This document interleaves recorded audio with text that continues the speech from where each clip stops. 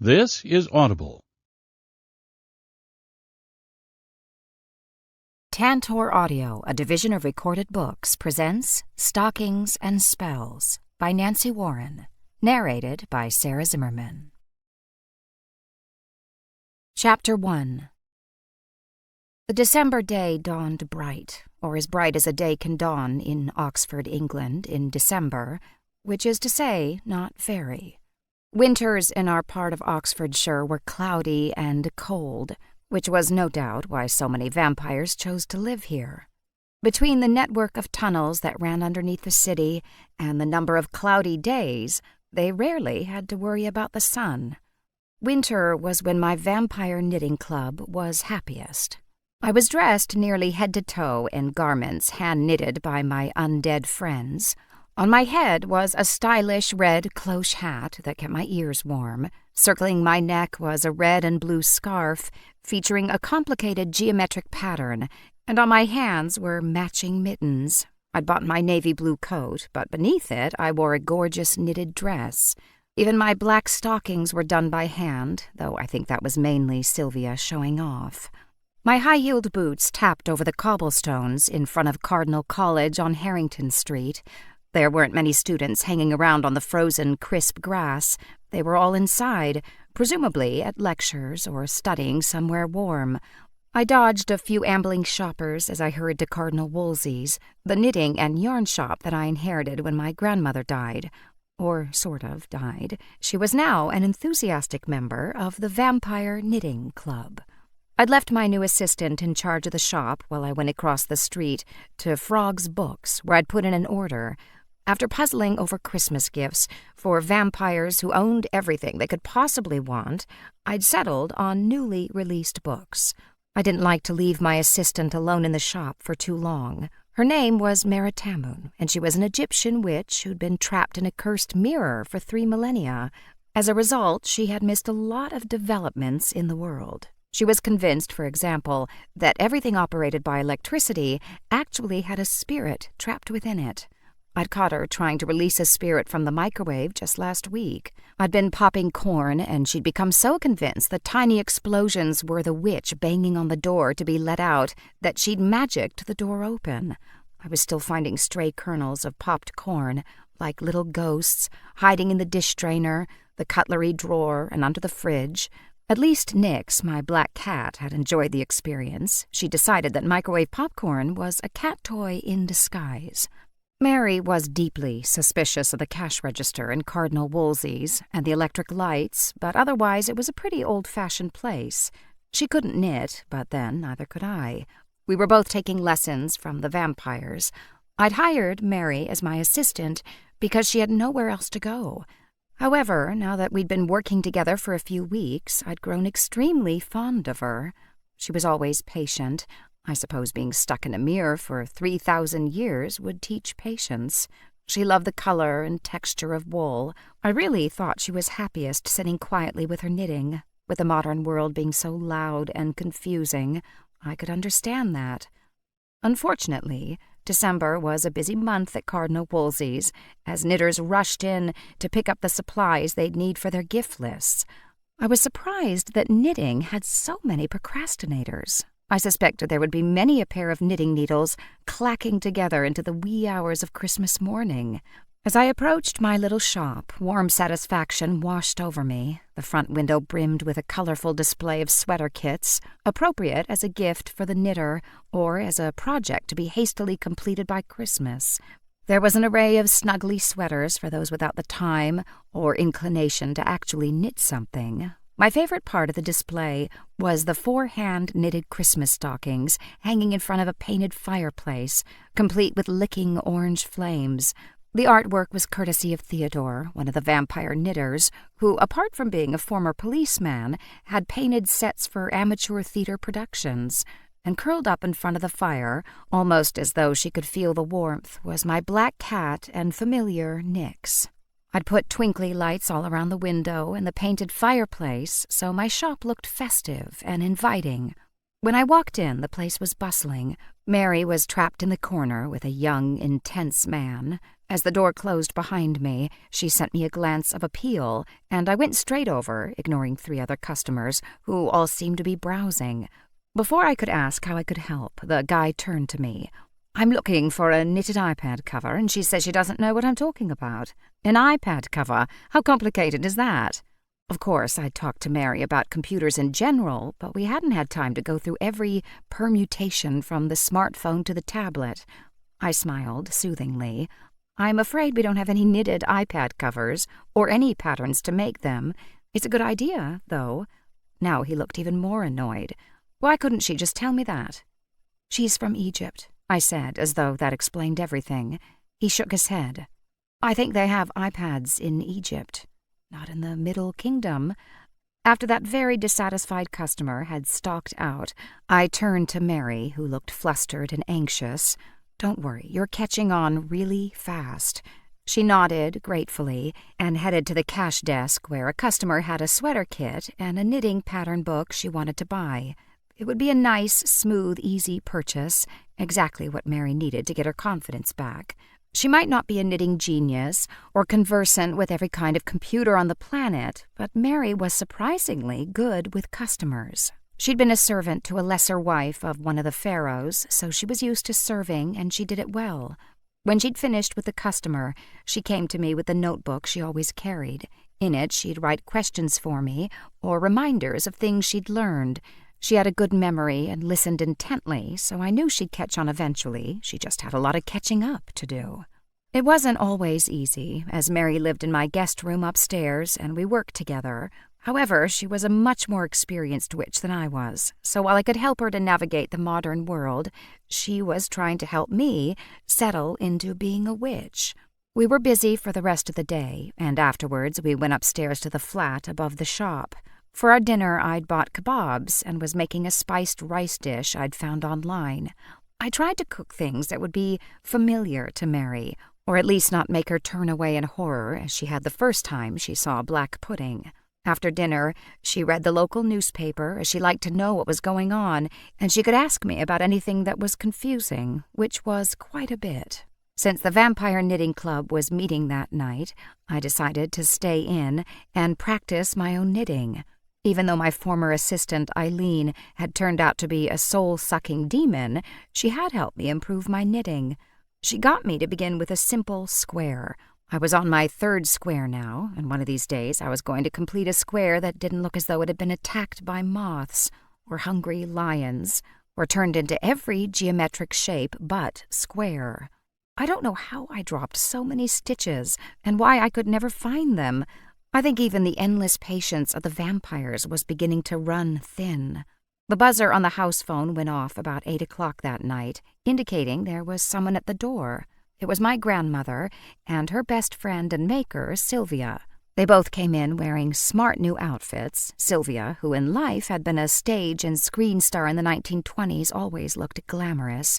But my grandmother always looked like a quintessential grandmother, and she still did. She wore her white hair coiled neatly in a bun. Her lined face was as kind as ever, but I was pretty sure that if I looked inside her coat, I would see a designer's name on the label. "How was your trip?" I asked, holding out my arms. I hugged first my grandmother and then Sylvia. "I didn't expect you back so soon." Gran hadn't had much chance to travel in life. She'd been widowed young and had run Cardinal Wolsey's for more than 50 years. Now that she was undead, she had the time and some very rich friends who also liked to travel. She and Sylvia had been in Paris and Rome. They were full of news. "We had the most wonderful time. The shopping there is simply amazing, and vampires there don't have a friendly knitting shop like we do. We really think it's time for you to expand, start a franchise." I shook my head. "I appreciate that you'd like to attend Vampire Knitting Club meetings whenever you travel, but I can barely manage one shop. I don't think I'm ready for more." They glanced at each other as though my response was exactly what they'd expected. Gran patted my hand. "Just think about it." I felt that there was more coming, but for now they let it be. I took their coats, and a quick peek confirmed that Gran was indeed shopping the designers these days. Then we all settled in the living room on the chintz chairs and the comfy couch. Sylvia turned to Mary, who'd already moved on from single-colored squares and was knitting a scarf. Her stitches were more fluid and even than mine. I tried not to be jealous. With all she'd been through, I should be happy she was enjoying knitting. "How are you getting along, dear?" Mary was not one to blow her own horn. She cast her eyes down to the floor and said, "Lucy is very patient with me. I make so many mistakes. There is so much I do not understand." "She's doing a wonderful job," I said, "and as soon as she is more used to this millennium, she'll be an incredible assistant." It was not lost on me that the assistants I'd hired had turned out to be disasters, while the one I'd freed from a cursed mirror turned out to be the best choice. "And how was Samhain?" Gran wanted to know. I'd finally gone to one of the Coven's events, which took place at a circle of ancient standing stones not far from Morton under Witchwood. "Fine," I said airily. Gran would find out soon enough what a disaster my first witch social gathering had been, but I didn't have the heart to tell her quite yet. Instead, I changed the subject back to what they'd seen on their travels, a much safer topic. I wished I was a powerful enough witch that I could erase the evening from the memories of all who'd been there that night. At 10 o'clock, the four of us went downstairs to join the Vampire Knitting Club in the back room of my shop. About 15 vampires showed up, either coming up through the trap door from their underground apartment complex, which was accessed through the tunnel that ran under my shop, or walking in through the shop door. They were happy to see Sylvia and Gran, and after everyone was settled and the knitting needles were flying at warp speed, the crochet hooks traveling so fast they looked like tiny firework displays, I settled to my own knitting. These knitters, who had been practicing their craft for hundreds of years, would put any modern knitter to shame. Still, they very kindly encouraged me, and I kept trying. We always chatted and gossiped while we worked, but I could feel a strange, suppressed energy in the group. I had a feeling they had something on their collective minds, but I decided not to ask. Probably, whatever it was, I didn't want to know. We knitted on. Finally, Alfred said, "Lucy, there's something we want to discuss with you."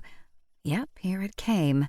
I'd seen them glancing amongst themselves, and clearly Alfred had been nominated to bring up whatever subject they were keen to discuss. "What is it?" I asked. "We've been thinking. We'd like to have a booth at the Oxford Holiday Market this year." I was so surprised I dropped my knitting. I think a stitch or two came off the needle, but I couldn't worry about that now. I picked up my square. For some reason, it looked like a bent triangle, something like a taco chip in shape. I glanced around at all the eager faces looking at me. "You want to do what?" Alfred chuckled. "I thought you'd be surprised." He held up his hand like a magician about to pull a rabbit out of a hat. "Think about it. We have so many knitted garments piling up. We need to get rid of some of them. Also, look how popular our knitted Christmas stockings have been. We've got plenty of goods to stock one of those nice little chalets in the center of town." "But who's going to sell the stuff?" I asked. He looked at me as though I were stupid. "We will, of course." I don't know why I thought this was a terrible idea, but I thought it was a terrible idea. The vampires stayed out of sight, slipped quietly through this ancient city in the shadows. The Oxford Holiday Market brought shoppers from far and wide, and they'd be in the middle of town. I looked around. "Have you ever been to one of these markets? Do you know how crowded they get?" I didn't want to bring up the notion that all that hot, pulsing blood so close to them might be too much of a temptation. They lived off a private blood bank, but I had to assume that it tasted better fresh. Plus, didn't they have an instinct to kill? Alfred looked a little hurt, as though he'd read my mind. "We want to help." "Help who?" "We want to inspire people to take up handicrafts. In the time we've all roamed the earth, people have moved faster and faster, worked longer hours. Now, with modern technology, everyone is connected." He put air quotes around the word connected. He shook his head. "I worry about people today. They have so much stress and so little leisure time. Knitting is relaxing, and will give all the profits to charity." I knew that every generation pretty much thought the next one was doomed. I didn't realize it worked in vampire world as well.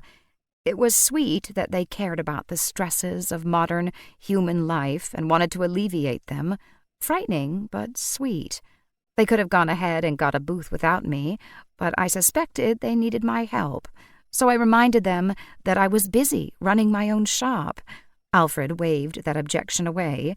"You won't have to do anything, Lucy. Just rent the booth in your name and be the contact person."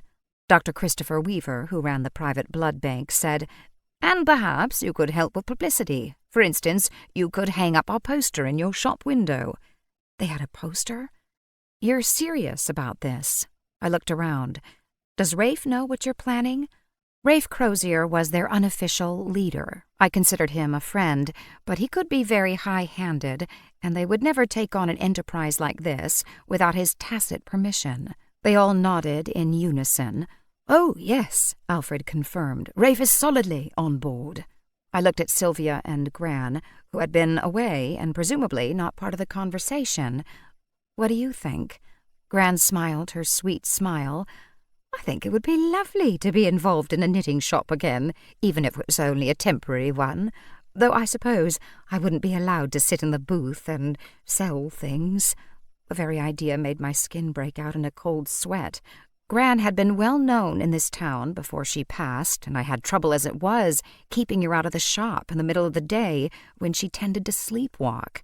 We couldn't have her selling scarves at the Christmas market. People from her former life would be bound to notice. Sylvia glanced quickly at me and then reached over and patted Gran on her shoulder. "We'll need you to manage all the inventory, and I know it's a lot to ask, but perhaps you could also do the accounting." Gran, who'd looked downcast when she realized she wouldn't be on the selling floor, brightened up at the idea of being so useful. She nodded. "Yes, that's an excellent idea, Sylvia. I'd be happy to manage the back end of the enterprise." I couldn't think of any more objections. The ones I had were vague and unformed. I wished Rafe were here and wondered why he wasn't. Even Mary looked excited at the idea. "I have heard much about this holiday called Christmas. I look forward to seeing it with my own eyes." I nodded. "I'll see about getting a booth, though we could be too late. In fact, the more I thought about it, I imagined you had to book booths months in advance." Once more they all glanced at each other and looked sheepish. Alfred said, "Actually, you already did." I felt my forehead wrinkle in puzzlement. "I did what?" "You may have already made the application and filled out the forms. I believe you've already sent the committee a deposit." I couldn't be bothered to get annoyed. What was the point? Clearly they were using me as the front for this enterprise, and clearly I was going to let them. I rolled my eyes. "All right, tell me what I have to do." "You have to go tomorrow to the stallholders' meeting." Were you planning to tell me? If I hadn't been needed to show my face at this meeting, I wondered if they would have just gone ahead and had this knitting booth in my name without informing me. They all spoke at once, assuring me that they would never do anything I didn't like, but I wasn't too sure. Rafe came in then. He sauntered in the front door, in spite of the fact that I had locked it. When he walked into the back room, his eyes immediately sought out mine. His wintry gaze lightened. "Good evening, Lucy." I nodded. "Hi, Rafe." The other vampires all greeted him, and then Alfred said, "We were just filling Lucy in on the details of our chalet at the holiday market." He nodded. "You finally told her." "We always intended to. The moment was just never right." Rafe settled into an empty chair beside Clara, a sweet older vampire who'd been turned in the 1930s. "Have you decided on a name yet?" He pulled out his knitting, what looked like a sweater made of black cashmere. It looked so soft I wanted to stroke my fingers over it. Instead, I went back to attacking my blue chunky wool. "We're having trouble deciding on a name. I thought perhaps Yule Knits. Clara here came up with Yuletide Treasures. Mabel suggested Christmas for You. What do you think, Lucy?" As long as they weren't calling themselves the Vampire Knitters, any name was fine with me. Silence Buggins, who was never one to be silent for long, said, "I think Victorian Handcrafts would be a very nice name. No other age has been as good as mine." She simpered. "Or we could call it Silent Knits." Sylvia rolled her eyes. "Sounds like Quiet Lice." I could see a fight beginning to brew. All I needed was for them all to lay claim to why their particular era was the best. I said, before anyone else could speak, "You're all timeless. Why not timeless treasures?" Sure, it was probably a cliché, and there must be a million shops with a name like that. But this ragtag bunch of undead knitters were indeed timeless, and they were certainly treasures. "I like it," Alfred said. Clara nodded. "It has a nice ring to it." Silence pouted for a moment, then sighed as much as her corset would allow her. "Fine." "All right, then," I said. "I'll go to the orientation tomorrow. Is there anything else I should think about?" Rafe said, "You might see if you can secure a chalet that's out of the path of any direct sunlight." "Right. I'll do my best." Chapter 2. I could tell that the group was excited to have a communal project. They'd always been fast knitters, but they began to turn out items with astonishing speed. I encouraged them all to make the long knitted stockings because I had a feeling they were going to be a popular item. Some of the stockings were just multicolored stripes, some decorated with buttons, others featured Santa and the reindeer, snowmen with black button eyes and red pom-poms for noses, trees and stars, nativity scenes. I had to put in huge orders for wool just to keep up with them. Sylvia and Theodore decorated the booth and decided where and how most of the products should be displayed. Naturally, I came along to help, and I think we were all pleased with the results. Theodore hand-painted the sign that said "Timeless Treasures," and Gran and I set the prices. We wanted them low enough to be affordable, but not so low that anyone would be suspicious of the motives of the sellers. I stayed up extra late the night before the holiday market opened so I could walk over with Gran and look at our booth in the middle of the night. I opened up the stall and turned on all the lights, and when we stood back, it looked like a snow globe lit up in the night. She clapped her hands. "Ooh, that is so pretty." From the first day of the Christmas market, my prediction turned out to be true. The sweaters, the scarves, the mittens, and the hats were all popular, but the oversized knitted stockings were by far the most purchased items. Since Gran couldn't be seen in the city that she'd lived and died in, and I didn't want her to feel left out, I encouraged Silence to be Gran's deputy in keeping up production and organizing the stock. In fact, with most of the local vampires involved in the project, and no need for more than 2 of them in the booth at any one time, there were always going to be plenty of vampires left behind. The flat upstairs became an impromptu knitting factory, beginning in the evening when they got up and going through the night. The market opened on the first Friday in December. I couldn't wait to close my shop and walk over to Broad Street. Mary came along, keen for yet another new experience. It was wonderful to see the historic street lit up and bustling with shoppers. When we got to Timeless Treasures, Rafe was standing outside the booth as though we were shopping. Since he was well known as an antiquarian book expert and he taught occasional lectures at one of the colleges, he decided that it would look too odd if he were seen to be selling knitted goods at the market. There were several other customers, and they weren't pretending. 2 older women were picking among the extra long Christmas stockings. From how much inventory was already gone on the first day, I could already tell the knitting booth was going to be a success. Rafe and Alfred both greeted us, then Alfred leaned across the table and said, "Those long stockings have been selling very well, Lucy. The AB positive over there bought 3 of them," he said, pointing to a stout woman currently munching on a bag of roasted chestnuts. O negative, who's scowling over the wooden toys over there, dithered and said he'd think about it. Then when he came back, the 2 he liked were gone. Alfred had a sensitive digestive system. He was allergic to garlic and fussy about blood type, but even so, I eyed him with suspicion. "You're having me on. You can't smell someone's blood type in this crowd." "Oh, can't I, Miss A positive?" Okay, maybe he could. "Well, make sure you stay well fed," I said in a low tone, "from the blood bank." Rafe was chatting with Clara, but I saw him keep glancing across to the chalet facing ours, where a young woman sold handmade soaps, oils, and lotions. The sign over her booth read Bubbles. At first, I wasn't sure what he was looking at. Finally, I moved closer.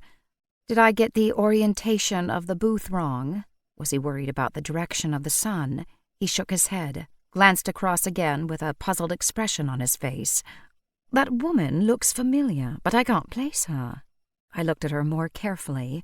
She was probably about 30, with long straight hair that was dyed to a copper-gold color. She was pretty, with big brown eyes and a somewhat sad expression. She didn't seem to have a helper, and was kept busy with a steady stream of customers. She was definitely a stranger to me. Are you one of those people who never forgets a face? His eyes gleamed with humor. In 600 years, trust me, I've forgotten more than a few faces. I wondered if one day he'd forget mine, and felt a jolt of sadness. Maybe she was a student of yours, or her family had a book valued by you. He shook his head. I remember all my students. I'm sure I've never actually met her. In fact, it could simply be that she reminds me of someone. Mary seemed fascinated by the market. I started to explain how it worked, but she stopped me with a laugh. This reminds me of the souks at home. Many people selling wares all collected in one place. Exactly. It must be nice for her to see something so familiar and low-tech. I was about to suggest that we take a tour when I looked ahead and my heart sank. Double, double toil and trouble, I muttered under my breath, watching the three witches walk toward me. If they hadn't already seen me, I'd have dived under the table to hide. Quoting Macbeth before dinner, Rafe asked. That could put you off your food. These three will do that all on their own.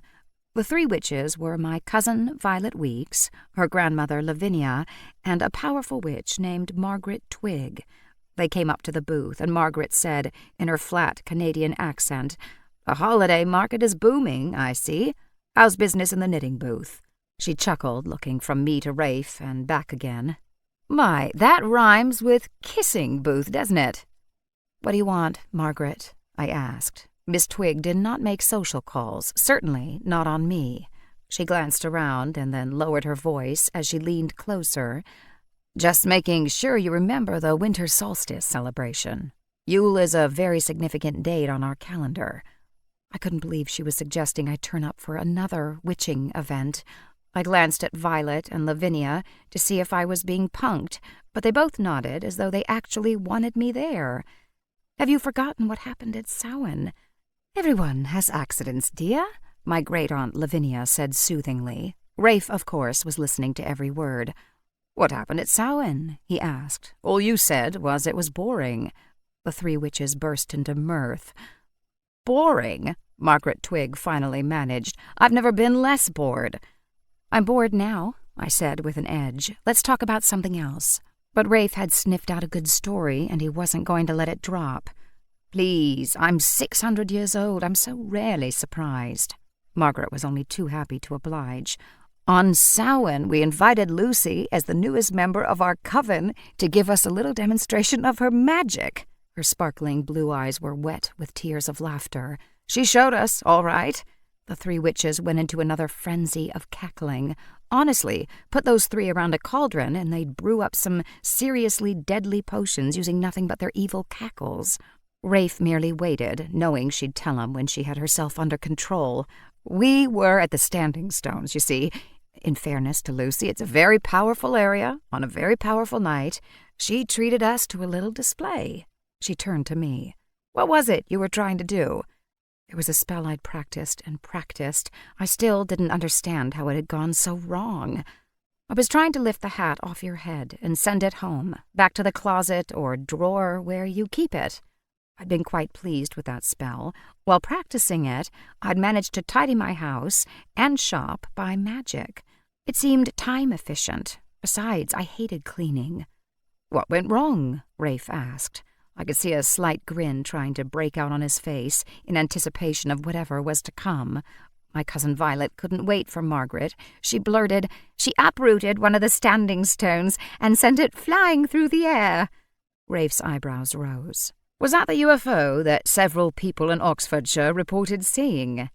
Yes, it was, Margaret said, glaring at Violet and taking back control of the story. I had to explain.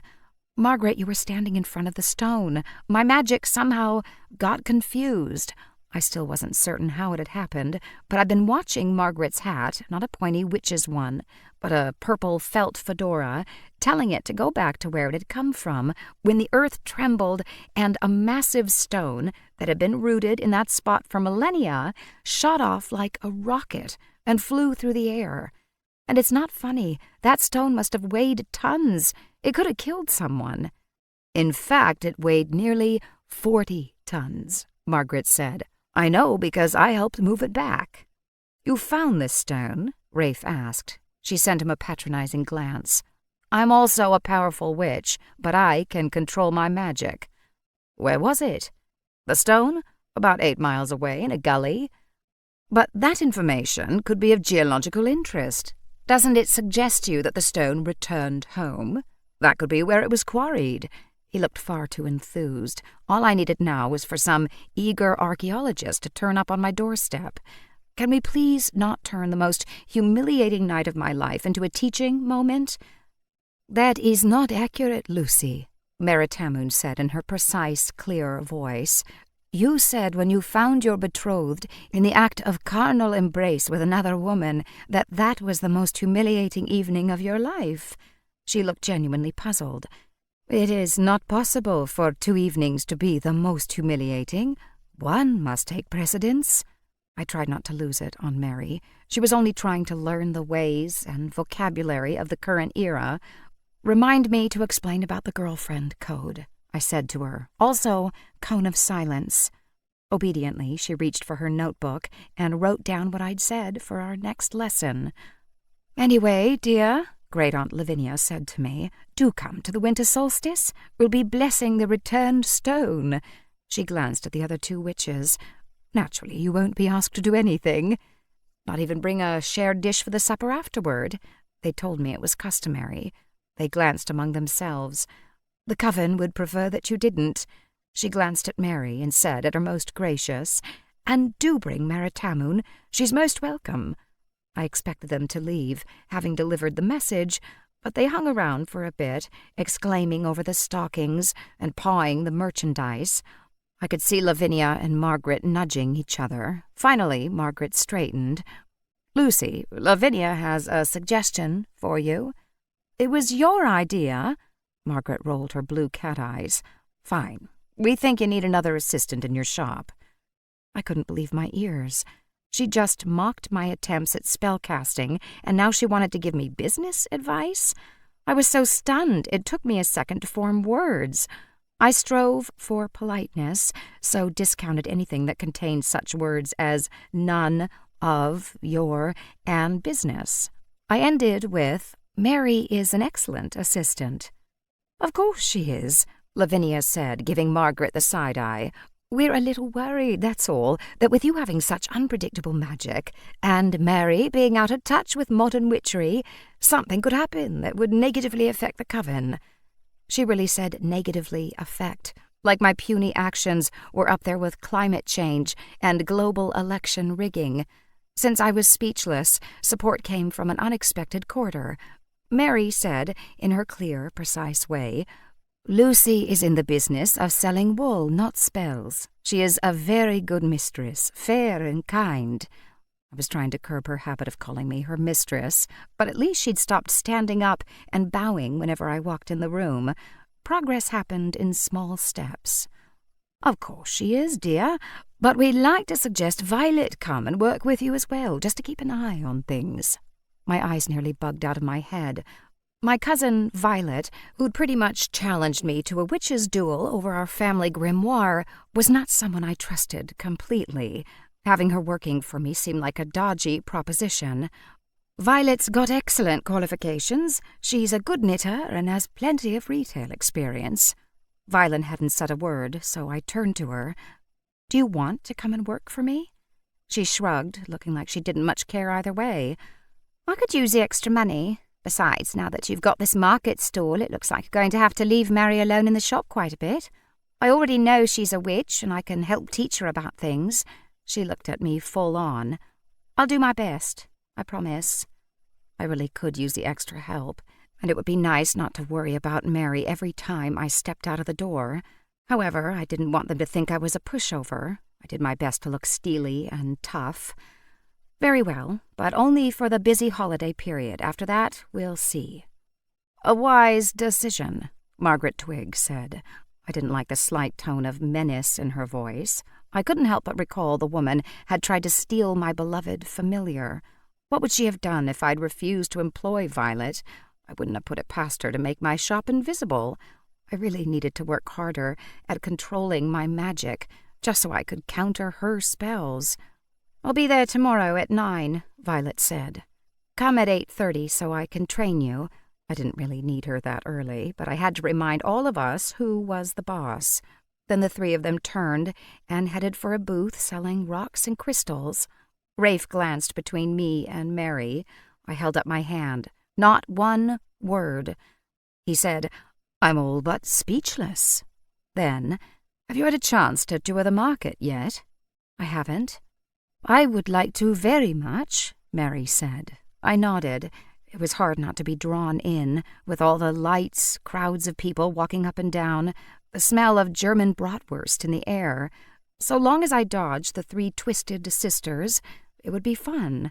He held out an arm to each of us and said, "I'll buy you both a glühwein." I laughed. Good thing our workday is over. But it was chilly, and the hot, spiced wine sounded very good. He got us both a glass.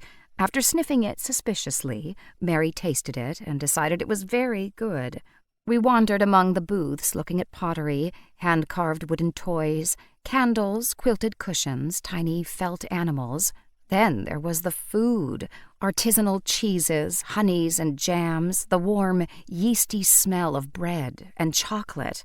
When we'd circled the market and returned to Timeless Treasures, I followed instinct and walked across the street to the soap booth, Bubbles. The redhead was organizing her shelves, as she currently had no customers. I said, "Hi, it's Gemma, isn't it? I remember you from the orientation."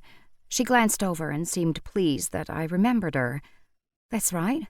I can't remember your name, though, sorry." "I'm Lucy, and this is Rafe and Mary. I'm helping with Timeless Treasures." "You're busy. People are going crazy for those long stockings." "You've been doing well, too. Who doesn't love handmade soaps?" She laughed. "Yeah, I'm happy. If I was as busy as you, I'd go crazy. It's only me, you see. A friend was supposed to help me, but she got sick at the last minute and couldn't come." She shrugged. "So it's just me." That sucked. "Well, if I'm around and you need a break to go to the loo or grab a sandwich or something, just let me know. I could fill in for you for a few minutes." She looked truly grateful. "Thanks, appreciate it." Rafe asked, "Are you from Oxford?" "No, Crawley, actually, in Sussex, but I've heard this is a good market. Always wanted to come." He nodded. "Well, good luck." He walked us home deep in thought. "What's on your mind?" I finally asked. He glanced over at me. "Nothing, really. I was thinking that there are a lot of fine markets closer to Crawley than this one, that's all." I'm sure Gemma had her reasons for choosing Oxford. Yes, I'm sure she did. Chapter 3. I was walking down Broad Street, heading toward the Christmas market. It was Sunday and my shop was closed, so I was free to help in Timeless Treasures. It was nearly noon, and I was passing Weston Library, which is a newer complex, part of the Bodleian, but across the street from the grand old library. Apart from the usual groups of students with their heavy book bags, shoppers, and tourists, I noted a lineup of people waiting in front of the double glass doors. I stopped to see what the attraction was and noticed a brand new exhibition that had just opened. A large sign read, "The Chronicles of Pangnertung, Ancient Myth and Modern Legend, a Dominic Sanderson retrospective." I'd have stepped around the end of the line, dodged the student walking his bike along the sidewalk, and kept going, but someone called my name. "Lucy?" I turned to see Detective Inspector Ian Chisholm standing near the back of the line. He wore a navy blue coat done up against the cold, and round his neck was a hand-knit scarf. Now that I owned a knitting shop, I noticed these things. I recognized the wool and could take an educated guess at the dye lot. I suspected his aunt had knitted that scarf for him. He was carrying a Bodleian Library shopping bag imprinted with the book cover of the first book in the Pangnertung series. A painting of snow-capped mountains, and in the foreground a small group of Cthulhu, mythical creatures nearly as famous as hobbits. "I didn't peg you as a fantasy reader," I said, walking up to him. He smiled his rather charming smile, and the edges of his green eyes tilted upward. "It was these books that turned me into a reader. I love them. I only wish Professor Sanderson had written more. This is the 40th anniversary since they first came out, so they published an anniversary edition with a new introduction by the author, so that's something. I'm lining up now to get them signed." Even though I wasn't a fantasy reader, I knew about the books. They'd been a massive worldwide hit, spawned movies and merchandise. Professor Sanderson still teaches at Oxford, doesn't he? "Yes, at Cardinal College, in fact, just down the road from your shop." I have to confess I never read the books. I saw the first movie, though. He made a tusk sound. "You know the movies aren't nearly as good as the books." I shrugged. "Give me a good romance or mystery any day. I always struggle with fantasy." "You don't believe that mythical creatures could have existed in lands long ago and far away?" His tone was teasing, but he didn't know that I lived with mythical creatures every day. They weren't long ago or far away.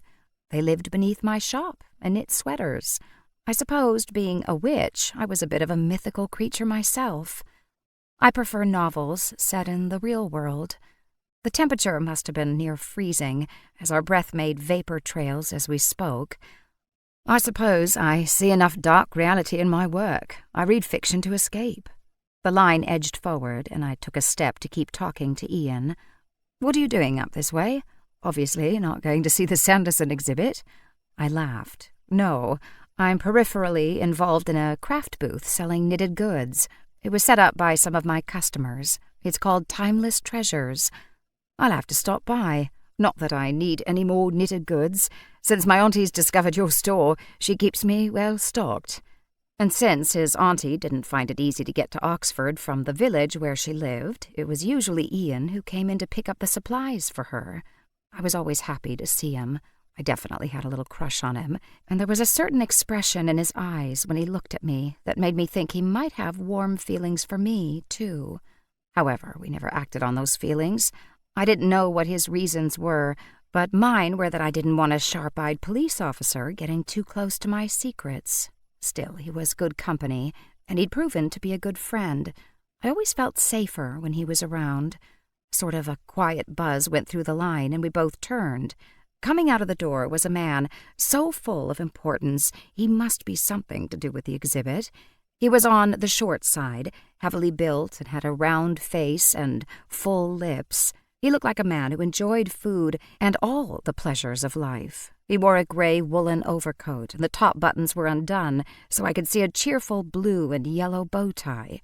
"Thank you all for coming out today. I'm Charles Beach, Dominic Sanderson's agent. Volunteers will be going down the line and collecting your names. Professor Sanderson regrets he won't have time to put any special messages in your book.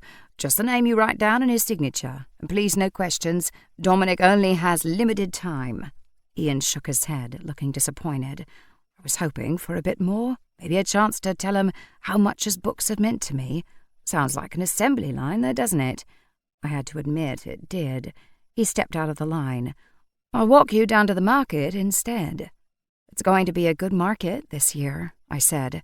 Having been at the planning meeting, I knew that they were expecting a record number of craftspeople. He nodded. "I just hope everyone behaves," and buys lots of lovely, handcrafted gifts. He chuckled. "You're becoming quite the entrepreneur." I hadn't thought about it, but I supposed I was. I cared about how well my shop did, and I'd grown to care about my suppliers, the people who crafted artisanal yarns, and my customers who put their time and energy into making beautiful garments. The shop earned enough for me to live and hire an assistant, but the margins were tight, and I was quite happy scheming of ways to improve the bottom line.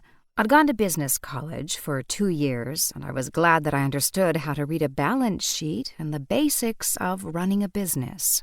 We both moved to the left to give a woman pushing a stroller toward us more room, and then Ian put an arm around me and pulled me closer to him as a cyclist dodging a van nearly crashed into me.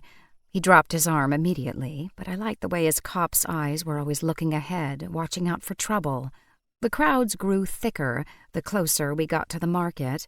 I could hear a school choir singing holiday favorites, see the twinkly lights in the brightly decorated booths, and shoppers happily crowding around them for that unique stocking present. And speaking of stockings, as we grew closer to timeless treasures, I could see a woman lining up to pay, with 4 of the handmade stockings hanging over her arm. Behind her, another woman, presumably her friend since they were chatting together, had 2 draped over her arm. I was going to have to put all the knitting vampires onto turning out stockings if we were going to keep up with the demand. It was less busy across the street at Bubbles, and so I led Ian over there. I may have had an ulterior motive in trying to keep him as far away from the vampires as I could. Gemma was using a big knife to cut a solid block of her handmade soap into smaller pieces. The soap was a pale purple, and I could smell the lavender essential oil she'd mixed into it. There were little dots of lavender, like purple freckles, in the soap. I introduced the 2 of them, leaving out the fact that Ian was a cop, since he wasn't on duty. I explained that it was Gemma's first year at the market. "Enjoying it so far?" Ian asked. It was an innocent enough question. To my surprise, her face grew dark. "What's in the bag?" she asked. Ian didn't get ruffled. He dealt with ruder people than her every day. He held the bag up. "They put out a new illustrated edition for the 40th anniversary. I bought it for myself as an early Christmas gift." Gemma went back to cutting soap. Using so much force, the bars of soap bounced on her board. Ian and I exchanged a puzzled glance, and he said, "Not a fan of fantasy?" She glanced up and back at her soap. "Not a fan of the author." Ian took a step back, as though he didn't want his precious books too close to that cleaver. "Well, I'll let you get on with it. I hope you have a successful market." She nodded and muttered what could have been thank you, and we moved away. When we were out of hearing, I said, "What was that about?" He shrugged. "The author, Dominic Sanderson, is a notoriously tough professor. Perhaps he gave her a bad mark." I glanced back at Gemma. Her lips were pressed in a tight line. She began wrapping the newly chopped bars of soap with strips of handmade paper. I could just glimpse the silver from the pen she'd used to write the names of the soap on the paper labels. Perhaps. If you'd told her I was a police officer, I might have thought she had reason to dislike my sort. "You mean she might have been in trouble with the law?" He shrugged. "It's been known to happen." We come to the edge of Broad Street and St. Giles, and we both hesitated. He said, "I don't suppose you—" "Lucy, thank goodness, I thought that was you."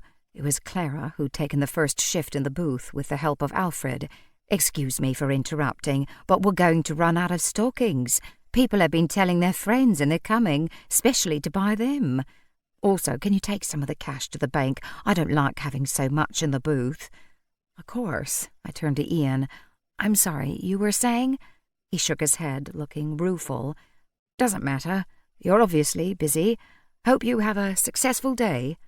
I watched as he strode away, book bag swinging from his hand. I wondered very much how that sentence would have ended. Chapter 4.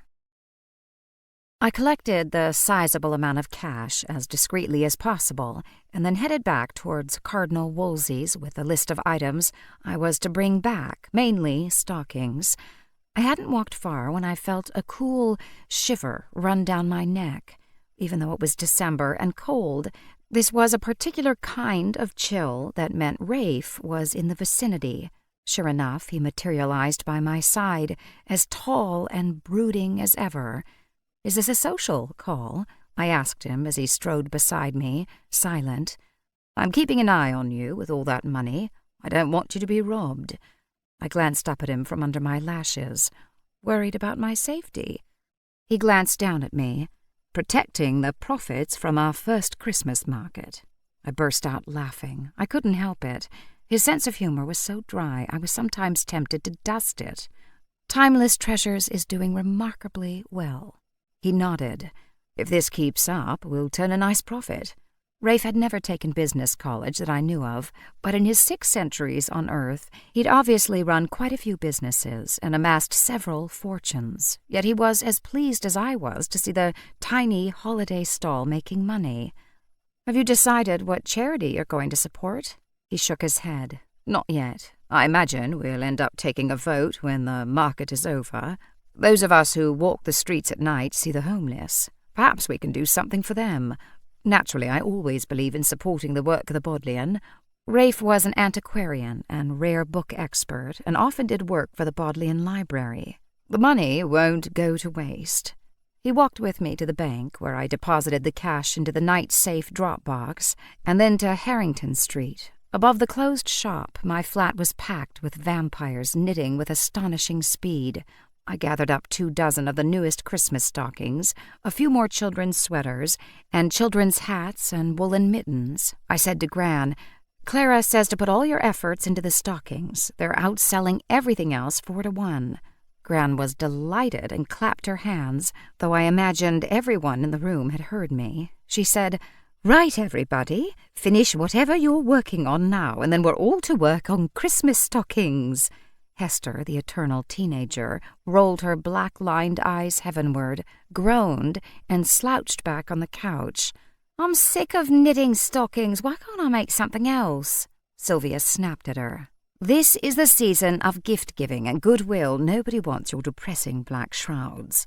Hester frowned, but Sylvia wasn't far off. The teenager's latest obsession had been to knit endlessly long black wraps that were anything but cheerful. "Fine," she said with a scowl. "I'll knit something nauseatingly cheerful with little yellow duckies and bunny rabbits all over it." Gran looked at her with pity. "That's for Easter, Hester dear. This time of year we want reindeer and snowmen, Christmas baubles and trees laden with snow." "I feel nauseous." She got off the couch and dragged herself to the table where all the wools and patterns and notions were stored. She helped herself to red and green wool and was soon busily handcrafting one of the very popular Christmas stockings.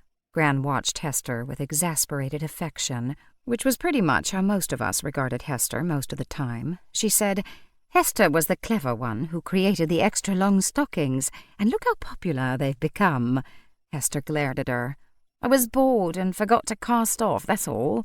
They were never meant to be this long." But I could tell she was pleased to be acknowledged for her design, however it had come about. "What do you think of this one, Lucy?" Dr. Christopher Weaver asked. He was meticulous in all his projects, and when I looked at the stocking he was working on, I had a sneaking suspicion he'd only brought it to my attention so that I could praise him. And it was, indeed, the most beautiful piece.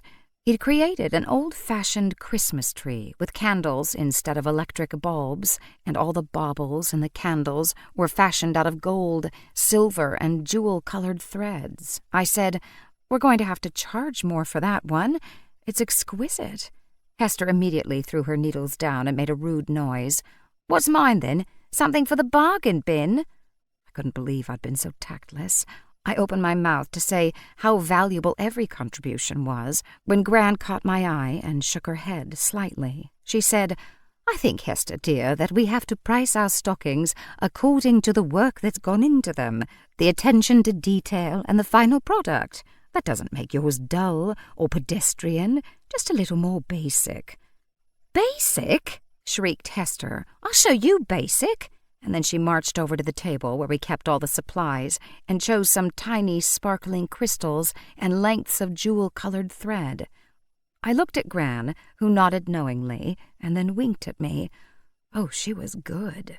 Hester now sat down and took her stockings seriously, determined to make hers more beautiful than anything Christopher Weaver could create. In fact, a healthy sense of competition entered the room, and work that had perhaps begun to grow tedious was now suddenly infused with creative spirit and one-upmanship. When I had collected not only 24 stockings that were all wonderful and brightly colored, but also the 5 deluxe stockings that Christopher Weaver had made, as well as the other items that Clara had specified, I headed back toward the market. The day was cold and cloudy, but no one seemed to mind. The Sunday afternoon crowd was at its thickest. I'd planned to help out at Timeless Treasures, but once we displayed the new stock, Clara and Alfred clearly didn't need me. In such a small space, I was only in the way. I thought I might wander around and perhaps get something to eat, when I noticed that Gemma had a crowd of people around her soap stall. It seemed she was struggling to keep up with them all. She'd been rude and peculiar earlier, but it was her first market, and I hated to see anyone overwhelmed. I knew well what it was like to feel overburdened in a new retail enterprise. I hesitated only long enough to close my eyes and reach out to her with my mind. I immediately picked up her distress, so I slipped behind the table beside Gemma and asked, "Who's next in line, please?" I hadn't asked permission, and she cut her eyes to me, but Gemma didn't look annoyed by my interference. She looked desperately grateful. I was no expert on soap, but I could take money, make change, wrap packages, and wish people happy holidays. Any questions about ingredients, shelf life, whether this particular soap was good for dry skin, and so on, I referred to Gemma. We worked surprisingly well together, maneuvering comfortably around each other in the small space. It didn't take me long to pick up the basics. That one there was made with goat's milk. The Castile soap was pure olive oil and unscented, so very good for sensitive skin. This one here had oatmeal and was excellent for exfoliating. A cheerful older woman said, "I'd better take 6 assorted soaps and 4 bottles of that lovely bath oil. Now I bought these extra long stockings from across the way. I need more gifts to stuff them with," I said, making change. "Your family will be delighted." "I think so too. I can imagine these stockings in my family for years to come." When things wound down, finally Gemma let out a breath. "Phew," she shook her head. "I don't know what I would have done without you." "You would have managed." "I lost my mind." "Don't you have any help at all?" I didn't think she could manage the whole market all on her own. She was tidying things up, adding stock to her displays. "I told you, I had a friend who was going to help me, but then her boyfriend got sick and she had to stay behind." "Oh, that's too bad." In fact, she told me her friend was the one who got sick. Maybe there was no friend, and she felt embarrassed not to be able to afford help. "I'll manage on my own. I'll have to. Well, any time I'm around, I'm happy to help. Look, you really saved me. Let me buy you a drink when we're done." I'd planned an early night after an hour or so spent studying my grimoire, but I sensed that Gemma was lonely. If her friend had let her down, maybe she needed someone to talk to. Besides, I didn't have many friends my own age. I needed to put some effort into making some new ones. Sure. Once the market was closed and we'd shut and locked our chalets for the night, I led Gemma a little way down Cornmarket Street to the Crown, a pub whose main claim to fame was that Shakespeare made it his headquarters when he was traveling between Stratford and London. It also had a great atmosphere, lots of cozy corners to sit in, and good food. We both sighed when we sat down and got the weight off our feet. Standing on a hard pavement for hours was not the easiest activity on the body. I stretched my aching feet out in front of me. "What can I get you?" Gemma said, standing up. "I'm going to have some of their hot spiced wine." At the end of a chilly evening, that sounded like a great idea, so I said I'd have the same. She soon returned with the hot drinks, and we clinked glasses and sipped. It was lovely, winey and spicy, and the drink warmed me all the way to my aching toes. We looked at each other, and I could see us both searching for that first get-to-know-you question. Finally, she said, "So where's home for you? You sound American." I smiled at that. A few months ago, I would have struggled to answer that question. However, in the time I'd lived here, I had embraced Oxford, Cardinal Wolsey's, the nest of vampires living beneath me, and was beginning to accept the magic within me. I said, "Oxford is home. I was born in Boston, though.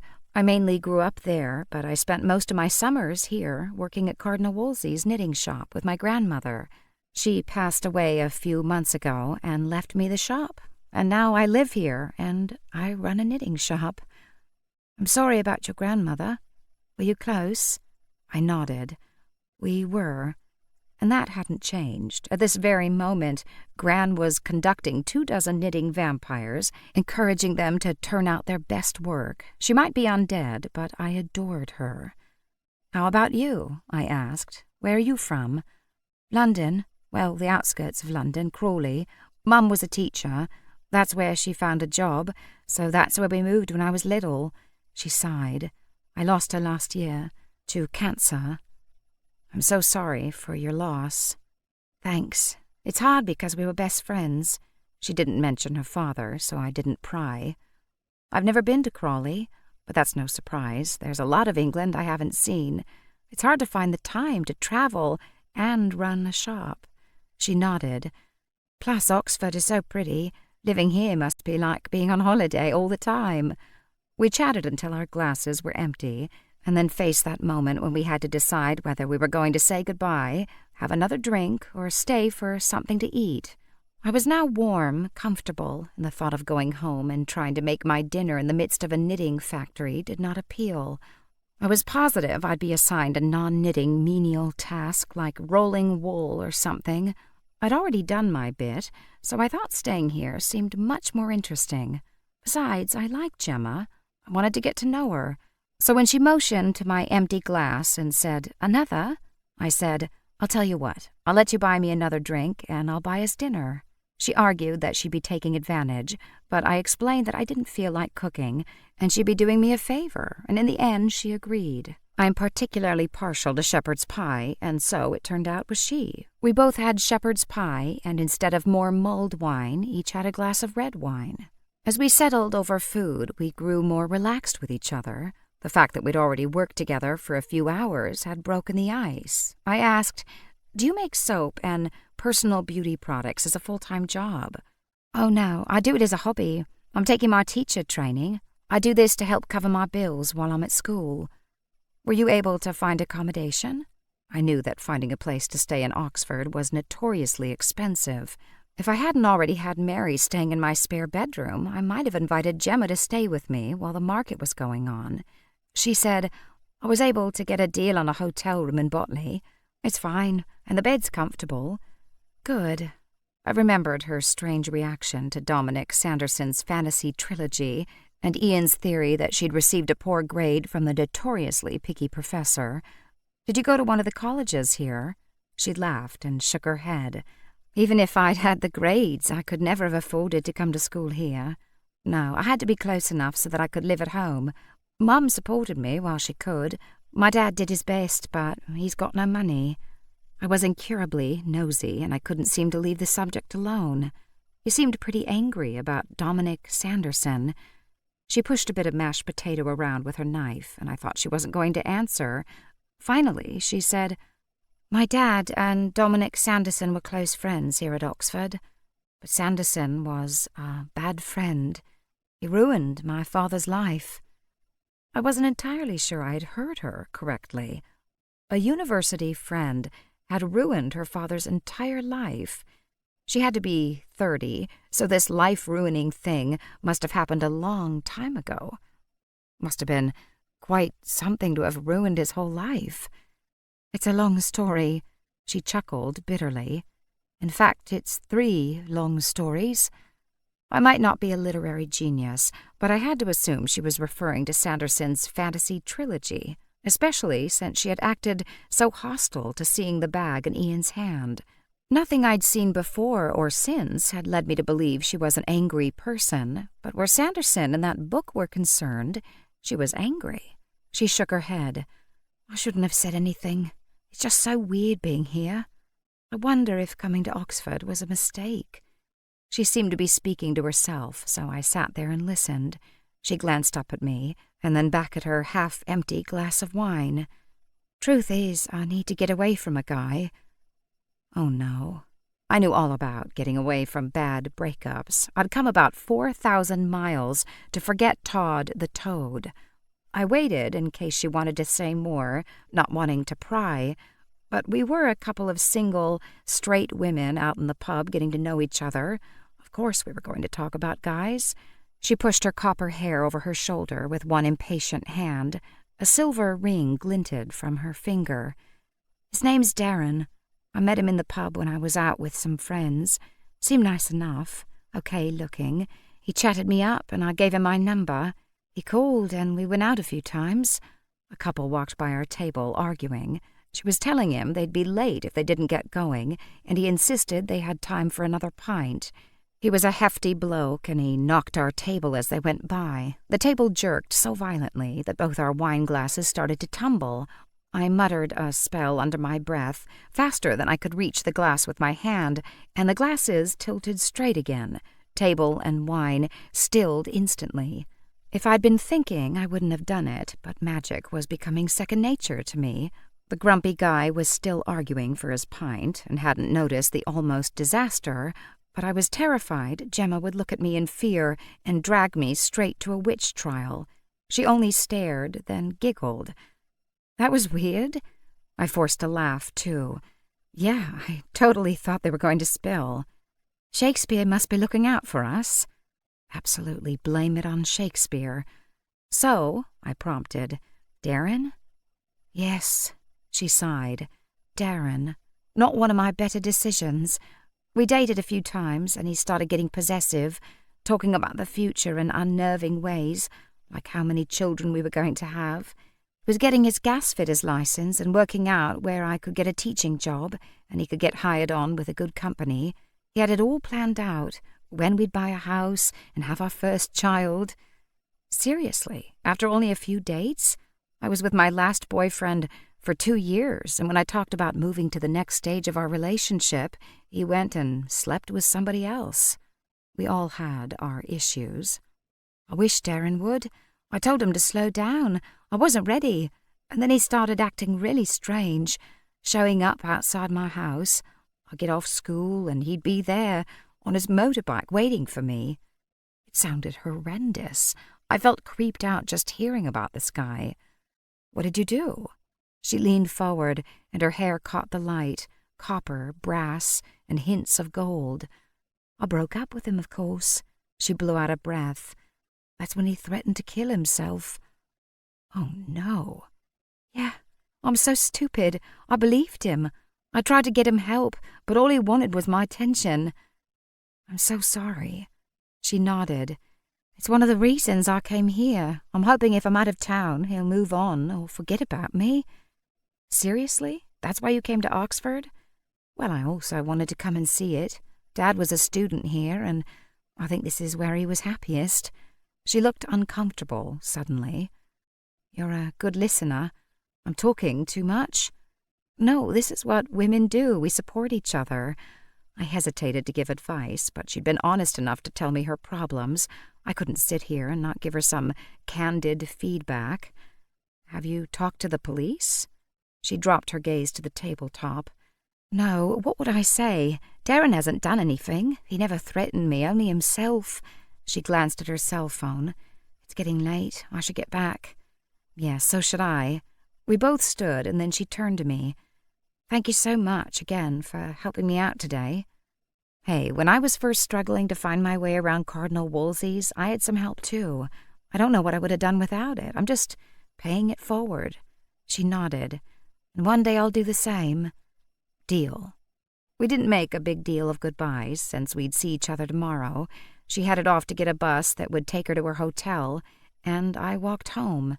The quickest way home was going straight down Cornmarket, but I didn't always feel like taking the most obvious path. I was still finding my way around this fascinating city, and so I took the slightly longer way round, down Queen Street and New Inn Hall Street, which crosses the top end of Harrington Street. The rest had done my feet good, but I was glad I didn't have too long a walk ahead of me. I was accompanied by the clicking sound of my boots on pavement, and my thoughts, which centered on my new acquaintance, Gemma. I felt that she was troubled by more than what she told me, and wondered if I'd ever have enough of her confidence that she would tell me why she was really here. There was a time, not so very long ago, when I might have pressed, convinced that it was good to share troubles. However, since I'd lived in Oxford, I'd come to understand that some secrets can't be shared. So I hadn't pried. I stopped walking. I didn't turn around or even search the shadows. I simply stopped walking and said aloud, I know you're there. Chapter 5. A soft chuckle greeted my words, and Rafe appeared at my side. You always accuse me of appearing like a puff of smoke. I can't believe you heard me over the infernal noise you're making with those boots. I hid my smile. He was irked that I had sensed his presence. I didn't hear you, I felt you. It's like a cool tingle on the back of my neck. He looked at me intensely. Now I realized I only got that tingle with him, not the other vampires, and if he asked, I'd have to tell him that, and then he would wonder why he affected me that way, unless he already knew. It must be my witchy sense, I said. He was still looking at me in that intense, broody way he had. No doubt. So are you just out for a stroll, or are you following me? In truth, I hadn't felt him when I was in the pub, only since I'd left. He walked at my side for a couple more steps and then said, I don't have to follow you. I sense you, too. Really, you get a tingle on the back of your neck. Once more that silence that went on a beat too long. Finally, he said, I can smell you. Oh, how I wished I'd never started this conversation. I knew he meant me no harm, but when a vampire said, I can smell you, it did not fill me with warm and fuzzy feelings. The words cold-blooded killer flitted across my mind before I could shake them away. He said, we both have senses we can't control, but we can keep our impulses in check. I didn't look at him, I just nodded. I searched for something to say that would move away from this intensely awkward conversation, but he got there first. How was your evening? It was good. Gemma seems really nice, but she has a sadness about her. We walked on. You've been in Oxford a long time, haven't you? Probably too long. I'm going to have to move on soon. Oh, no.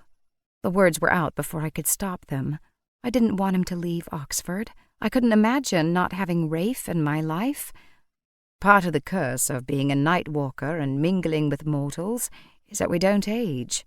I'm beginning to hear the joke about being Dorian Gray. He's the Oscar Wilde character who sold his soul to the devil in order to retain his youthful looks. I know who Dorian Gray is, I said scornfully. Sure, he knew a lot more than I did, but I wasn't completely lacking in literary knowledge. Then I thought about the idea of selling one's soul to stay forever young. I guess in a way you did. You mistake, he said with bitterness. I didn't choose this existence. It was forced upon me. Of course it was, I said quietly. I'm sorry. He shrugged. One becomes accustomed. He couldn't change his fate, but he could choose where he lived. You won't leave very soon, will you? His gaze held mine. He shook his head. No, I won't be leaving any time soon. I could breathe a little easier knowing he'd be staying. One day I'd have to say goodbye to Rafe, but I was very glad it wasn't going to be today. Gemma seems very angry with Dominic Sanderson. The author? Yes, she said he ruined her father's life. They used to be students together here in Oxford. I know it was a long time ago, and a lot of students go through here, but I just wondered if by chance you might have heard rumors. Of course, that's why she seems so familiar to me. He sounded quite pleased. It's been driving me mad. I knew I'd never met her personally, at least I thought I hadn't, but there was a familiarity about her. He walked on in silence for a full minute, and I left him to his reverie, knowing he would share his thoughts when he was ready. Finally, he said, Yes, it's all coming back to me now. What's her surname? I'd seen her name on the list of all the booth owners, but I hadn't memorized all the names. I think it's Gemma Hitchens? Hodkins? Something like that. He snapped his fingers, the unexpected crack of sound making me jump. Not Hodgkins, Hodgins. Yes, Martin Hodgins must be her father. She has a similar look. We walked on. There was an unpleasant scandal at the time. 40 years ago or more, I suppose, Dominic Sanderson and Martin Hodgins were students together and friends. Inseparable, really. Both studied English literature, as I recall, at Cardinal College. Both had very promising futures. They were extremely bright, studious, and stayed out of trouble. Great things were predicted for both of them. Well, certainly Dominic Sanderson has enjoyed an illustrious career. Oh yes, brilliant. Not only is he a distinguished professor, but those books, well, I don't need to tell you. It's not every fantasy novel writer who is honoured by a retrospective of their work at the Bodleian. I stifled a smile. I got the feeling that he wasn't entirely approving of living fantasy authors getting retrospectives at the Bodleian. But what happened to the other student, his friend, and, presumably Gemma's dad. He shook his head. It was very sad, or foolish, or both. Martin Hodgins was in his last year. He'd nearly made it to the end when he submitted a paper that contained large passages that were not his own work. Of course, in those days, there were no computer programs that scanned every student's essay and detected similarities to published work. He might have got away with the plagiarism if the professor doing the marking hadn't recognized the source material. Naturally, he was caught and sent down. He never received his degree. He was rather in disgrace. I felt there was more to the story, so I waited. Sure enough, Rafe continued. But it didn't end there. A year later, Dominic Sanderson sold his fantasy trilogy. It was in the right place at the right time, with the right agent. Still, it was an extremely lucrative deal for a first-time author, especially one so young, and he got quite a bit of publicity, as you can imagine. He sold 3 completed novels a year after he graduated. I'd only managed 2 years of business college, but I couldn't imagine turning around and writing 3 massive fantasy novels right afterward, or even during my studies. Oh yes, he was in his early 20s. I think that contributed to his celebrity status. I was still thinking about the timing, but he must have written them while he was at Oxford. He couldn't possibly have written the Chronicles of Pangnertung in only a few months. You're right. He'd written most of them while a student. Well, the next thing that happened was that Martin Hodgins claimed the fantasy trilogy had been his idea all along. It was dreadfully embarrassing. I believe Hodgins even hired a lawyer and tried to sue. But, of course, Dominic Sanderson had the original manuscripts, and his publisher and agent stood by him and put their considerable resources into fighting the claim. Meanwhile, Martin Hodgins had already been discredited as a plagiarist. He shook his head. No one likes to see a promising young man end like that. What happened to him, Martin Hodgins? He was interesting to me because he was Gemma's dad. I don't know, he disappeared. That must be what Gemma meant when she said that Dominic Sanderson had ruined her father's life. I rather think her father ruined his own life. She was brought up by her mother. I got the feeling she was pretty much a single parent. She said her father did his best, but he had no money. I guess he never recovered from the scandal. Poor Gemma. I'd grown up with 2 professor parents, and while life with a couple of geniuses was far from perfect, I'd always been proud of them and their accomplishments. What must it be like to grow up with someone who'd started out so promising and ended so badly? As the following week progressed, I began to think that every fireplace mantel in all of Oxfordshire would feature extra long hand-knitted stockings this year. If we hadn't had more than 20 vampires with extraordinary speed and skill knitting all night long, we never could have kept up with the demand. As it was, I made 2 trips to the bank most days, and Mary or I kept delivering an incredible assortment of stockings. I got into the habit of returning to help close up and taking the last deposit in its special pouch to the bank's night safe drop box. I also popped by a couple of times a day to check stock or even help with the selling. I hated to admit it, but hiring Violet had been a great idea. She had lots of retail experience, and she could knit. Plus, my grandmother was just upstairs if she had any questions. Mary might not be the hippest girl on the planet, but she was an incredibly hard worker and had a sweetness about her that just drew people.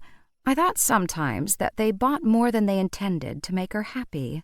Of course, she had no idea of the effect she had on people, which was part of her selling superpower. Violet and Mary got on well, too. I think because Mary considered me as her new mistress, akin to the Pharaoh's demanding wife in her last gig, she was never quite as relaxed around me. But Violet was another witch working in the shop, so she could let her guard down and ask her questions that she hesitated to ask me. It was fun working outside at the Christmas market. Sure, it was much harder on the feet and legs to be standing all day on pavement, and I had to bundle up warm because of the chill in the air, but I was not short of hand-knitted sweaters, coats, gloves, and hats, so I managed to stay toasty warm. It was Wednesday afternoon, and the day was heavy with unshed rain. I headed to Timeless Treasure with 25 stockings, so freshly knitted, I swear they were warm.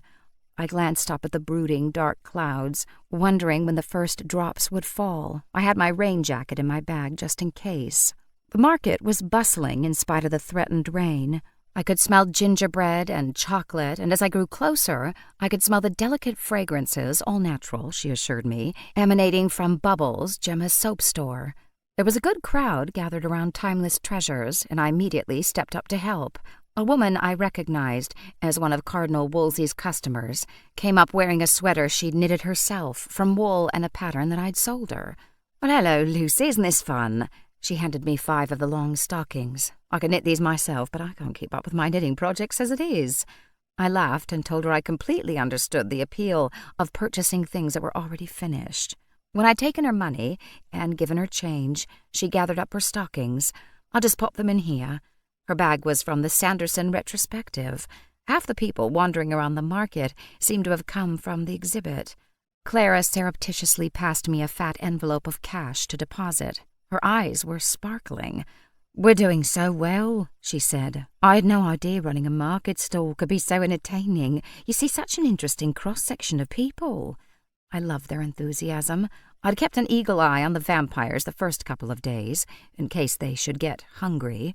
But someone, no doubt Dr. Weaver, was making sure that they were fed regularly, so they were never tempted by the smorgasbord of humanity walking up and down in front of them. There were quite a few shoppers milling around Bubbles. I glanced at Gemma, ready to give her a wave by way of greeting, and stopped, with my hand half raised. Gemma looked as though she were on the verge of tears. Her eyes were red-rimmed and over-bright, and her smile looked forced. I didn't know what to do. She was busy, but not overwhelmed with customers. Had someone been rude to her? I hovered in the background, and she glanced up as though she felt me there. She motioned me forward with one hand, and then went back to serving her current customer. I walked into her chalet and stood beside her. She leaned closer to me. "Can you take over for a few minutes? I've got to get out of here." I'd been right. She was close to tears. I could hear the tremble in her voice. Naturally, I told her to take as much time as she needed. I was in no hurry. She nodded gratefully, finished up with her customer, and then, excusing herself, left the booth. I put on a professional smile. "Yes, how can I help you?" I asked the next person in line. She was a young mother pushing a sleeping baby in a pram, and she asked which soaps were the most gentle.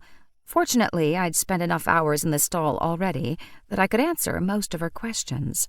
Gemma had soap and shampoo specifically for babies, which the woman happily purchased, along with some soaps as gifts for her co-workers. I got the feeling she needed some pampering herself, so I said, "You have to smell these bath salts. They've got lavender in them, and special salts and minerals. After a long day at work, when you've finally got the baby to sleep, you should treat yourself to a nice bath with these." I took the stopper out of the sample bottle and offered it to her. After an appreciative sniff, she agreed and bought herself several packages. As I was wrapping her purchase, I watched Gemma. She hadn't gone far and was acting very strangely. She seemed to be searching for someone. She walked up and down, her eyes constantly searching the crowd. She didn't look hopeful of seeing an old friend. I felt her distress so keenly, my chest tightened. My witch powers did not come without a price. An older man came up. He was holding one of the Sanderson retrospective bags, and it was so bulging I suspected he'd really gone to town in the gift shop. I was happy Gemma wasn't around to see it. He asked if I could recommend something for his wife, who loved roses. I took my eyes off Gemma and smiled at him. "I have the perfect gift." I offered him another sample bottle to sniff. "These bath salts contain actual rose petals, as well as essence of roses, neroli, and a complex blend of other essential oils. I think it smells like a rose garden on a sunny afternoon."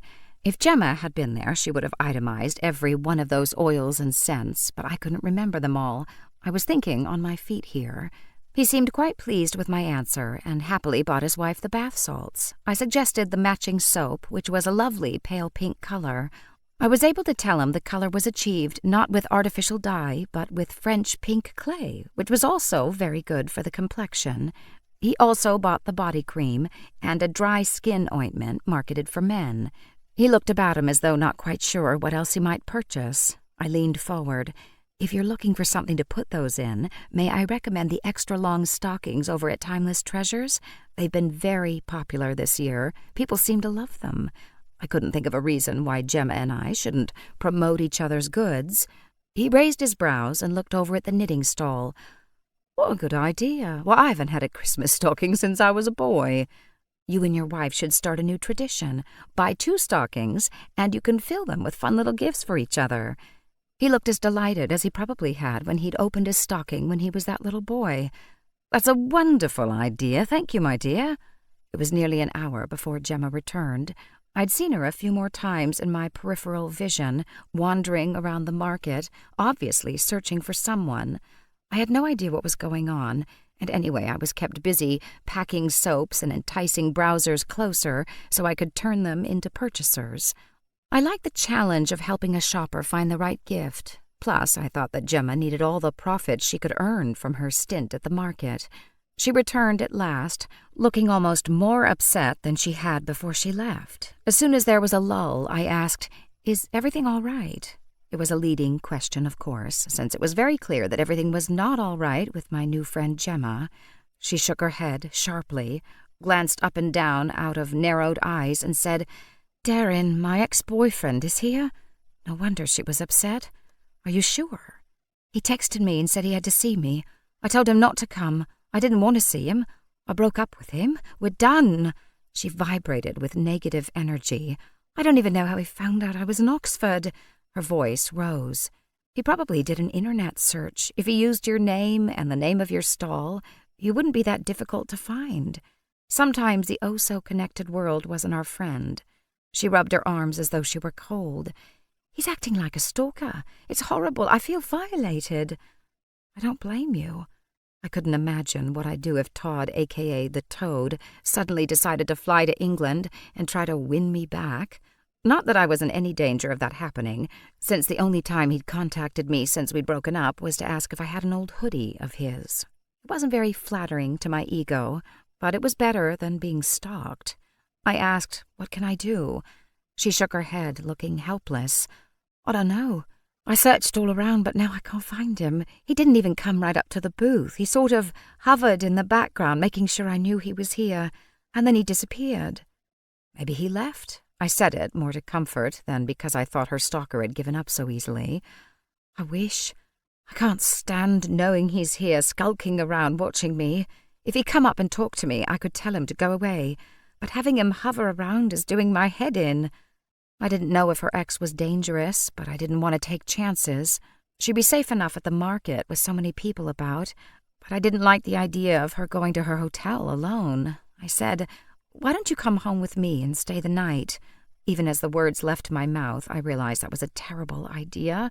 Poor Gemma had enough problems right now. She did not need to walk into a nest of knitting vampires. Even as I tried to think how I might take back my spontaneous invitation, she was already shaking her head. "I can't. I really appreciate it, but I've got a lot of product that I need to cut and wrap. I'll be busy all evening. But thanks."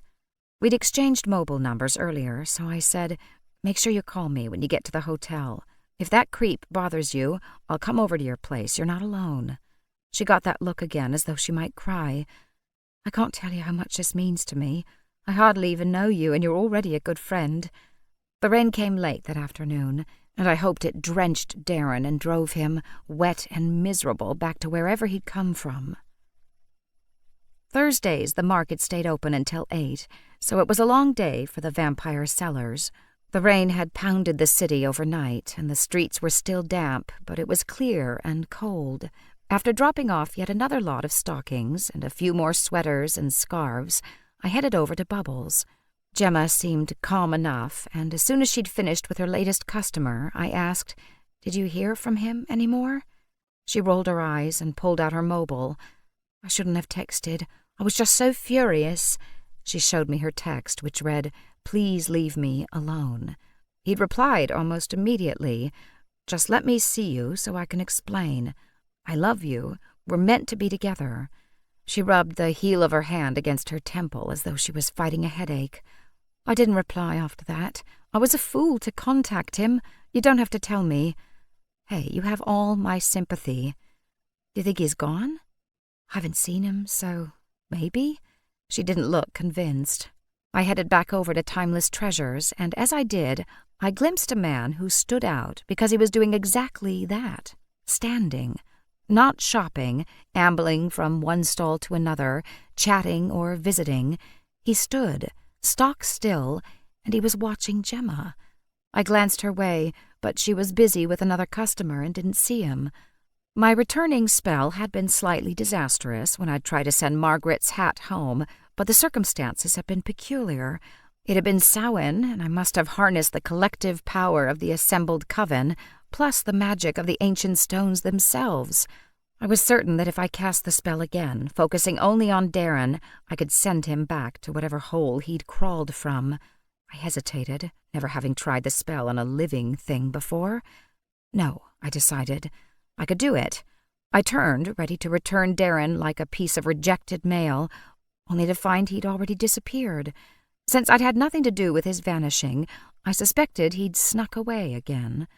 I didn't think vampires could get tired, but at the end of the evening, both Clara and Mabel were complaining that their legs ached. They did look worn out. Of course, for them, working all day was like me working all night. I wasn't sure they were able to switch over their schedules and sleep at night. "You go on now," I said. "I'll finish closing up." They didn't argue with me, simply nodded gratefully and headed home. After the market closed, it was like a circus breaking down. We pulled in all the displays and products and closed everything up in its cozy little shed for the night. The shallots each had a heavy padlock, but still I wouldn't have wanted to leave anything too valuable inside. When I was finished with my stall, I went over and helped Gemma close up. Her face was flushed with excitement. "Guess what? I made £500 profit today. Doing this market was really a good idea. It'll help me make a dent in my student loans." "That's great," I said. I was genuinely pleased for her. She seemed like someone who worked very hard and didn't always catch the breaks. She put her cash in a vinyl zip-up bag, the kind they give away free with cosmetic bonuses.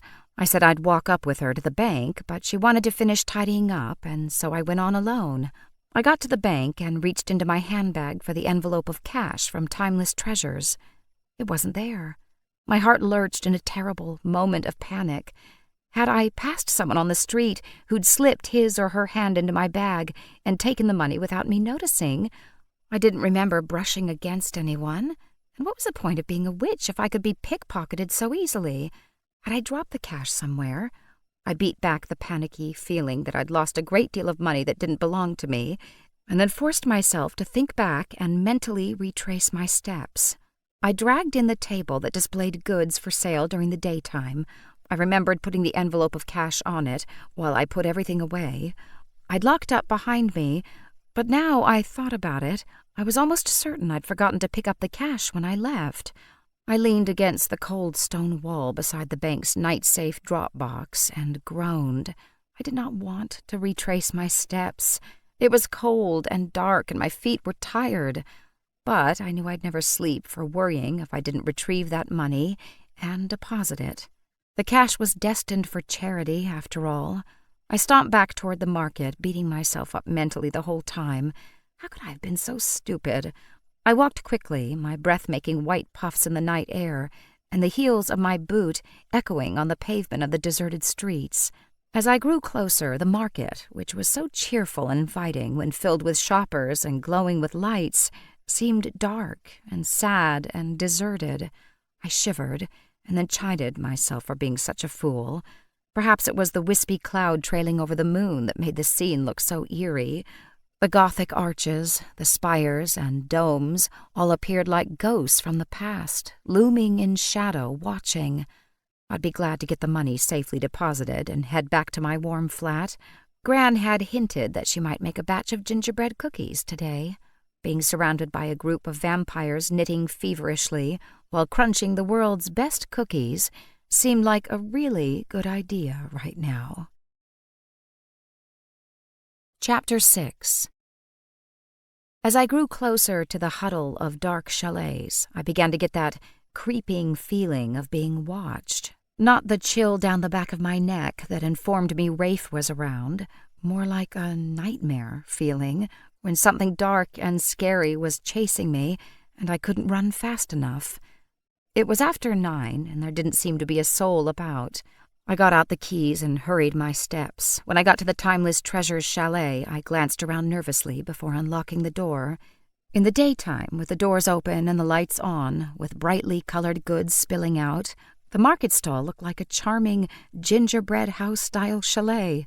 But essentially, when the doors were closed and it was locked up, it was a storage locker. I unlocked the padlock and eased the door open. Using the flashlight function on my mobile, I quickly discovered that I had indeed left the envelope of cash, already in its special pouch for deposit, sitting on the table. Shaking my head at my own foolishness, I snatched up the envelope and tucked it into my bag. I relocked the door and turned around, breathing a quick sigh of relief, ready to walk home once again. I'm not sure what made me look across at Gemma's chalet. Had I heard a noise? I turned in time to see a dark figure disappear between Gemma's stall and the one next to hers. I took a few steps forward, thinking that while I had any number of undead knitting friends looking out for me, and some genuine living friends, Gemma didn't know anyone in Oxford. If her chalet had been broken into, I should step up and be her friend. I knew how important the money was to her. I didn't want her to be robbed, not when she'd had such a good day. Since we had the bad boyfriend history in common, I knew how much she needed this Oxford experience to be a good one. Her chalet looked quiet and undisturbed. I was tempted to turn away and walk home, but I had a nagging sense that all was not right. I wasn't always certain what was intuition, what was my witch powers, and what was irrational fear. Probably I'd spooked myself and was seeing monsters under the bed that weren't there. However, on the off chance that my powers were tapping me on the shoulder, I figured I'd better take a closer look. I just checked that her lock was secure. That was all I'd do. It was neighborly, friendly. Then I'd scamper home, make some hot chocolate to go with those cookies, and sit in on the knitting circle for a while. The bank deposit would be safe with the vampires until tomorrow. I squared my shoulders and walked briskly forward. When I was close enough to see clearly, I realized that I didn't have to test her lock because the door was ajar. The sense that all was not right deepened. I could feel blackness, like thick shadow around the door. A splash of color emerged, and I recognized the toe end of one of a Christmas stocking emerging through the crack in the open door. It looked as though someone had shut the door hastily behind them, but the foot end of the stocking had stopped the door from shutting all the way. I switched the flashlight back on, and silver and gold threads caught the light. Why would one of Christopher Weaver's Christmas stockings be in Gemma's chalet?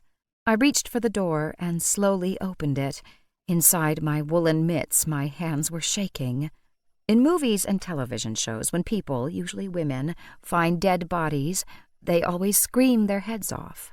In my experience, that's not what happens, or at least not with me.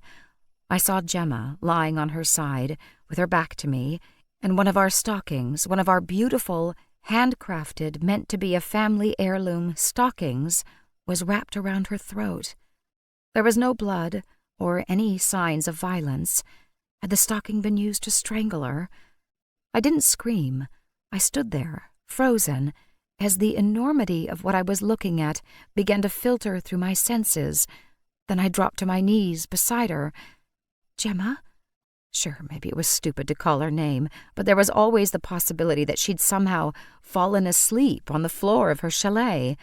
It wasn't very likely, but I was grasping at straws. She didn't answer. I pulled off one of my mittens, gently pushed her hair out of her face, and touched her cheek. It was cool, but not stone cold. She was more the temperature of Rafe or my Gran. Don't be dead. Please, please don't be dead. I picked up her wrist and felt for a pulse. My own was jumping so crazily that I wasn't sure, but I thought maybe I felt a very faint beat. This time I spoke aloud. Oh, please, please, Gemma, don't be dead. I didn't scream then, but I yelled, Rafe! I knew he walked the streets at night, and I knew he was strangely connected with me. I believed that if I yelled for him, he would come. And then I did what any other normal person would do, and called 999. It was awful seeing Gemma lying on the cold ground, but I couldn't move her in case her neck was broken or she was injured in some way that I could make worse by moving her.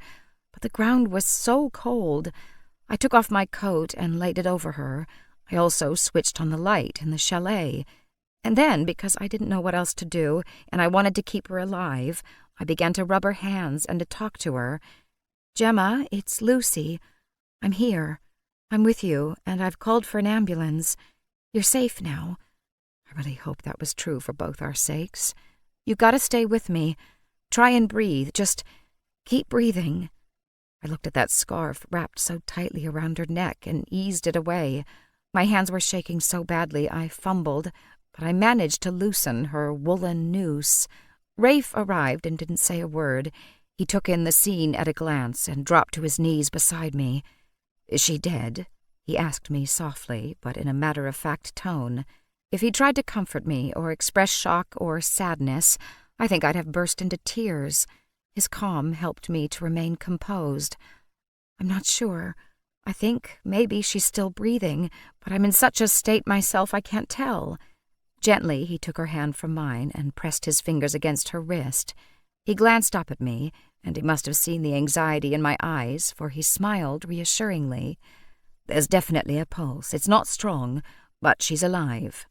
I was so happy I felt a stinging behind my eyelids. Then he slipped off his coat and added it to mine on top of Gemma. I took her hand back and kept talking to her. I don't even know what I said. Nonsense, probably. I was talking for my own benefit as much as Gemma's. Rafe said, "Did you call an ambulance?" I nodded. "Good."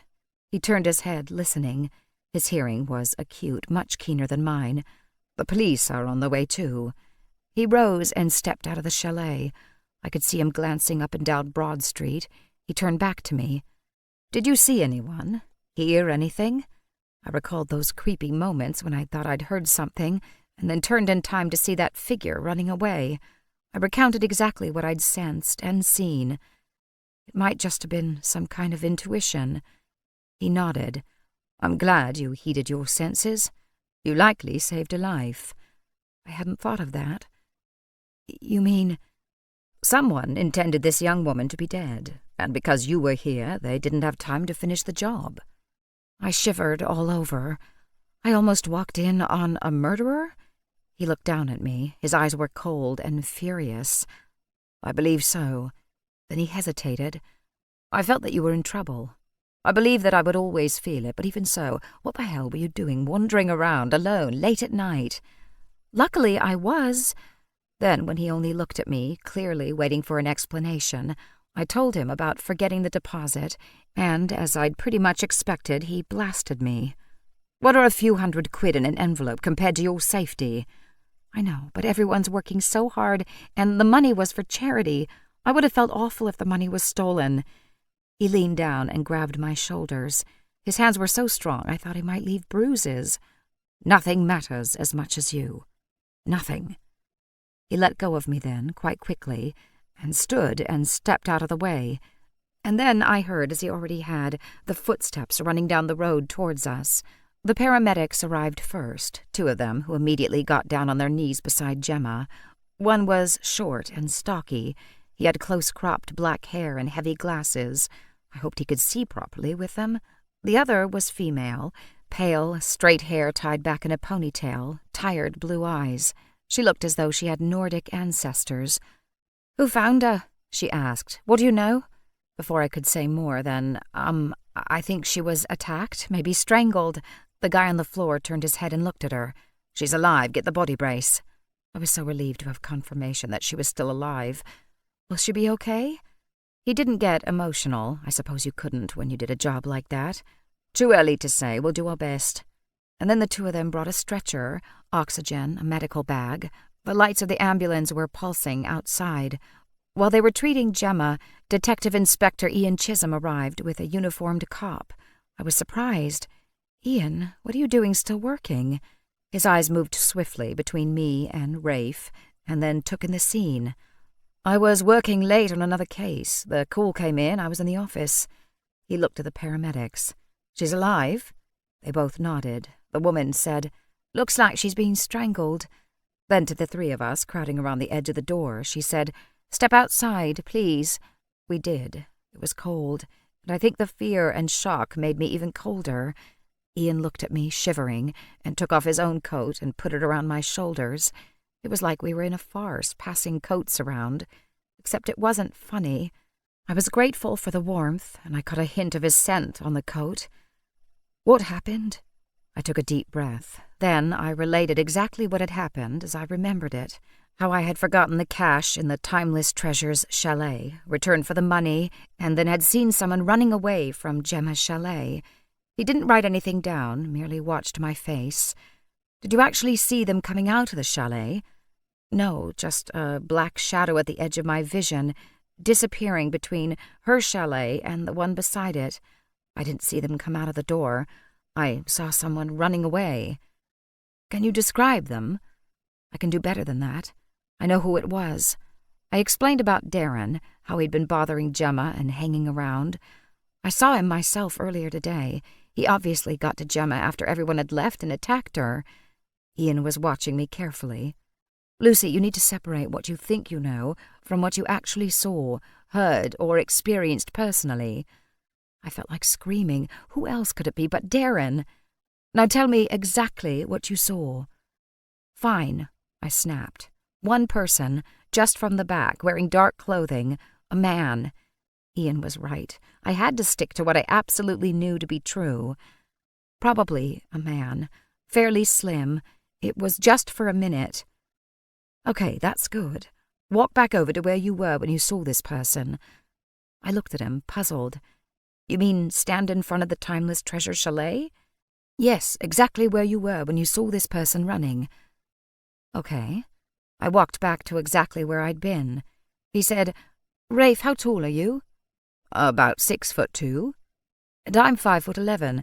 Rafe, indulge me and run between the two chalets and disappear, and then I'll do the same. Lucy, look at where our heads are against the height of the chalet and see if that will help you determine the height of the person you saw. I thought that was a really smart idea. I guess that was why he was a detective. Rafe cast a somewhat suspicious glance at Ian, but he obliged.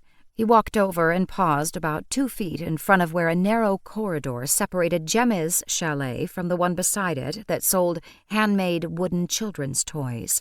He looked at me. Ready, Lucy? I nodded. I tried to remember again that flash of movement I'd seen. Rafe ran between the two buildings like a moving shadow. Ian said, Well?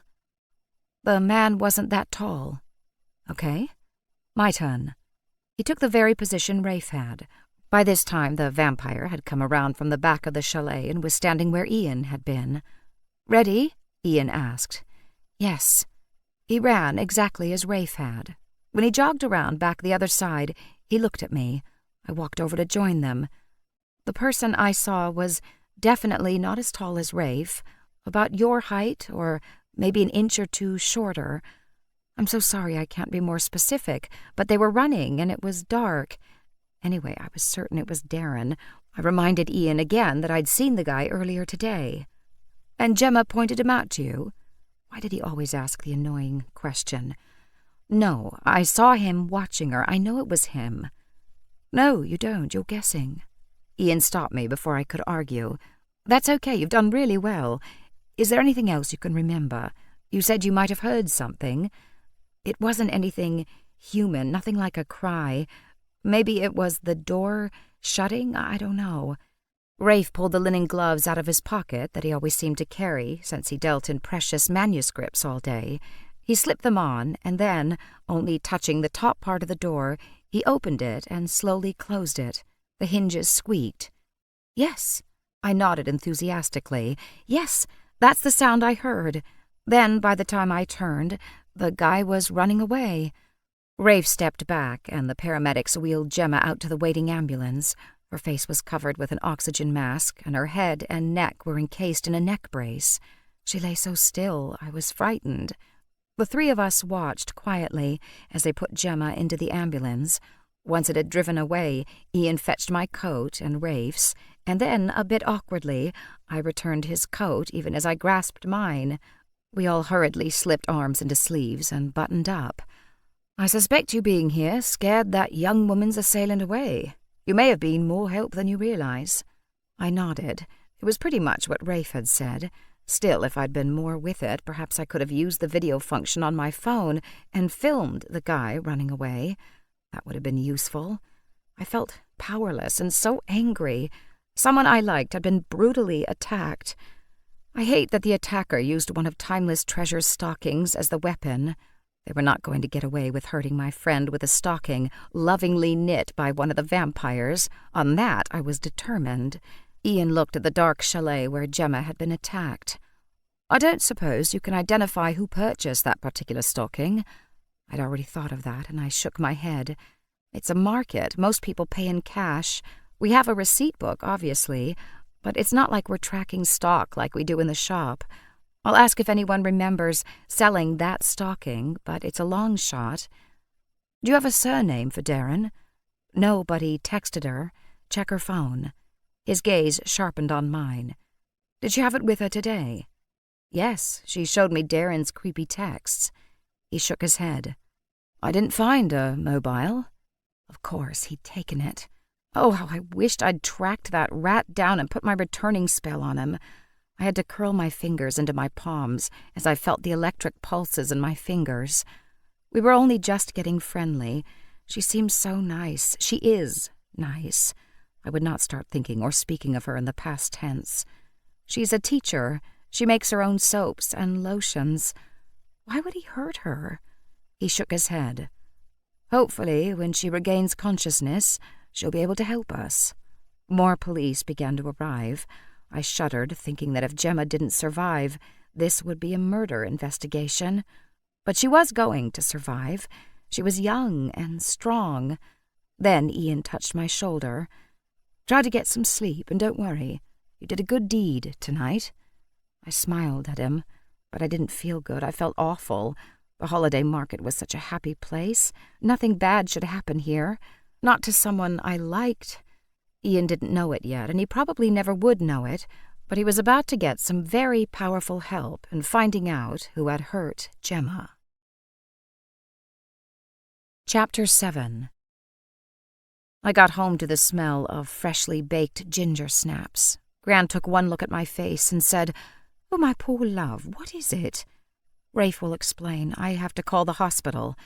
They were unable to release any information since I wasn't a relative. I hated not knowing anything. I called Ian, finally, and he said she was still alive, which was a good sign, but hadn't regained consciousness. That didn't sound like a good sign at all.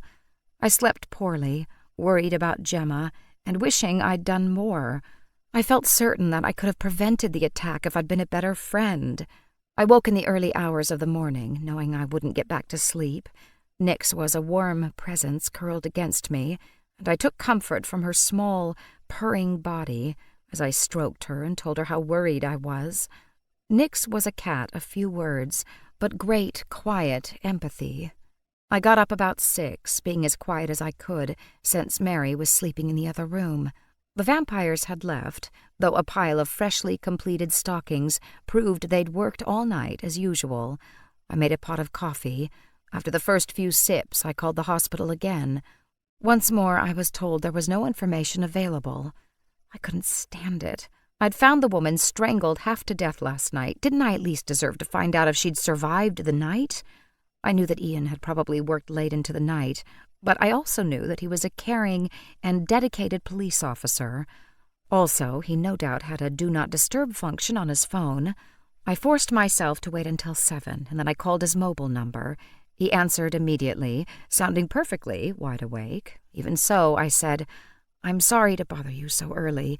It's Lucy." "I know, I have cool display." "Right. I've been calling the hospital and they won't tell me anything. How's Gemma?"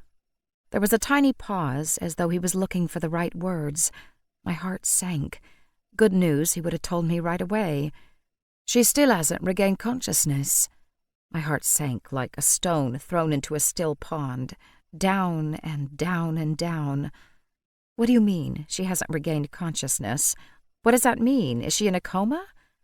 "I'm not a doctor, Lucy. It means she hasn't regained consciousness. I'm sorry. I'll let you know if there's any change." Ian, does she have some kind of protection? She's in the hospital. She's safe. You don't know that. Whoever did this to her might go back and try and finish the job. I heard him take a breath. He said gently, Lucy, I know you're worried.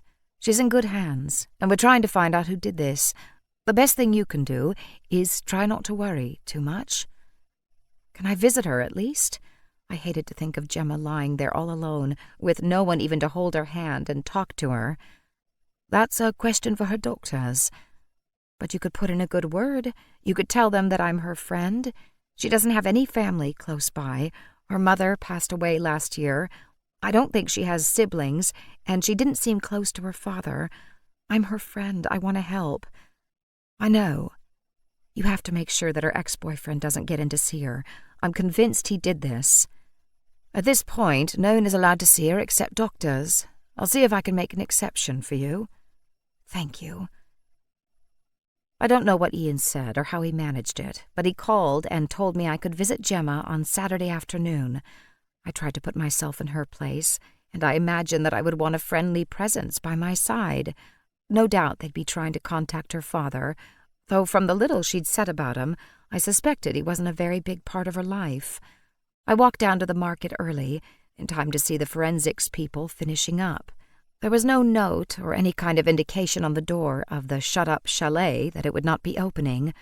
I recalled that moment not so many months ago when I had arrived at the door of Cardinal Wolsey's expecting to see my grandmother and been greeted by a note that said, Cardinal Wolsey's will be closed until further notice.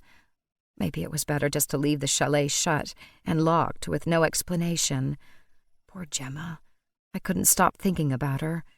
Mabel and Hester were running the booth this morning, and probably, at one of the older vampires' urging, Hester had abandoned her usual black shroud and was wearing a pretty green jumper and jeans.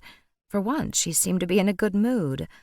Among the customers who came to Timeless Treasures were more than a few that I recognized from my shop, so I was able to chat to them about the current projects and advise them on gift ideas.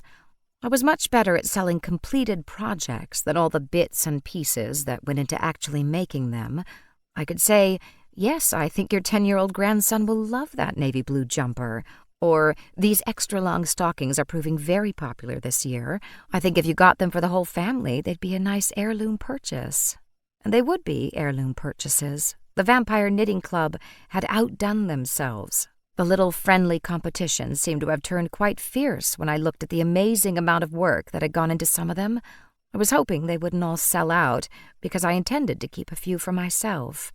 And in between serving customers at Timeless Treasures, I kept an eye on the sad, closed chalet that should have been Bubbles. In a way, it was as though the shop had never existed. The stream of shoppers glanced idly at a shut-up booth and just kept walking. No one seemed particularly interested in why it wasn't there. Until about 11 o'clock in the morning. That's when I saw him. It was the same guy I'd seen staring at Gemma the day she was attacked. He was in his early 30s, with a lean face, intense eyes, and shaggy hair that curled away from his face. He wore old jeans, a sweatshirt advertising a British beer, and a black leather bomber jacket. He stopped in front of Bubbles, his hands in his pockets, and rocked back and forth on his heels, as though he might open it with the intensity of his gaze. When that didn't work, he walked ahead a few feet, turned around, and walked back. Ian had accused me of jumping to conclusions. Sure, I had never been introduced to Gemma's ex-boyfriend, but I was making a not terribly educated guess that this was him. Had he returned to the scene of the crime? A sensible woman would have ignored him, or pretended she didn't see him. I had already proved more than once that I was not a sensible woman. I was an angry one. Someone had hurt my friend, and I had a very strong feeling it was him. Before good sense could prevail, I'd stalked across the short distance and said, "Can I help you with something?" He looked at me, somewhat surprised. Certainly there'd been no friendliness in my tone, quite the opposite. If words were hailstones, he'd just been pelted. He seemed a little taken aback by my cold hostility, but he said, "I'm looking for the girl who's usually here. Do you know where she is?" I wasn't very good with English accents yet, but he sounded like a Londoner. "Who are you?" I wasn't going to give him any information, not about Gemma or business or anything else, but I very much hoped I could get some information out of him. I tried to warm my tone. She's not open today, but I can take your name if you like, and your phone number, and text it straight to Ian. His brows drew together in a frown. His eyes looked intently into mine. Is she okay? She sick or something? Like he didn't know. I shrugged. I've no information, but as I said, I can take your contact details if you'd like. No, that's okay. I'll try again later.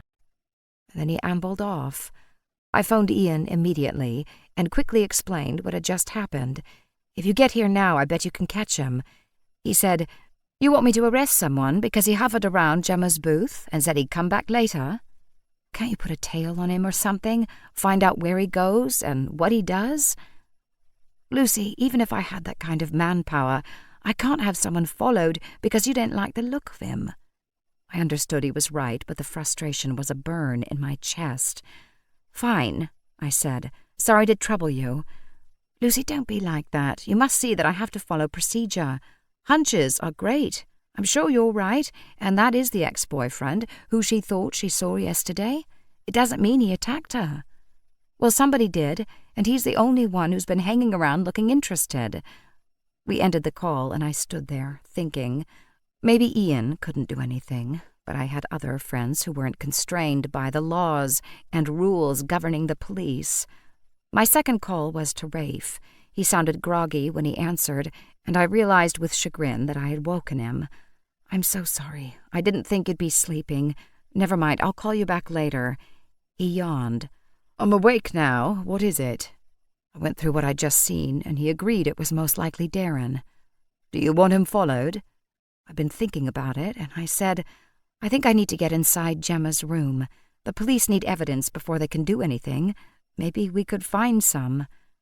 That should be easy enough to do. Where's she staying? I told him she was staying in a budget hotel in Botley. He said, I'll pick you up in an hour. Rafe didn't mess around with rules or regulations, and he tended to be available day or night. I liked that in a man, or a vampire. The hour wasn't quite up when the black Tesla slid to a stop beside me and I got in. I didn't need to direct him, I suppose because he'd lived in Oxford so long. In about 10 minutes, we drew up in front of a very modest budget hotel. He said, What room is she in? This was the moment I'd been dreading. I don't know. That could be a problem. You always seem to slip in and out of doors. I thought you could get us in. I can, soon as I know which room she was staying in. He looked at me. But I'm a vampire, not a magician. There was a significant pause. Or a witch. I'm only a baby witch, and the last time I tried a spell, I pretty much destroyed a circle of ancient standing stones. It's sort of thrown my confidence. Can you think of a human way you might find out the room number? I thought for a moment. As a matter of fact, I do. I had a few paper bags in my handbag with the Cardinal Wolsey's logo on them. I'd brought them in case we needed extras at Timeless Treasures and forgotten to leave them. I pulled out an empty bag. Then, with a sigh, I took my knitting out of its tapestry bag. I carried an extra ball of blue chunky wool in the optimistic hope that I might one day progress to needing it. I slipped it into the bag and wrote Gemma's name on the front. I handed Rafe the bag. He raised his eyebrows at me. I said, Go into the hotel and tell the person at the front desk that you're leaving this for Gemma. And then? Then I'm going to go and pick it up, pretending I'm Gemma. The chances are pretty good that whoever's at the front desk won't remember one customer from another, and even more likely they'll write the room number on the bag. He took the bag from me. All right, but if this doesn't work, you'll have to resort to magic. Oh, I really, really hoped it worked. I was way too nervous that if I tried magic, I'd end up shifting the architecture of Oxford around. The way I was going, the dreaming spires could end up dreaming in Glasgow. Rafe disappeared into the hotel with the bag, and moments later he reappeared. He got into the car and drove around the corner until he found a place to park. He turned to me. Would you like to get some lunch while we wait? Why would you think about lunch at a time like this? Not to mention that I'd never seen him eat much food. He smiled slightly. I can hear your stomach grumbling. It would be good for you to eat something. You're going on nerves. Also, it's going to be pretty obvious if I drop off a bag and 5 minutes later you come to collect it." Good point. And I was hungry. We went into a Costa coffee shop and he bought some kind of a cold-pressed smoothie while I got a cheese and ham toastie and a cappuccino. He was right. I wouldn't do Gemma any good if I fainted from hunger. After I'd finished my meal, he returned to the car, and I walked back to the hotel and went up to the front desk. The reception area wasn't much to boast about. There was a coin-operated coffee machine, a rather sad plastic plant that needed dusting, and a fake wood desk. Sitting behind the desk, an older man was doing a crossword puzzle. He looked up when I entered. I tried to look confident. "Good afternoon. I'm Gemma Hodgins. Did anyone leave a package for me?" He looked at me as though he'd never heard the words Gemma or package in his life, and then, with a rumbling sound in his throat, turned around and looked on a set of shelves behind him. I could see my bag sitting there, but I held my patience while he picked up and put down various items. Finally, he retrieved the one I'd come for and handed it to me. "Thank you."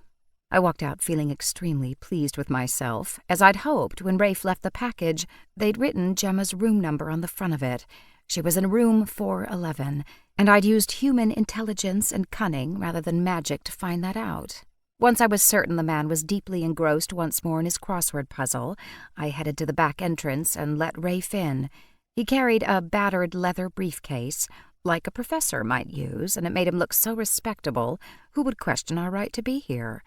This wasn't the kind of hotel where you had to use a key to get the elevator to work, partly because there wasn't an elevator. There wasn't much security, either. We climbed up 3 sets of stairs, and when we got to the top, I was puffing. Rafe, of course, was not. There wasn't a soul in the corridor, which smelled of cheap disinfectant. We got to the door of room 411 and stood there. Then Rafe turned to me. "Lucy?" I had seen him go through doors that were locked on many an occasion, but he merely looked at me with his eyebrows raised. "I wouldn't have brought you if I'd known you were going to make me do all the work." I felt huffy and nervous. He crossed his arms over his chest and leaned against the wall looking at me. I had practiced an unlocking spell, and in fact had helped save my mother's life by invoking it during a tense moment. But that was then. I wasn't sure I could do it now. Or worse, I was afraid I'd split the hotel in 2 or cause an earthquake. "You can do it," he said softly, and I tried to believe he was right. I took a deep breath. I intertwined my fingers, closed my eyes, and as I recited the simple spell, I opened my 2 hands. I think I held my breath. Then I heard the lock mechanism make a whirring sound. I turned the handle and pushed on the door, and it opened as though I'd used my key card, like magic. Chapter 8. Rafe followed me inside as the door shut. Well done.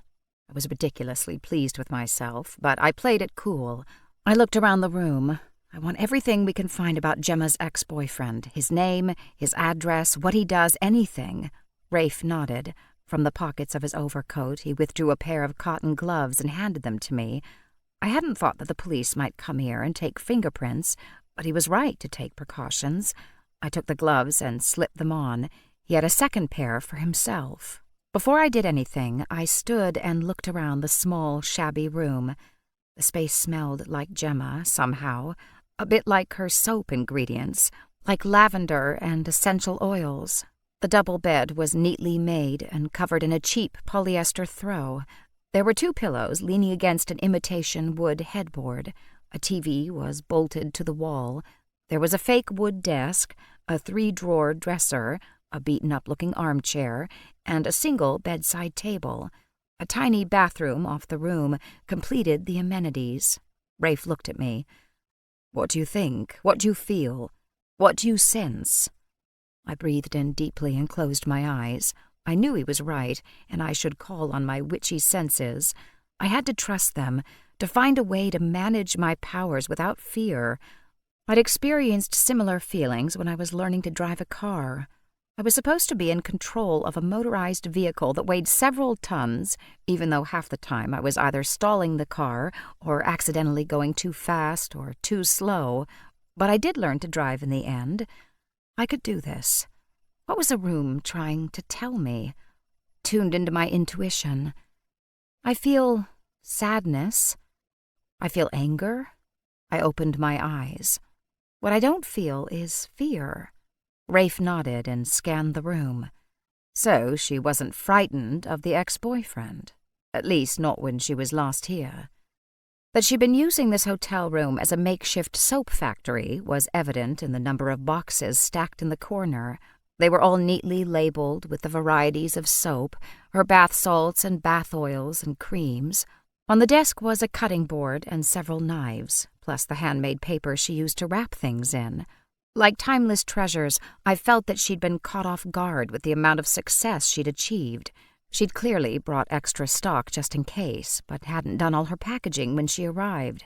I could picture her there in the evening, wrapping, labeling, packaging, maybe with the TV playing in the background or some music. She'd hung some clothes in the wardrobe, and a suitcase sat in the corner. Her laptop had been pushed to one corner of the makeshift desk. Rafe looked to me. "Laptop? I feel awful going into her private things." He quirked one brow. "You didn't mind breaking into a hotel room. Now you're going to be squeamish about searching it?" "Okay, I don't always make sense. I'm just telling you what I feel." "Remember that we are here with the purest of intentions. She need never know we've been inside her room, and anything we discover we only use to help Gemma and to get at justice." I nodded. "You take the laptop." I thought I'd feel less intrusive going through her things. Besides, I was her friend and another woman. If anyone was going through her underwear drawer, it was going to be me. And I did. I went through each of her drawers carefully and methodically, and tried to put things back the way I'd found them. She wasn't the tidiest person, so I doubted very much she'd notice if things were slightly out of place. Her underwear drawer contained nothing but underwear. The middle drawer was stocked with t-shirts and sweatshirts. In the bottom drawer were 2 pairs of jeans and a pair of black trousers. Even though she had unpacked, I still took the time to unzip her suitcase and check inside of it. At first glance, it appeared empty, and then I noticed there was a separate flap. I ran my fingers inside it and discovered a file folder. The minute my fingers touched it, I felt an electric zapping. I pulled my hand out immediately, because sometimes electric sparks shot from my fingertips without me being able to control them, and I didn't want to set fire to whatever this was. I shook my hands for a minute and imagined I was plunging them in cold water. That took care of the heat in my fingertips. I reached in again, and this time I was able to take out the file folder. It was a well-worn manila one. There were grubby thumbprints on it and pencil notations. I was no expert, but it looked quite old. I glanced at Rafe, but he was tapping away on the computer, a study in concentration. I sat on the bed. I was glad I was wearing gloves as I set the file folder beside me and opened the cover. I don't know what I expected. Maybe a series of increasingly threatening letters from the unhinged ex, but this was nothing like that. It looked like the beginning of a novel. I began to read, and then I thought the words sounded familiar. "Rafe?" He didn't look up. "Found something?" "I don't know. Does this sound familiar?" I began to read. The prose had a peculiar rhythm to it.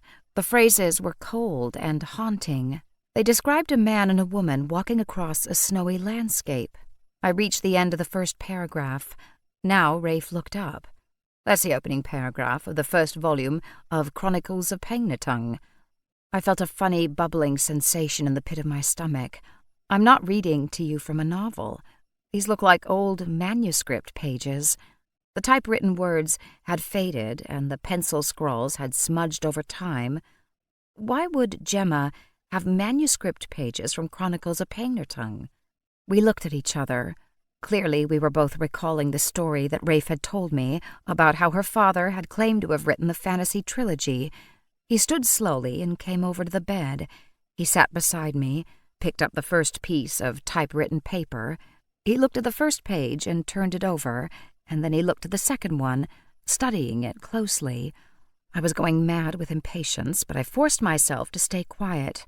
Rafe was always slow and methodical, and I knew that I would not rush him. If I pestered him with questions, I'd only slow the process down. After about what felt like an hour, and was probably 8 or 10 minutes, he said, "This is very interesting. It's a very early draft with pencil corrections.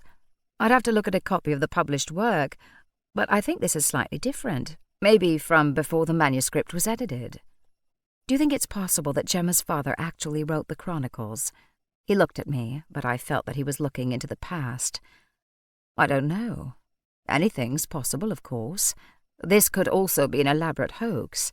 He and Sanderson were friends at Oxford. He could have taken the draft and tried to pass it off as his own." I looked at the pile of pages, the beginnings of a legendary novel lumped on a cheap polyester bedspread in a shabby hotel room. Or Sanderson could have. He tapped his gloved finger against the open file. Of course, Sanderson could be the villain. He ran a finger over the first page. Provenance. It's all about provenance. Sanderson has the weight of history, success, and an entire industry built around these books. That's all stacked on his side. On the other side is a lone voice, a man who was discredited as a young man, and whose claims were summarily dismissed when he first brought them nearly 40 years ago. But why would Gemma bring this with her if she didn't somehow think that maybe her dad was right? He smiled sadly. Love can blind us to any number of faults. It's commendable that she believes in her father. But what do these pages prove? You're the antique book specialist. If anyone could determine provenance, it has to be you. He looked at me, and I could see the wheels turning in his brain. He didn't so much as twitch a muscle, but I could feel his excitement. He relished the challenge of investigating this literary mystery. One of the key exhibits in the Sanderson retrospective is the earliest known draft of the book. Sanderson himself has said it's the earliest draft. If we can prove that this one is earlier, Gemma's father would at least get a hearing.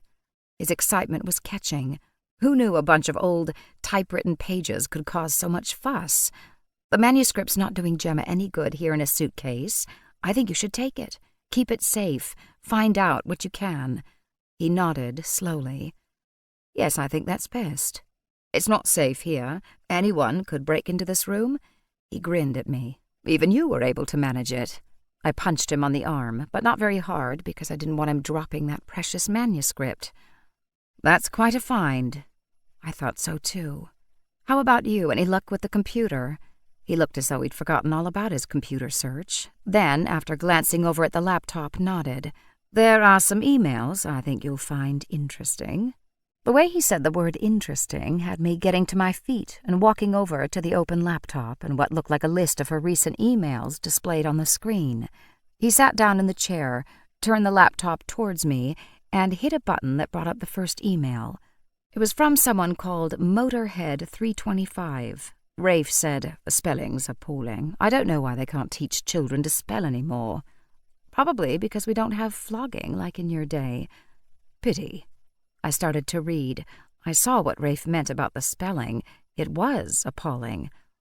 "I don't know what you think you're playing at. I thought you were the coolest girl. Now I just think you're a cold bitch. Why won't you talk to me? We have to talk. You have to talk to me. I love you." I looked up at Rafe. Note to Motorhead, not the best way to a woman's heart. He nodded. That was only the first one. There were a string of emails, and not only did the spelling get worse, but they started to ramble. Do you think he'd been drinking when he wrote these? I couldn't say. Disturbing, though, aren't they? I nodded. Also, evidence. We don't know for sure these are from Darren, but who else could have written them? I wished I could just forward the emails to Ian. He could find out who owned that email address, but I knew I couldn't. I could only hope the police came here to search her room. I had no idea what the legalities were if a woman was in a coma. I was certain of one thing. Darren sounds unhinged and dangerous. If he left Gemma for dead and finds out she's alive and in the hospital, what's to stop him from going in and finishing her off? A few minutes with a pillow over her face. Everyone would think she died of her injuries. You don't trust the police and hospital staff to look after her? Did I? I know they mean well, they're understaffed. They don't know what we know. I tried to tell Ian about the guy hanging around asking questions about Gemma, and he said there was nothing he could do. In fairness to him, somebody hanging around asking where the proprietor of the shop isn't particular criminal behavior. It is if he tried to kill the woman in question. Rafe opened his briefcase, took out a memory stick, and very quickly copied the file of emails onto it. I looked my question at him, and he said, in case they get deleted somehow, at least there will be evidence somewhere that these emails were sent. Hopefully it's just a backup, and the police will find this laptop themselves, or be able to dig into her email account. I brought my thumb to my mouth and began to gnaw on my nail, a horrible habit I have when I'm really stressed. I said, I suppose I could tell Ian that Gemma showed me these emails. Rafe put a gentle hand on my shoulder. But she didn't. It's never a good idea to lie to the police. I know, I'm just so frustrated. I want to do something. One thing we can do is to put an informal watch over Gemma. I've got people in the hospital, connections. Between us, the members of the knitting club can find reasons to visit friends in the hospital. We'll do our best to keep her safe. I nodded, feeling the weight ease off my shoulders. I knew I could count on Rafe and the other vampires. Thank you. He shook his head. No, thank you. Before you came along, we were all in danger of falling into lives of utter boredom. Since you've arrived in Oxford, there's never been a dull moment. I knew he was being sarcastic, but he was right. There'd been one disaster after another since I'd arrived. Most of it wasn't my fault, but some of it was. Flying standing stones I had to take responsibility for. Maybe my parents bringing curses from Egypt was partly my fault. But the rest? I put that down to bad luck and circumstance. I felt sometimes like I and Cardinal Wolsey's were at the epicenter of an earthquake of bad luck. Rafe slipped the manila folder containing the manuscript into the briefcase. It couldn't have looked more innocuous. Then, after opening the door a crack and making sure there was no one in the corridor, we eased the door open and headed down the stairs. The scent of disinfectant and dust felt choking in my throat as I walked faster and faster. I just wanted to get out of this place. We had essentially stolen private property out of a hotel room. Even though we'd acted with the best of intentions, I'd feel a lot better when we were far away from here. I wondered if they had CCTV cameras. I glanced around guiltily. Why hadn't I thought of security cams? They were everywhere in England. I didn't see anything, but as we slipped out the back entrance, I kept my head down. Not until we'd arrived at Rafe's car and were sitting inside it did I express my fears that we might have been caught on camera. He didn't look worried. If anyone asks, a friend left something at the front desk for Gemma, and when you realized she wasn't going to be coming back for it, you went to the hotel and picked it up. The bag has Cardinal Wolsey's printed on the front of it. It's a perfectly logical explanation. I looked at him suspiciously. Wasn't it you who said one should never lie to the police? He started the car. There are exceptions to every rule. It seemed to me that Rafe lived by his own set of rules, but I didn't feel like getting into an argument. He'd done me a huge favor. He was going to do me another one by investigating that manuscript we'd found in Gemma's suitcase. Chapter 9. By this time it was after 3 o'clock, and I decided I'd best put in an appearance in my own knitting shop. When I got there, Mary was looking rather flustered, holding a smartphone as though she'd never seen one before, while 2 customers posed in front of the colorful wall of wool waiting for her to snap their photo. "I am sorry, which button is it?" she asked in her sweet, soft voice. Oh, the poor dear. I strode forward and said cheerfully, "Mary doesn't believe in mobile phones. I'll take the photo for you." Mary sent me a glance of gratitude, and I snapped the photo. The girls turned out to be from Italy and were going to put a picture up on Facebook of my delightfully English knitting shop. Since they made a sizable purchase, they were helping to keep my unique English knitting shop in business, which I appreciated. When they'd left, Mary said, "I will never understand everything there is to know. How did the world change so much?" I said gently, "A lot happens in 3,000 years. You're catching on fast. It's going to be okay." "I hope you are right." Since I try to think of these difficulties as teaching moments, I got out my smartphone and showed her how to take a picture. I described the concept of the selfie, and she giggled. Why would a person want to take their own likeness? It would be like a court painter making self-portraits all day long. I loved her take on habits I no longer thought strange. I showed her how I could connect to the internet, use the phone to find my way around the city, and even, astonishingly, make phone calls. She shook her head in amazement. So much in such a small package. You are certain that machine is not inhabited by a trapped witch? I'm sure. And I tucked the phone back in my bag before she could try and break it open in case one of our sisters was indeed trapped inside. I'll get you your own mobile. Once you practice, you will love it. And I'd start her with an inexpensive phone in case she tried to free the witch. Where's Violet? The whole point of having my cousin as a second assistant was to prevent Mary from getting into difficulties. She went to get some coffee, but she won't be long. I felt so bad that I hadn't seen much of Mary lately that I cooked her dinner upstairs in the flat. For once, there were no vampires there. I think they were all still sleeping. The real work began when they were rested and refreshed at around 10 o'clock at night. I invited Violet, too, and she seemed surprised. I want your help, I admitted. So long as we order pizza, I'm in. I wasn't sure whether Violet really loved take-out pizza, or whether she was as afraid as the rest of the coven that eating food I'd prepared could be as disastrous as getting me to demonstrate a spell. Still, when Mary said, "What is this thing you call pizza?" I agreed that ordering it was a great idea. Mary would learn about an essential food, and I wouldn't have to cook. Win-win. Once the three of us were sitting around the dining table eating pizza, I explained that I wanted a protection spell for Gemma.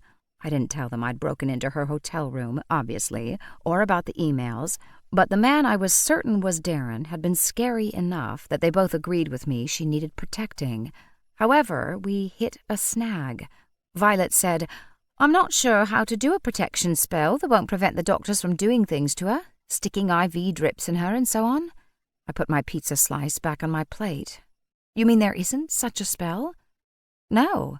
I mean, if there is, I don't know it. I'll ask Mother and Margaret." She picked a mushroom slice off her pizza and popped it into her mouth. "Could she drink a potion?" "She's in a coma. How's she going to drink?" "Right. Let me do some research." It wasn't what I'd hoped for, but I hadn't been able to find anything in my grimoire either. Margaret and Lavinia would know if there was such a spell. Mary had been quietly eating her pizza, but now she spoke up. "I can help you, I think." She hesitated, then removed her silver bracelet, which was engraved with an Egyptian protection spell, and offered it to me. "This was given to me by my priest. It has powerful properties to keep the wearer safe." I didn't grab for the bracelet. "Mary, you were trapped in a cursed mirror for thousands of years. I don't think your bracelet worked." She smiled at me. "Lucy, in all that time, I did not die, and was reborn here with you. The spell was indeed powerful.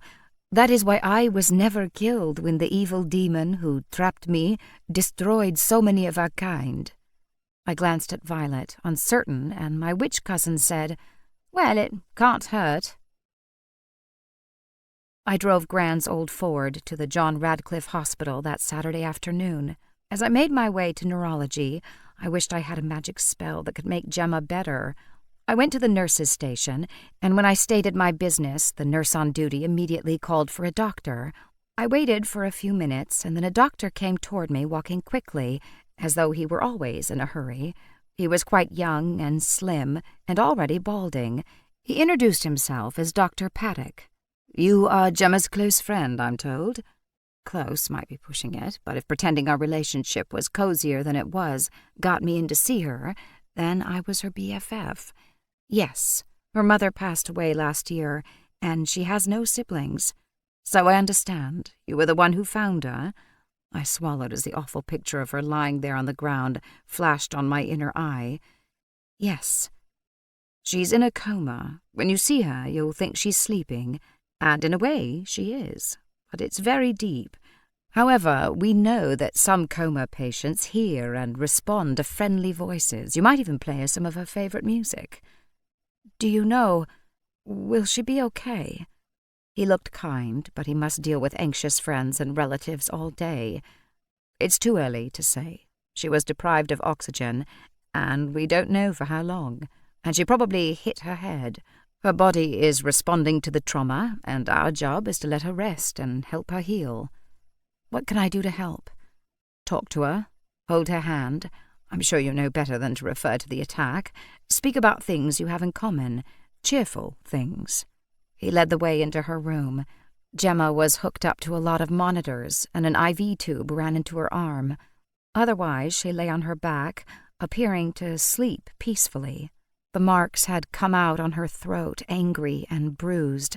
I touched my fingers to my own throat, feeling as though I were choking. I felt a little self-conscious at first when Dr. Paddock settled me beside her in a chair. He stood at the end of the bed, observing.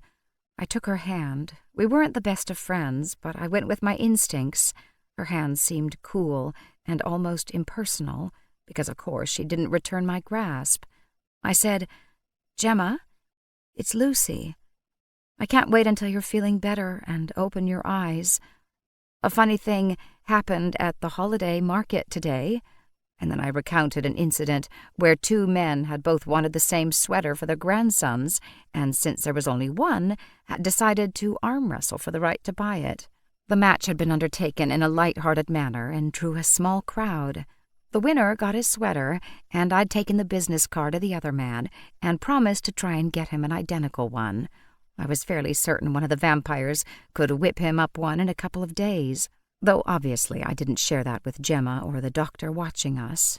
At the end of my story, I glanced up at Dr. Paddock, and he nodded, gave me a thumbs-up gesture, and then quietly left the room. I just kept talking. I remembered the night in the pub and the way we had shared confidences, as women do. I reminded her of how much fun we'd had that night, and told her I was looking forward to lots more. Then, when I was certain no one was looking, I slipped Mary's bracelet onto Gemma's wrist. "This will keep you safe," I whispered. "Blessed be." Chapter 10. It was a Saturday night, and we'd all been working so hard I decided we needed a break. I said to Mary, "Would you like to see a movie?" "Movie? This is like the television?" "Yes, only bigger, and we'll go to the cinema, which is something you just have to do." "All right, Lucy. How must I prepare?" "Wear something comfortable. There's a funky art house cinema doing a showing of the first Star Wars movie. It's old now, but I think you'll enjoy it." I had another brilliant idea. "Would you mind if I invite Rafe?" "You must invite whomever you desire. It is your party." I wish everyone had your manners. I called Rafe and invited him along. After a pause, he said, "I can see why you want to expose Mary to this new experience, but why do you want me to come?" "Because you are nearly as out of touch as she is. Admit it, you've never seen Star Wars." "For good reason," said the cultural snob. "Get over yourself. Everyone should see Star Wars. I'll even buy the tickets."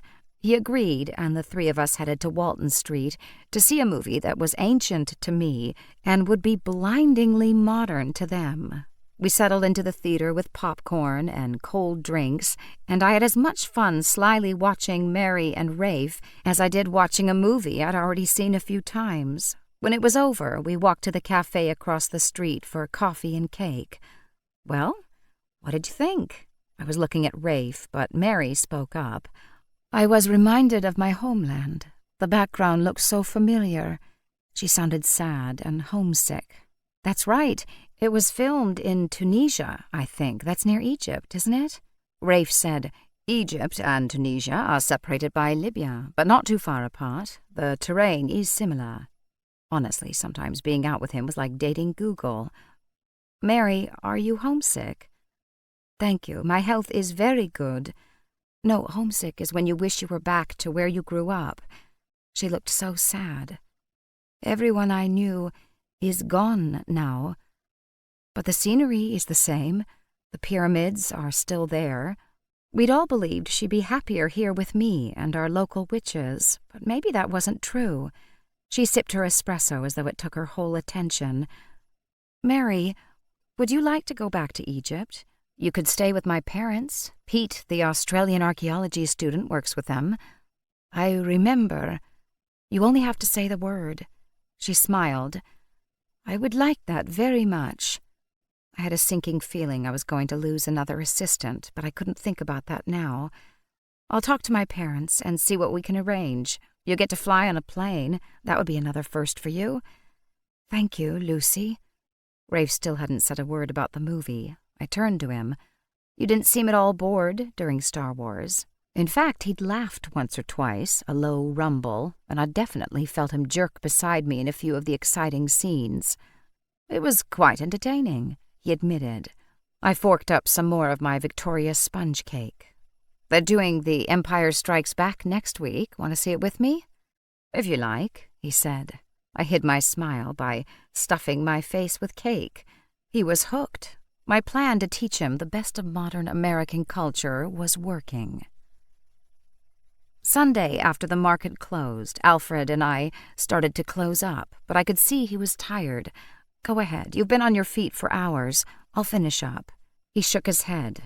Rafe's orders, until this maniac is caught, you're not to walk to the bank or home alone.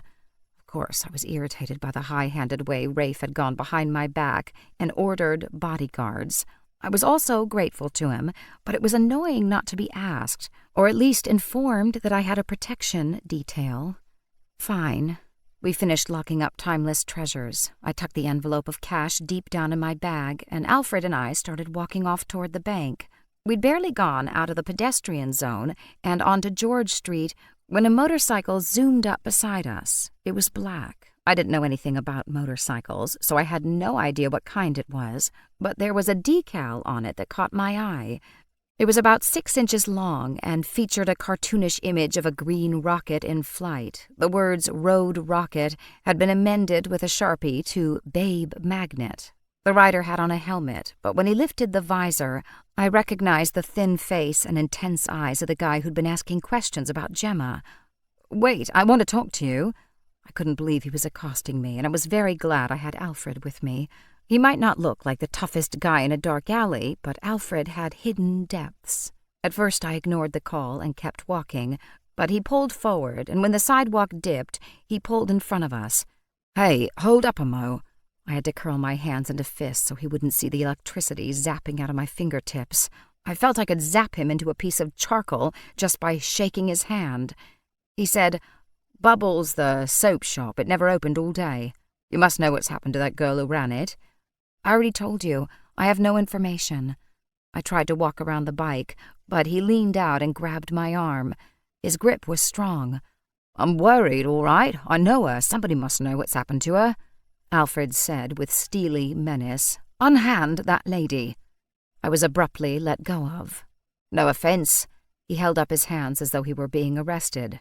I'm worried about a friend, that's all. I'd had about enough of this stalker. My palms were stinging as I kept giving myself electric shocks. Is your name Darren? His eyes opened wide, and then they narrowed. What if it is? Because if it is, I can tell you that Gemma doesn't want anything more to do with you. You should leave her alone.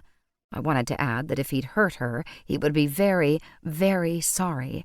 He must have heard the venom in my voice. I don't know what you're going on about. I didn't do nothing. I really must get back to my magic. I wanted to turn Darren into a toad. I could picture his big, intense eyes set in a bulbous toad's body. I was shocked at my own viciousness. I'd never thought of myself as a vengeful person, but my new friend was in a coma, and whoever had put her there was going to pay. Darren was the most likely attacker, but I wasn't positive he'd done it, and I wanted to be certain before practicing any transformation spells on him. I noticed now that he looked worried. Just tell me she's okay, will you? Then I'll go away, I promise. I was tempted to tell him she was in a coma and might not survive. I wanted to see him blanch. But what if he thought she was already dead? Maybe finding out she wasn't would send him to the hospital to finish the job. I couldn't put her in worse danger, so I shook my head. I wouldn't lie, but I wouldn't give him any information either. I turned and began to walk away. I'll ask her dad. Maybe he'll give me the time of day. When I still didn't answer, he yelled something very rude at my back. I felt my shoulders stiffen, but I didn't turn. I took Alfred's arm so that he couldn't act on his instincts, which I could feel bristling beside me. I wondered if Darren had any idea how close he'd come, either to being turned into a toad or dinner for a hungry vampire. "Thank you for not eating him," I said to Alfred as we walked on. He sniffed. "Oh, positive. Doesn't agree with me." Rafe called that evening while I was showing Mary how to shop for flights using the internet. I'd phoned my folks and we'd agreed that a trip in the spring would work for everyone. He said, "I've got some interesting information about that project we were discussing." He had to be referring to the manuscript we'd borrowed from Gemma's room. "Oh, yes? I'd like to see you tonight. If I send a car for you, can you be ready in half an hour?" I wasn't a package that needed to be picked up and delivered. "I can drive to your place, it's not a problem." There was a tiny pause, and I thought he might argue with me. Then he said, "Fine, I'll see you when you get here." I wondered why I bothered being quite so independent when I got into Gran's tiny car. It was freezing, and I wasn't thrilled to be driving country roads at night, on the wrong side of the road. As I waited for the windshield to defrost, I made sure I had the route pulled up on my map function in my smartphone. Once I had my courage up, the windshield clear and the interior a couple of degrees above frigid, I eased the car out of the tiny parking space and headed down the lane. The hardest part of the drive was navigating out of Oxford itself. Oxford was not planned with heavy traffic in mind, and it showed. However, I navigated out of town without incident, and once on the A44, I began to relax. No, not relax. I began to grow excited. Rafe wouldn't drag me all the way out there if he hadn't discovered something. I arrived in a high state of anticipation. I parked the car in front of the imposing entrance to the manor house. I'd barely got the engine off and the car door opened before Rafe's butler-cum-manservant was standing with the great door thrown open, spilling out light. "Good evening, Lucy," he said. "I'd have been happy to come and get you. It's tricky driving these roads at night." He was so easy, so normal, and so human that I smiled. I like to be independent, but sometimes I wonder why. I would have loved to have you pick me up. He chuckled. "Next time." I walked past him, and he closed the door behind me. He waited for me to take off my coat and hand it to him. "You look frightfully cold. What can I bring you? Some hot tea? Coffee? Hot chocolate? Soup? Something to eat?" "Thanks, William. A cup of tea would be lovely." That's how British I'd become. "Rafe's in his office. I'll take you there so you don't get lost, and then I'll get the tea on." We went down a long corridor and through a doorway to what I suspected might have been another wing or maybe even a stable block. I got a bit disoriented. William came to a thick oak door and knocked. A brief word from Rafe, and he opened the door and held it for me. Chapter 11. Rafe's office was the most modern part of the house, apart from the kitchen. He worked at a large desk with leading-edge computers on it. On the opposite wall was a long counter that looked like a science lab, with microscopes and powerful lights, a fancy-looking camera. There were long wooden cupboards that I assumed housed all the manuscripts and books he worked on, because there was no clutter anywhere, though I spied the manila folder containing Gemma's pages on Rafe's desk. He was sitting in front of a computer, and he looked up. "Lucy, you found us all right?" "Of course," I said, walking into the room. I left out the bit where the digital map and the computer voice giving me directions had saved my butt. "I'll bring the tea," William said. "Rafe, anything for you?" Rafe shook his head. "Nothing, thanks." Then William left, closing the door behind him. Rafe said, "Come and look at this." He pulled a chair over close to him, and when I sat in it, we were side by side, so close our arms brushed. It was strange to sit so close to someone and not feel their body warmth. But he smelled, as always, clean and of peppermint. He looked to me, and then at the screen. "What do you see?" It was a large screen, and on it were pictures of 2 manuscript pages. I recognized one of them as coming from the manuscript we had taken from Gemma's hotel room. The other looked very similar, but the scribbled notes were in a different hand. I said as much. He nodded. "Very good. In fact, the second page is from the earliest known manuscript of the Chronicles of Pengnatung." I looked at him, puzzled. I thought you said that manuscript was on loan to the Bodleian and was at the Weston Library as part of the exhibition. I did say that, and it is on display, minus a few pages which I have borrowed for scientific purposes. I pressed my lips together against a grin. I'm assuming it's an unofficial borrow? Of course. I didn't ask how he got the pages. Rafe had his ways. He wouldn't have asked me to drive out here in the dark if he didn't have something interesting to tell me. I waited. He continued to stare at the screen and then said, "You have to understand that I've studied thousands of manuscripts. Often it's a university or library wanting me to confirm that the gift they're being offered is, in fact, a genuine article. Sometimes a family member finds a manuscript and wonders if it might be of monetary, historical, or literary significance." I nodded. I knew what he did for a living. Why was he telling me all this? One develops an instinct. He turned and our gazes met. It's hard to describe, but there are certain indicators in a genuine early draft of a manuscript and an imitator. Does that make sense? I nodded. I have studied the paper, the typewriter ink, and the handwritten notations on each of the manuscripts.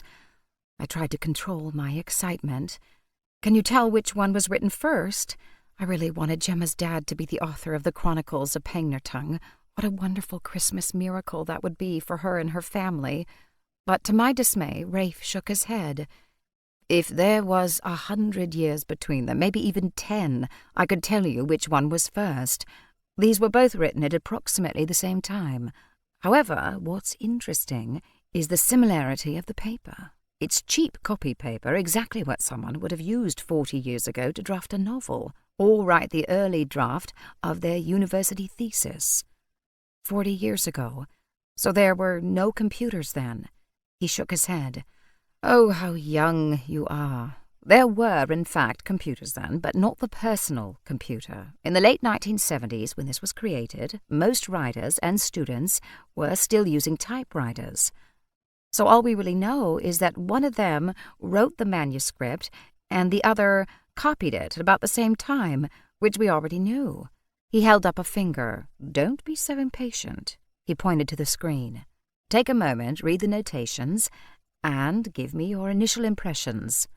Even though he'd blown up the pages, it still wasn't so easy to read pencil and pen scratches on paper that was more than 40 years old. Still, I did my best. When I'd finished reading as much as I could, he scrolled forward, and there were 2 more pages for me to read. After the 3rd page, I did begin to see something interesting. The pages that appear on the left are suggestions to change a word or reframe a sentence. They are specifically related to language. Rafe nodded, encouraging. I felt like a prize student he was proud of. And the other? I looked at the page on the right. Those notes are reminders to check a source, or like here, I pointed to where 3 different terms have been scribbled in the margin. He's trying to decide what to call a particular creature or dwelling. Very good. And what does that say to you? Rafe, I run a knitting shop. I don't spend my life poking around ancient manuscripts. I don't know what it means. Let me ask you this. If I gave you the samples and said to you which one is written by the author and which is a copy returned by the publisher's in-house editor, which would you guess? I nodded, slowly understanding. The one on the left seems more like editorial notes. The one on the right is more creative, I suppose. Excellent. So, which manuscript is which? It makes sense that if they were such good friends, the author might have given his buddy his manuscript to edit, I said slowly. That would be the one on the left. And the one on the right would probably belong to the true author, since he was still making creative decisions. I agree. So, which writer does the manuscript on the left belong to? I felt butterflies of excitement dancing in my belly. I wasn't a bit surprised when he said, "The manuscript on the left is Sanderson's." I let out a breath that almost sounded like a whistle. So if we're right, then Martin Hodgins is the real author of the Chronicles of Pengnartongue. Yes, but it's a long way from suspecting he's the author to being able to prove it. I got up and began to pace. William came in then, carrying a silver tray. On it was a fine china teapot, one china cup and saucer, sugar in a Georgian silver bowl, and milk in the matching jug. On another delicate china plate was a selection of shortbread biscuits. I doubted the family at Buckingham Palace got served tea as beautifully presented. There was only the one cup on the tray, and in addition, a crystal tumbler of iced water with a slice of lemon floating on top, like a smile. I thanked William and poured my tea. He left, and I settled in a comfortable upholstered club chair in the corner of the room. There was a high-tech reading light at my back and a leather ottoman in front. I imagined Rafe spent many an evening sitting in this very chair researching, or maybe reading for pleasure. If what we believe is true, revealing it will destroy a man's life. He began to pace, but stopped to turn and look at me. Not only a life, an entire industry. Think about the films, the comic books, the merchandising. The spin-offs from that series have been substantial. I looked at him, feeling troubled. So if we prove that Gemma's father was the real author, then Sanderson will have to pay back all the money he's ever earned from the books. Rafe laughed without any humor. More than that, any contract he signed was fraudulent. Martin Hodgins would be able to renegotiate every single contract, already knowing, as Sanderson didn't, what the monetary value of that series is. This could keep entertainment lawyers busy for years. Poor Sanderson. I didn't love what he'd done, but he'd lose everything, probably even his teaching gig. I didn't imagine Cardinal College would want him when he'd been proven to be a fraud. If we're right, Sanderson is the one who destroyed a life first. I sipped tea and nibbled a shortbread biscuit. The trouble is that Gemma's father has already been discredited. He was thrown out of Oxford as a plagiarist. Rafe paused and looked at an oil painting of a battle scene hanging on the wall. I felt he was looking into the past. If you can wound your enemy before the battle, he's that much easier to defeat. No doubt he'd experienced that personally, maybe during the English Civil War, which I suspected was the subject of the painting he was still staring at. Still, I understood what he was getting at. You're suggesting that Sanderson could have engineered the plagiarism charge against Martin Hodgins. A man who would steal his best friend's novel and pass it off as his own wouldn't hesitate to discredit that same friend first. I put my teacup down on the table that was perfectly placed beside the reading chair. Rafe, what happens to an essay with plagiarized content? Would it still exist in some archive somewhere? He looked at me, frowning. I imagine it's on file at the college. I'm just thinking, they were 2 students in the early 20s. If Sanderson decided to do the dirty, he wouldn't be able to hire anyone. He'd have had to do it himself. Besides, he wouldn't want anyone to know what he was up to. He would have presumably stolen Martin's essay. Maybe he said, "Hey, I'm going to submit mine. I'll drop yours off as well at the same time." Martin had no reason to be suspicious. He was probably in the middle of writing a scene in his epic fantasy novel, so he was grateful. Perfectly plausible. I'd never gone to Oxford, but Rafe had gone to Cambridge, which was probably similar. Then what would Sanderson do? Rafe took a sip of his ice water. He'd take the essay. He'd retype it on his own typewriter, adding in sections plagiarized from other sources, or stripping out the footnotes that gave proper credit, and then he'd submit it as Martin Hodgins' work. You're sure they would be typewritten? The papers wouldn't be handwritten, and there was definitely no computer then. He smiled at me. Oh, you are so young. No, there was no personal computer in the late 1970s, or at least nothing accessible to undergrads. Their papers would have been typewritten. Is it possible that Sanderson used the same typewriter to retype the essay and to copy his friend's book? He shrugged. We're speculating here, but, as you say, they were students without a lot of resources. I think the chances are quite good. I was warming to my theme now. If we found that essay, would you be able to prove that it came from the same typewriter as that manuscript there on the left? Yes. He took my wrist and pulled me gently out of the chair and towards the computer. Look at the sections here. You see the way the G and the M are darker than the other letters. He used a manual typewriter. The way he typed using extra force on those particular keys is as individual as the signature. Also, the M is slightly crooked. I think we could make a compelling argument if we could find that the supposedly plagiarized essay contains that same style of typing. He narrowed his eyes as he continued staring at the screen. You'll notice that the typewriter that was used for the manuscript on the right had an M key that was slightly crooked. It's not much, though, is it? And first we have to find that essay, if it still exists and hasn't been destroyed. Even if we could do all that, Sanderson could say his friend borrowed his typewriter. The weight of public opinion, history, and business is on Sanderson's side. We would need much more compelling evidence to launch a proper investigation into this. I thought of Gemma lying unconscious in a hospital bed. I wanted to have good news for her when she woke. There must be people still here in Oxford who were in school with Sanderson and Hodgins. I could pose as a graduate student doing my thesis on the very beginnings of the trilogy. I could interview their fellow students, see if they remember anything. People love to gossip, and it must have been a juicy scandal at the time.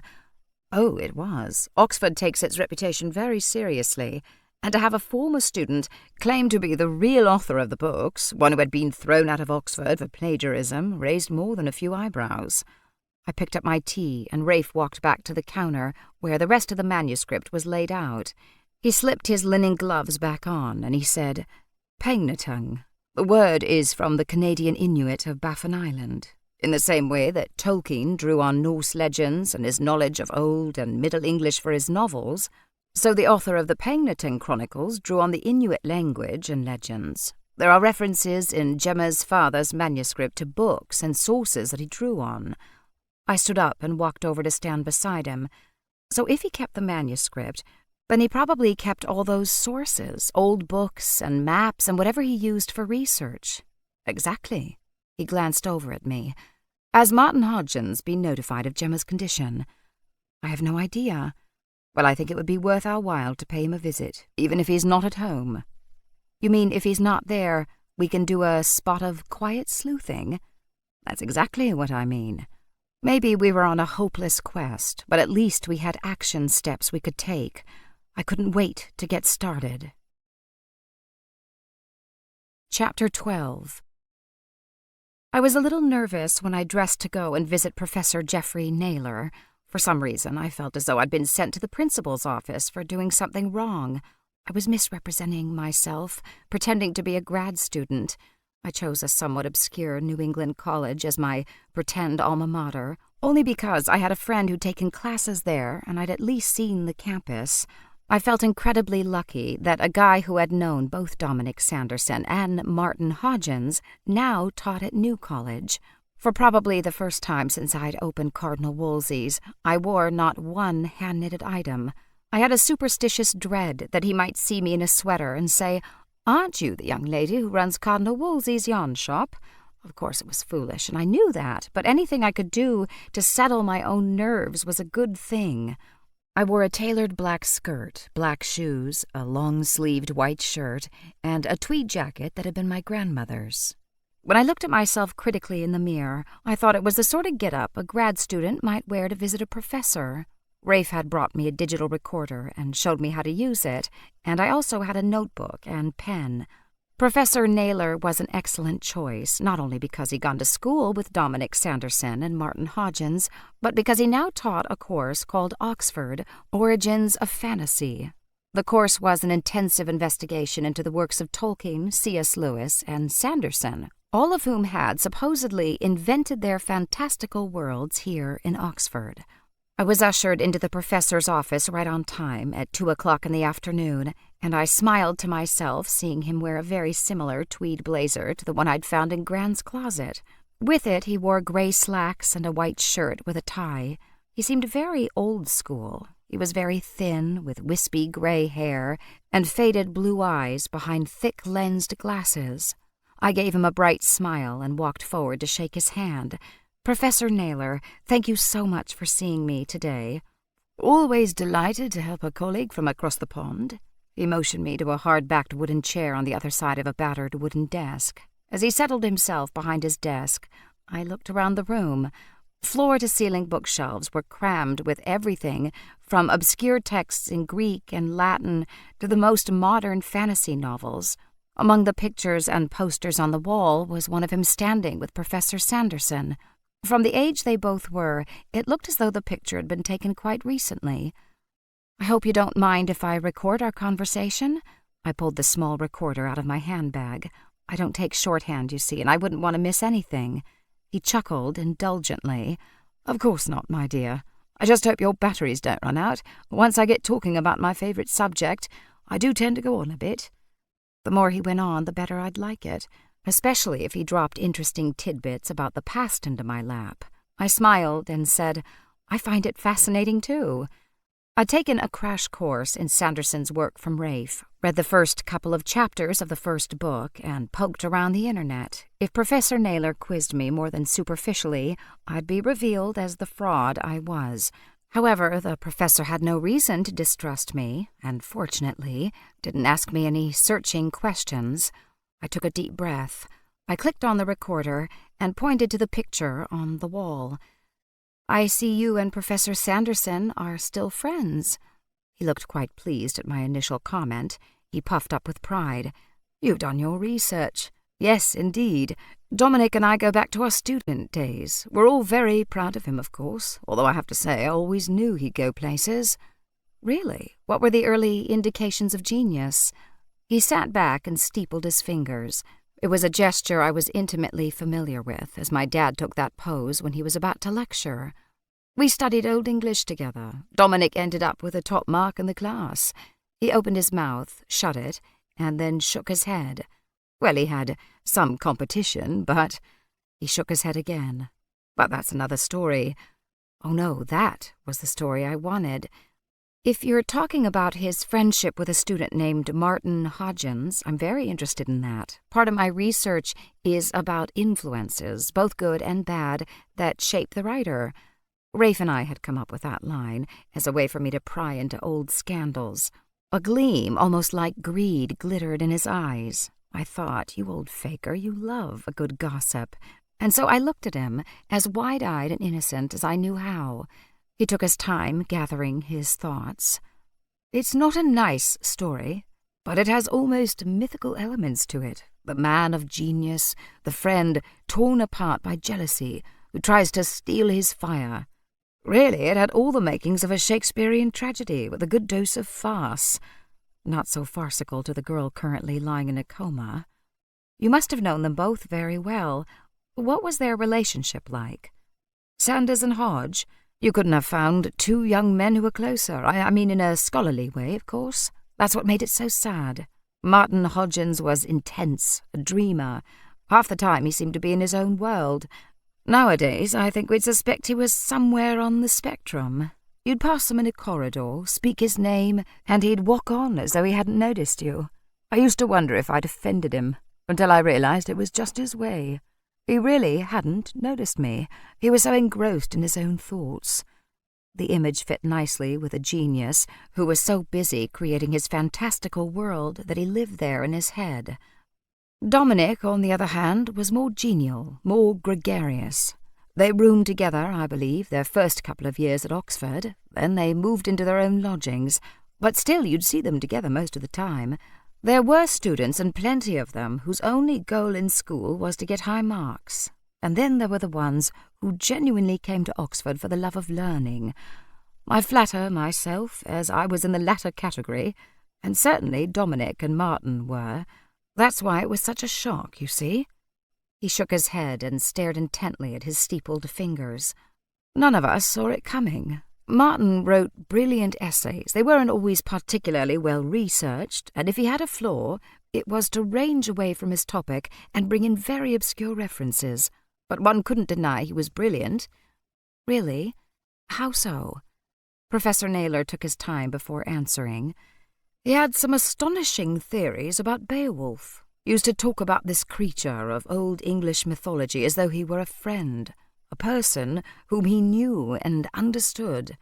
As I said, he was always slightly odd. Anyway, the end of term came, and we handed in our essays. We went out for a drink, and I could see he was troubled about something. He seemed even more withdrawn than usual, and muttered into his beer. It was never the life of the party, but on that occasion he was an absolute trip. Do you have any idea what was troubling him? I was getting a picture of an intense young man who was more interested in mythological creatures than living, breathing humans. He shook his head. At the time, of course, I put it down to bad temper or lack of sleep. I'd have said girl trouble, but I don't think he ever had any girls. Now, of course, in retrospect, I can see that he was troubled by his actions. And by that you mean... Well, by the time we came back from the term break, it was over. Hodge's essay was clearly plagiarized. The rumour was that it was actually quite brilliant, and he hadn't even needed the extra research that he'd lifted verbatim. It was a sad affair. I felt anger burn in my belly. I didn't even know this man, but I was increasingly convinced that justice had not been done. Did he try to defend himself at all? He looked at me, and through the thick lenses of his glasses, his eyes were magnified almost like insects. Oh, yes. He claimed he hadn't done it. He claimed his essay had been tampered with. But of course there was no proof. He had no idea who would have done it. His defense didn't make any sense, and so he was sent down. As far as I know, he never did finish his degree. That's awful, I said. Sadly, it was just the beginning. The following autumn, Dominic Sanderson sold his trilogy. Well, rather, he acquired an agent who sold the novels to a very good publisher. He chose well. His agent was also young and beginning his career. They've made each other in some ways. I remembered the man who'd set rules for Sanderson's book signing. So he still has the same agent? Oh, yes. He chuckled. You don't fire the man who's brought you lucrative film deals and merchandising and I know not what. He definitely still has the same agent. I thought to myself that poor agent also had some bumpy seas ahead.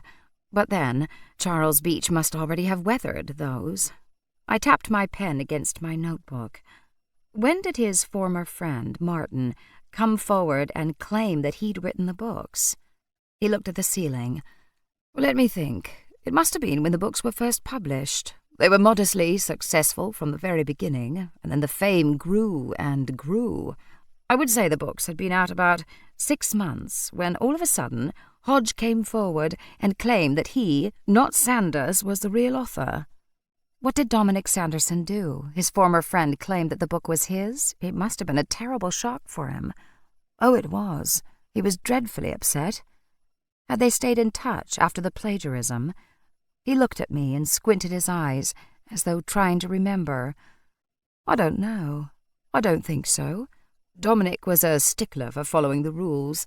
I believe he dropped Martin after he plagiarized that paper. Had you known, I asked, when you were all studying Old English together, had you known at that time that Dominic Sanderson was writing novels? Oh, goodness, no. He kept it very quiet. I suspect Martin probably knew, because, of course, they spent so much time together.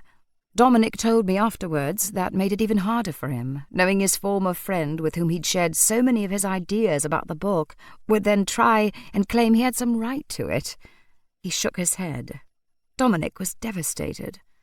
I'll bet he was. Was there any kind of investigation when Martin Hodgins came forward and claimed the books as his own? To be honest with you, I think he'd already begun to drink. Simply because of the success of the novels, Hodge got some airtime. I saw him interviewed on television and heard him on the radio, but truly I was humiliated on his behalf. He rambled, kept quoting Beowulf for some odd reason. I'm afraid the media made rather a mockery of him. Naturally, Dominic Sanderson denied the claims. He said he had talked over some of his ideas while he was writing the books, as one does with a friend. His agent made the very first draft available to any journalist who cared to examine it. What about Martin Hodgins? Did he have any evidence for his claim? He kept saying he did, but that he never brought it forward. It was as though he simply couldn't find his supposed manuscript. Of course, the damn thing never existed. I suspect he was eaten up with jealousy and very likely psychologically troubled.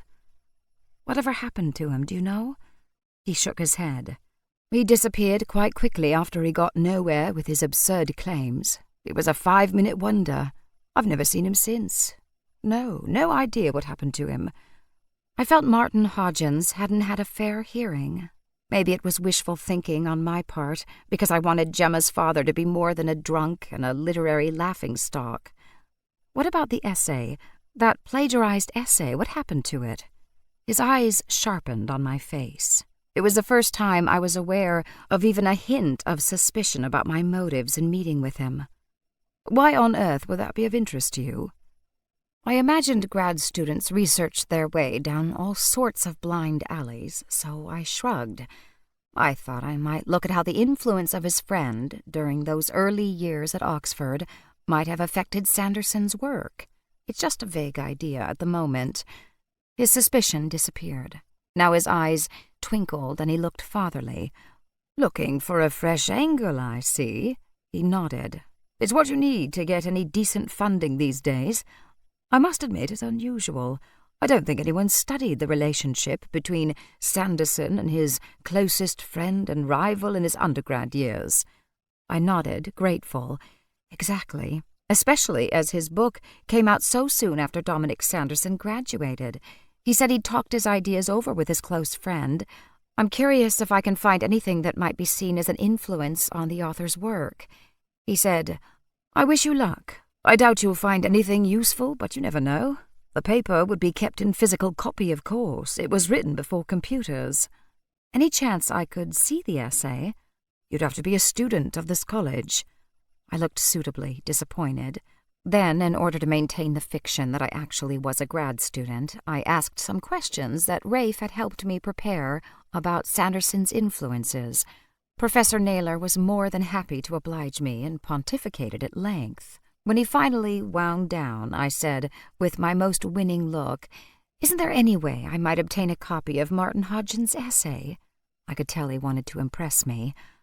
"I'll see what I can do. Give me a call tomorrow. It won't be the original, of course, but I might be able to obtain a copy." I rose. "That would be amazing. I can't thank you enough for your time today." I held out my hand, and he stood up and shook it.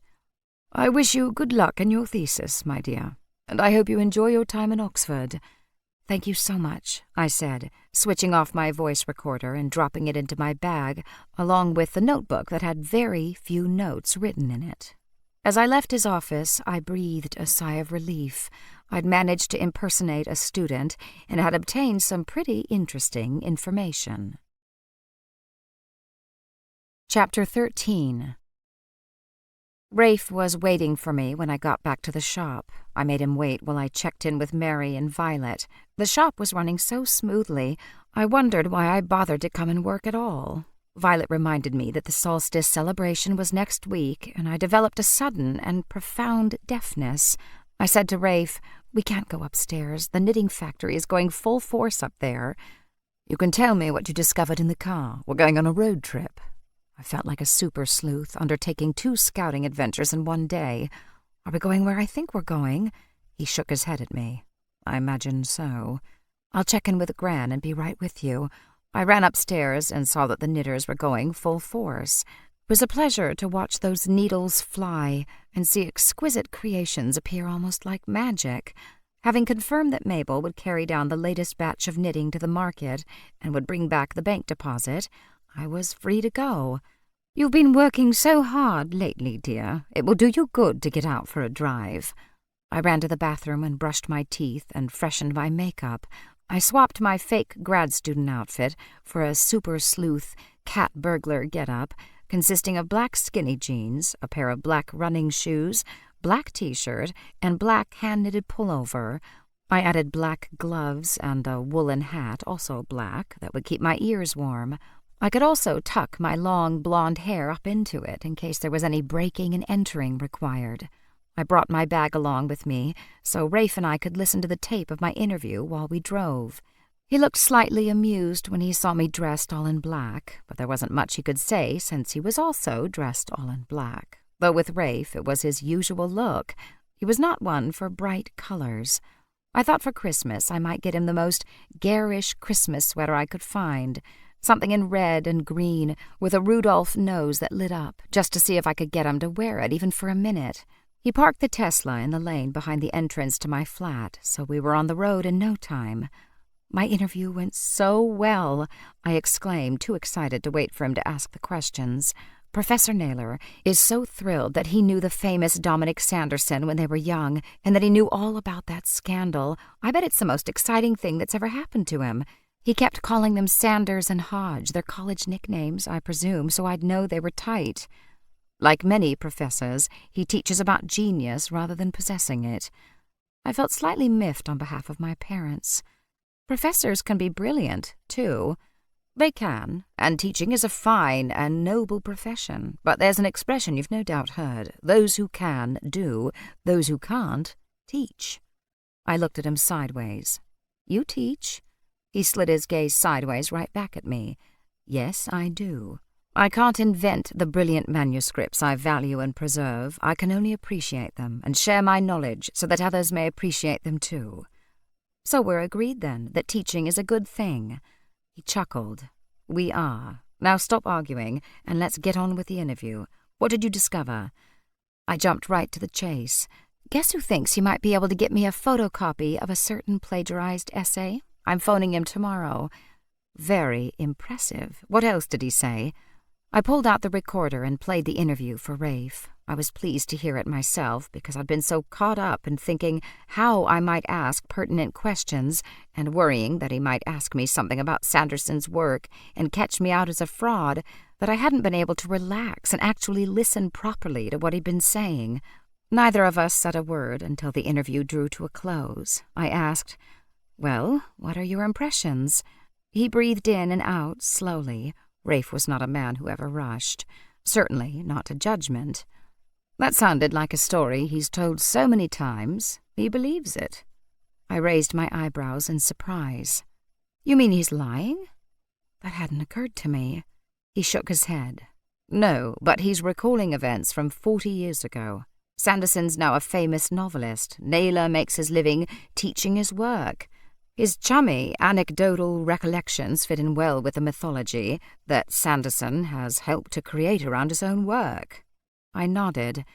You're right, even to the point that he suggested that Martin Hodgins might have been mentally ill. Hodgins didn't do himself any favors when he first brought the claim.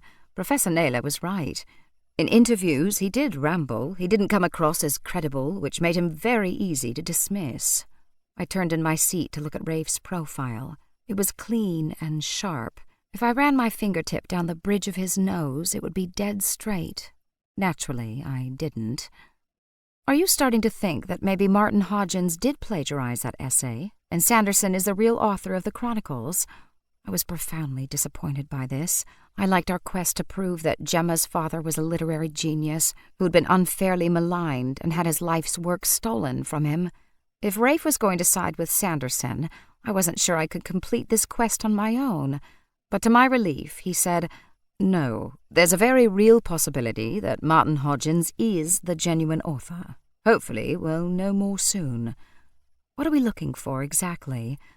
These manuscript pages that Gemma had, they came from somewhere. I'm keen to find the rest of the manuscript. I'm also hoping that Martin Hodgins still has the source materials that he referenced.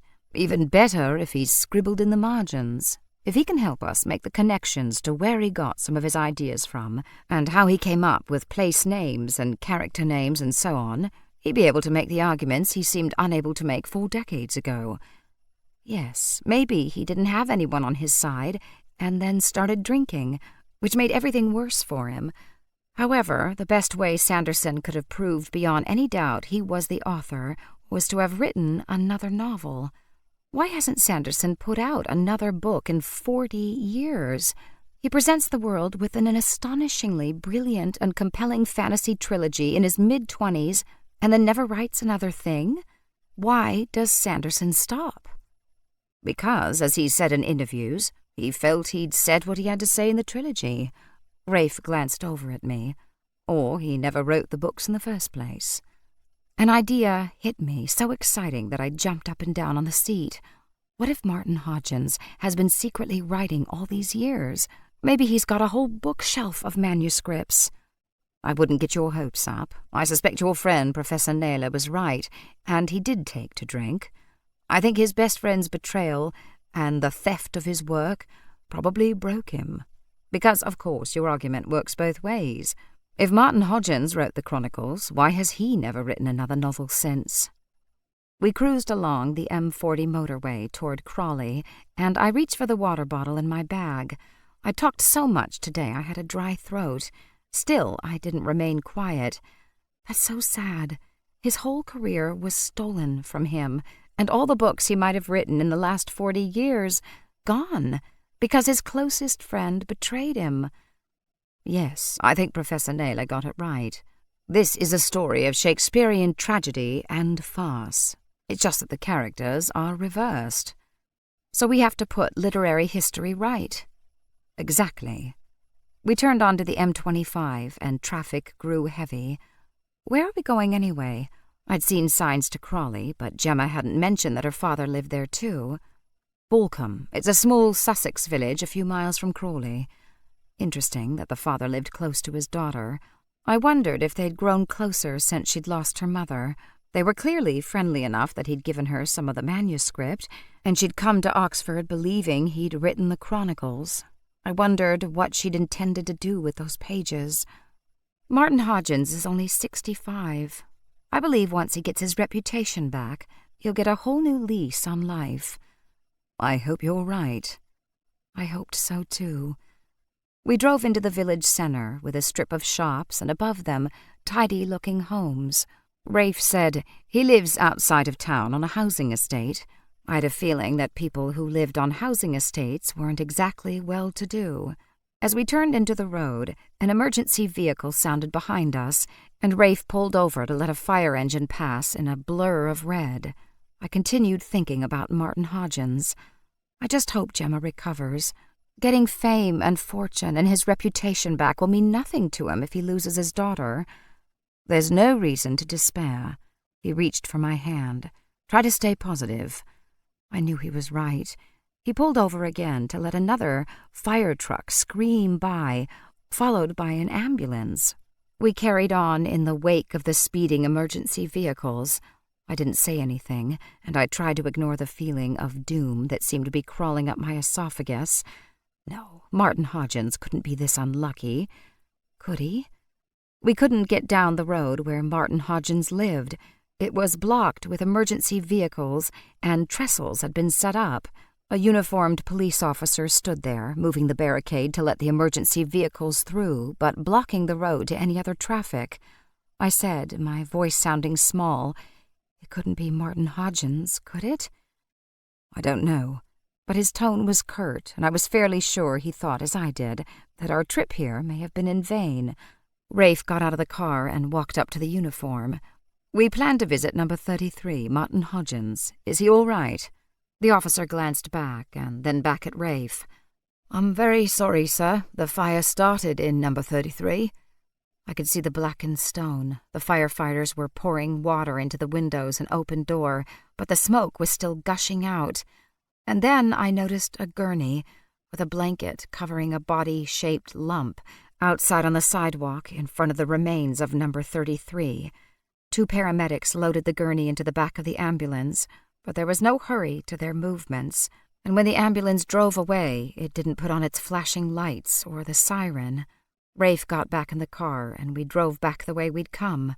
I turned to look over my shoulder out the rearview window and watched as the same police officer Rafe had been speaking to moved the barricade out of the way so that the ambulance could make its somber journey.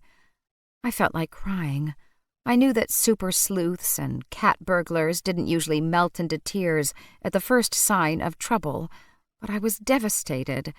Gemma was in a coma, her father was dead, his home burned to the ground, and his life's work stolen from him.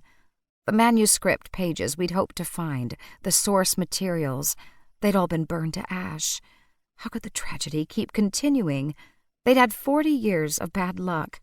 I'd hoped for a Christmas miracle, and instead, when Gemma woke up, it would be to more heartbreak. I glanced over at Rafe, and his jaw was set in a hard line. My initial shock was punctuated by questions. What had happened? That was my first question. Had the fire been an accident? How could one man be so unlucky in a single lifetime? But if it wasn't an accident, then the fire was deliberately set. And who would want to go after a broken man whose life had been stolen from him? The image of Darren rose up before me. Could he have come to see Gemma's father? Had he had violence on his mind? Rafe asked if I wanted to stop and get coffee or a meal or something, but I didn't. I wanted to get back home. I felt a strange sense of urgency, that I should go back to Oxford and protect Gemma. That feeling was so strong in me, I willed the car to go faster, even though I kept my mouth shut. Rafe was an excellent driver, but I think some of my anxiety communicated itself to him. He glanced over at me. The police have her under surveillance, you know. There are always doctors and nurses surrounding her, and some of the vampires are keeping an eye on her too. Gemma is as safe as she can possibly be. I nodded, but still my hands gripped and twined around each other in my lap.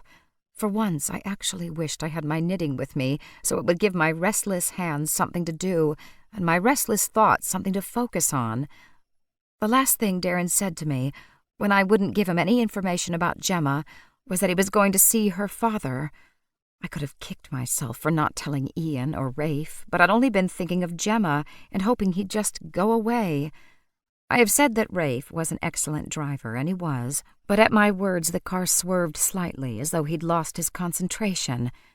You saw Darren, the man who's been harassing and stalking Gemma, the most likely suspect in her attempted murder?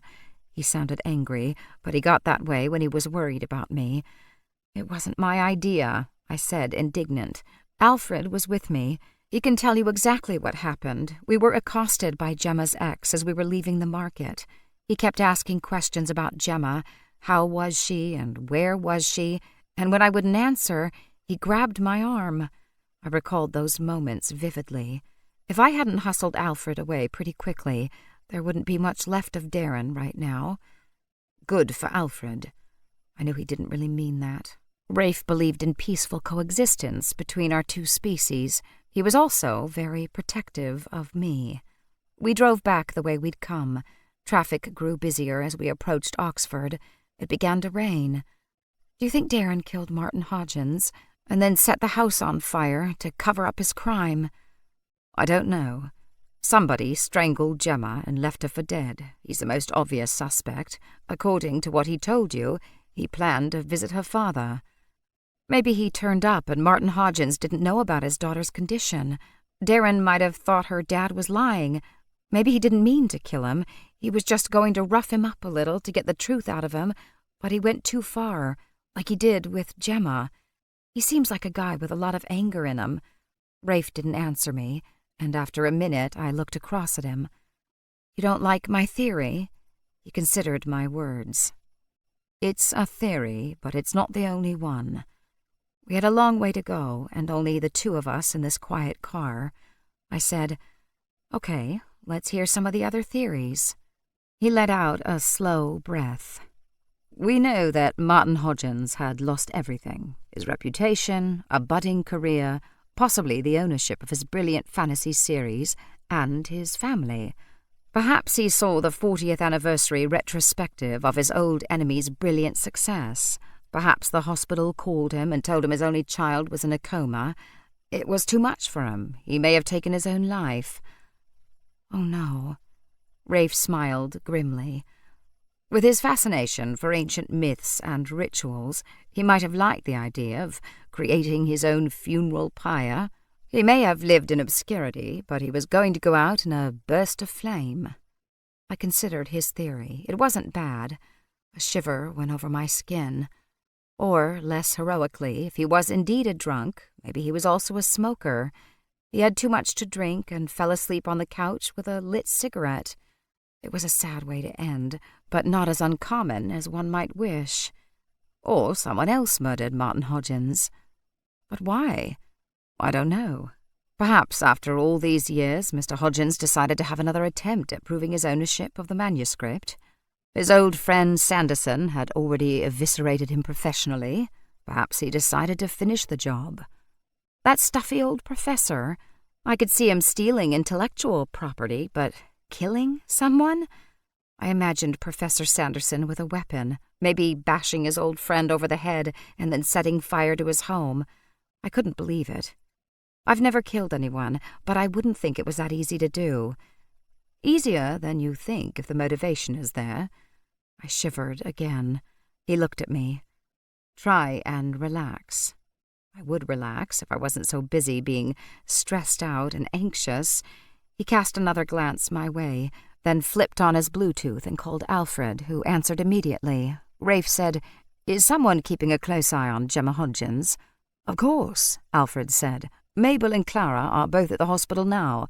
Mabel's posing as Gemma's grandmother, and Clara as her aunt." He was on speakerphone, so I heard every word. I asked, "But how did they get in? Visiting was supposed to be limited to close relatives and friends only." "I believe your cousin Violet helped get the documentation." "Nice work, Vi." Rafe said, "Get a message to them. They are not to leave her side for a second." "What happened? Has there been another attempt?" "No, but her father just died under suspicious circumstances."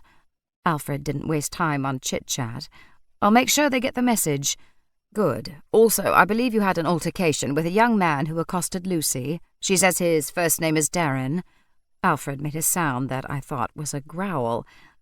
"Yeah, I remember him. Nasty little O-neg.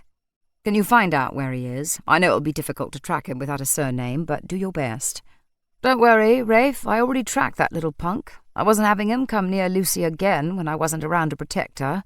No man should ever treat a delicately nurtured female that way." I reminded myself that these vampires were hundreds of years old, so their sexism came naturally. Besides, I wasn't averse to a little protection, whatever the motivation behind it. "Where is Darren now?" Rafe asked. "He left Oxford, that's all I know. On a motorbike. Nasty noisy thing. He took the M40, headed toward London." Rafe and I shared a glance. It was the same road we'd taken. It might lead to London, but it was also the road one took to get to Balcombe. "When did he leave?" Rafe asked. "Last night, late-ish." "Excellent work, Alfred, thank you." And then he rang off. Rafe looked over at me. "So, Darren took the same road we did when we went to visit Gemma's father." I didn't want to jump to conclusions, even if they were obvious. Yes, but that road goes to a lot of other places. Still, it's interesting, don't you think? It also means that Darren isn't around Oxford to harass you or Gemma. Feel better now? I'd feel better when I saw Gemma myself. I'd feel even better when she opened her eyes and proved to all of us that she wasn't brain damaged. But for now, knowing she was being safely watched definitely helped. There was a certain irony in placing two vampires at the bedside of a beautiful young woman who might be dying anyway, but I had grown to trust my vampire knitting club, and I knew that Mabel and Clara would protect her with everything they had, so I nodded. "I feel better." Rafe said, "Professor Sanderson is giving a lecture tomorrow night. I think we should go. After the lecture, we'll have a little chat with the professor." He was obviously out of touch with Oxford events. I passed the Weston often, and I'd seen the poster advertising the lecture countless times. "That lecture has been sold out for months." He looked at me as though I was being incredibly naive. "I have a certain amount of influence at the Bodleian. I don't think it will be difficult to acquire 2 tickets." I may have bobbed my head and mimicked him in a rude voice reminiscent of Hester, the eternal whiny teenager, but inside I was pretty pleased with him.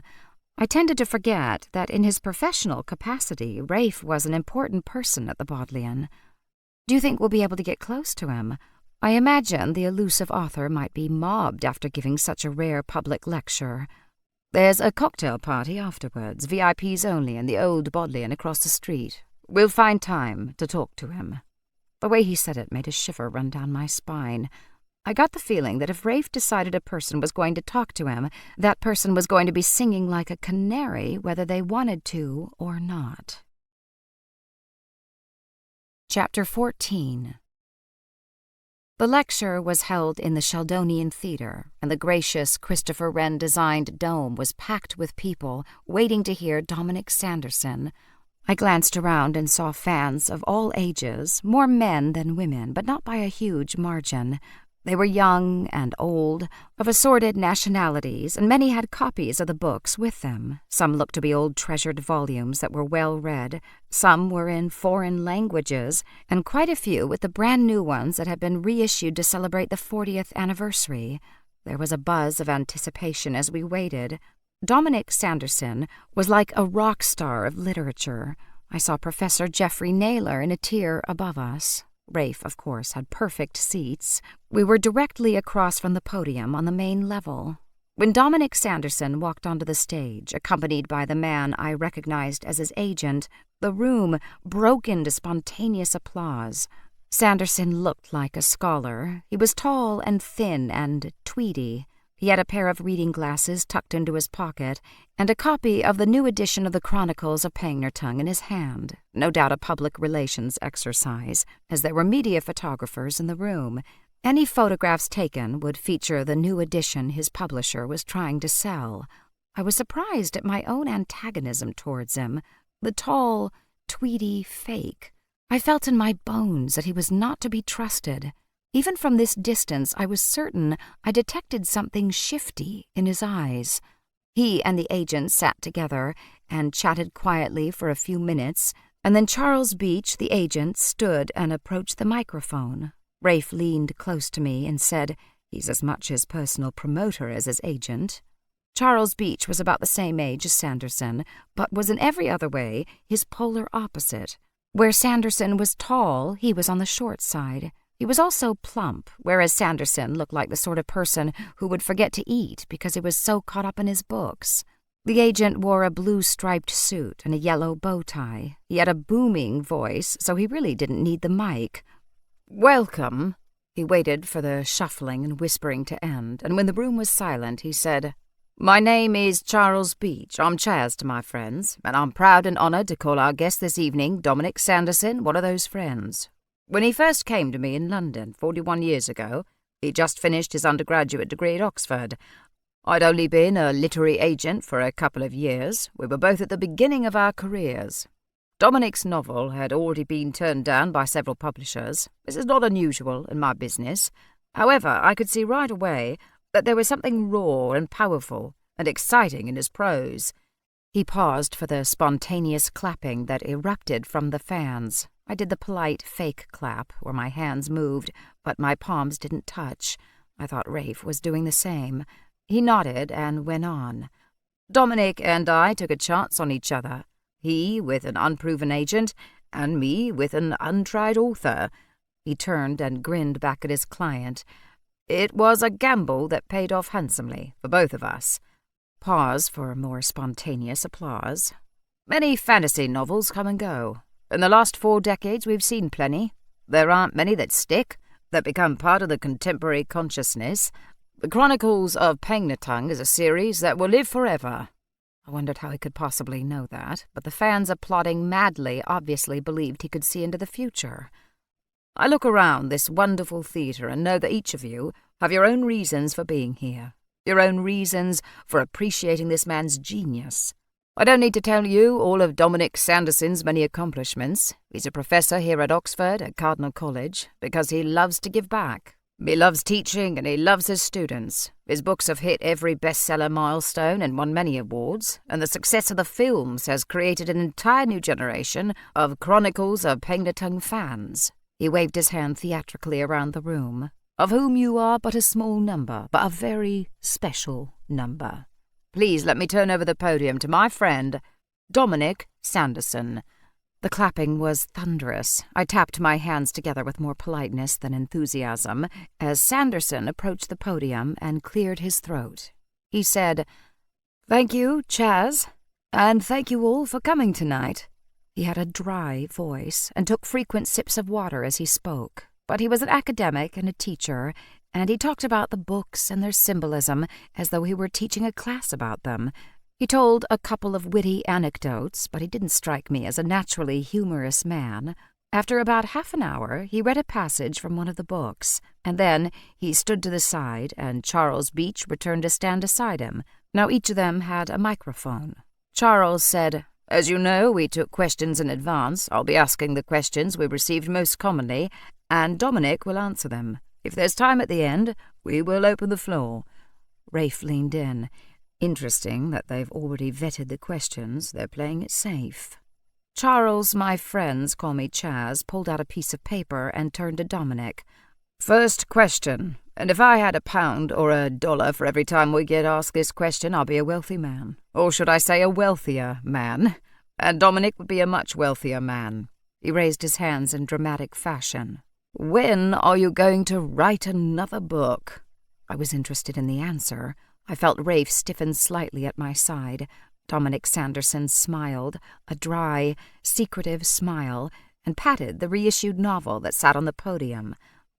"The Chronicles of Pengnatang were a work of passion, the young man's books. I can't say I'll never write another one, because perhaps one day I shall. However, there's a symmetry to these 3 books, a completeness to the Chronicles. I do not want to be a writer who turns out endless volumes for the sake of making money." Chaz threw up his hands again. They were like a comedy duo, the clown and the straight man. "I'm all about making money, but I have to respect my friend Dominic here. He's a genuine artist." He moved on to the next question. "Who is your favorite author?" And so it went on. After about 10 minutes of this back and forth, there was no remaining time for any questions from the floor, which I suspected had been deliberately organized so that Dominic would not be blindsided by anything embarrassing. Then it was over. If I'd hoped to grab a moment with the author, I'd have been sorely disappointed, as many people in attendance were, who'd rushed forward to have their precious books signed only to find Sanderson was gone. Sanderson and his agent disappeared back through the door they had come in from. There was no mingling, no book signing. Only the lucky ones who had tickets to the VIP reception would be rubbing shoulders with a famous author. I'd never been so grateful to have Rafe in my life. It was a short walk across the street to the Bodleian. The cocktail party was held in the cavernous entrance hall, a massive space with high stone ceilings. Those who'd managed to get tickets for this event clustered in corners, talking amongst themselves, but it was pretty obvious all eyes were on the door, waiting for the guest of honor to arrive. Rafe collected 2 glasses of red wine for us from a long table where Bodleian staff members were serving. There were also appetizers going around on trays. I shook my head as one went by. I was too nervous to eat. I said to Rafe in a low voice, "What's our plan? What do we do when we finally get Dominic Sanderson to ourselves?" "I wonder if you should stick to the story you made up for Geoffrey Naylor yesterday. You're an American grad student, and you're interested in his background and influences." I felt panicked at the very idea. What if he asks me what my favorite scene is, or tests me in some way? He'll know right away I'm lying. He looked at me and shook his head. "You really never read the Chronicles?" "No, I really never have. I read Jane Austen and novels about female empowerment." "Perhaps you should talk to the agent, then. He'll be easier to get to anyway. Everyone here wants a few words with Dominic Sanderson, but few will be interested in the agent." I liked that plan much better. Charles Beach looked exactly like the sort of man who was more interested in hearing his own voice than in listening. Exactly the kind I wanted. But what do I ask him? Stick to the same story. You're looking for influences. Ask him about that first meeting and casually bring up the scandal. You could pretend you've only just discovered it as part of your research and you want his take on it. You'd better be ready to rescue me if I flounder. Buck up, you won't flounder. And then he raised a hand in greeting, and a well-dressed older couple came over and greeted him by name. Rafe said, "Lord and Lady Mead, may I present Lucy Swift? I did some work for them last year." They both shook my hand. Lady Mead smiled at me.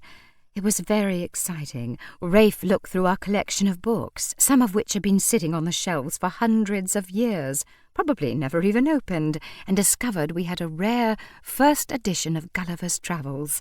Imagine! Rafe said, "It was an exciting day for me, too. There aren't many of those left in the world. It's always gratifying to discover a treasure." A sudden buzz of excitement went around the room, and I knew that Dominic Sanderson must have arrived. Sure enough, we all turned, and there he was, walking in with his agent. Lord Mead said, "Of course, we've got first editions of the Chronicles, too. I read all the books when they first came out. Astonishing. I just purchased the new set for my grandson. He's only 10. but I was able to get Professor Sanderson to sign them. It's going to be his Christmas gift." His wife looked at him fondly. "My husband is more excited, I'm sure, than our grandson will be." "You don't know that. He's a very bright young man." They excused themselves to try and get a few words with Dominic Sanderson. Rafe and I watched as a crowd formed around the author, but luck was with us when the agent headed towards the drinks table. I took a quick breath and said, "Wish me luck." I grabbed Rafe's glass and poured the rest of my red wine into it, and then carried my empty glass over toward the table, where wine and water were being served. I managed to arrive exactly when the agent did. He helped himself to a glass of red, and I did the same. I said, "I enjoyed that talk so much." He gave me the professionally pleasant look that speakers give to strangers. "Glad you enjoyed it." Before he could move away, I said, "I'm so pleased to have a chance to speak with you. My name is Lucy Swift. I'm a grad student from Boston. I'm here doing my thesis on Dr. Sanderson's novels." His smile deepened, but only slightly. "Excellent timing with the 40th anniversary celebrations." "Exactly," I said, looking enthusiastic. "I'm most interested in the very beginning of Dominic Sanderson's career. Tell me what it was like for you when he walked into your office, when you first read his work." He glanced over to make sure Dominic Sanderson was well entertained, which he was. "It was electrifying. As you know, when you first dive into those novels, they take you into a completely different world. So much fantasy, I'm sorry to say, is derivative. But this was so fresh and bold. I suppose because I was just starting out, I could give the manuscript all of my attention and all of my energy." He smirked a little here. "And I had a lot more energy 40 years ago." He shrugged. "Also, I was hungrier. I was willing to work as hard as Sanderson was to make those books succeed." I'm studying his early influences, particularly his friendship with another student, one that went badly wrong. The expression of patronizing bonhomie disappeared, and suddenly Charles Beech's eyes went hard. That was devastating for Dominic, absolutely devastating. His old friend stealing his ideas and laying claim to his work like that. I wouldn't be a bit surprised if that's why he was never able to write another book. It broke his heart. But as his agent, weren't you even a little bit worried that the story might be true? I imagine it would have damaged your career as much as it would have Dominic Sanderson's if the books had turned out to be written by someone else. He looked a much less pleasant man now. He said, "The man was a drunk and raving mad." He shook his head. "He caused Dominic anguish just when he should have been enjoying his success." He glanced back at Sanderson, still surrounded by a small crowd. "I promised I'd get Dominic a drink. He'll be so mobbed all evening, he'll never get a chance to get his own." I smiled. "Of course. I'm so glad I got a chance to speak with you." He grabbed a second glass of wine and said, "Don't waste your time on that filthy old scandal. If you really want to delve into Dominic Sanderson's early influences, call my office. We'll set up an appointment. I may even be able to get you a few minutes with the man himself. But run your questions by me first." "Of course." He handed me a business card, and I took it eagerly. "I can't tell you how grateful I am." I gushed, but inside my stomach was churning. Martin Hodgins was on a slab in a morgue right now, while Sanderson sipped wine and accepted accolades for work that wasn't his. Somehow I was going to see that justice was done, for his reputation and for Gemma. Charles Beech turned, with the 2 glasses of wine in his hands. "Dominic wouldn't be here without his fans, and he always tries to give back." I was hoping he'd have a chance to really give back. He could give the stolen manuscript back to its rightful owner, who I supposed was now Gemma. Rafe was chatting to an intense young woman who listened to him so eagerly she was practically licking up his words. I was surprised at the shaft of discomfort I felt. If he were a different kind of man, I'd have thought it was jealousy. But there were things about Rafe that made him a very unsuitable partner, like the whole undead thing. Still, he was an extremely attractive man, and she clearly thought so. I left him to it and wandered around the room, reviewing my brief conversation with Charles Beech. I wondered if I would take him up on his offer. I could get Rafe to help me come up with some innocuous-sounding questions, and then, when I actually had a one-on-one interview with Dominic Sanderson, I could ask the questions I really wanted answered. "Well, hello. Fancy seeing you here." I glanced up to see Ian Chisholm walking up to me with a smile on his face. I returned it. "You got a night off. Congratulations." I was determined to come. Bought the ticket months ago. What are you doing here? Haven't suddenly turned into a Sanderson fan, have you? No, Rafe Crozier had 2 tickets. He invited me. But I was just thinking I should read the Chronicles. I've never been a fantasy reader, but they do sound fascinating. They are. I think you'll enjoy them. Did you get a chance to chat to Dominic Sanderson? I asked him. He gazed across the room. Not a hope. I hovered at the edge of the crowd around him for a couple of minutes, but he's got a soft voice. I couldn't really hear what he was saying. I gave up in the end. Maybe I'll get a moment later to tell him how much the book's meant to me. Still, at least I got him to sign the new edition. That was something. I glanced around, and when I was certain there was no one close enough to hear us, I asked, "Were you able to reach Gemma's father?" He scratched his head, and I thought he looked disappointed to be talking about police business when he was actually enjoying a social night out. The father seems to be a bit of a recluse. He has no phone, no email. Local police paid him a visit yesterday morning, I believe, and told him about his daughter. He looked as though he might say more and then stopped himself. I suspected he'd already heard about the fire. Did you hear the news? Maybe he was going to tell me about the fire, except that he sounded as though he had good news. I shook my head. He said, "Gemma squeezed her grandmother's hand." I knew very well that the hand she squeezed wasn't her grandmother's, but still it seemed a very exciting development. I felt a smile bloom. When did it happen? That's good news, right? What did the doctor say? He held up a hand and laughed. Whoa! It happened earlier this evening. I checked messages between the lecture and coming over here. That's when I heard. The doctors definitely think it's a good sign. They won't commit themselves further than that. I decided that it was an excellent sign.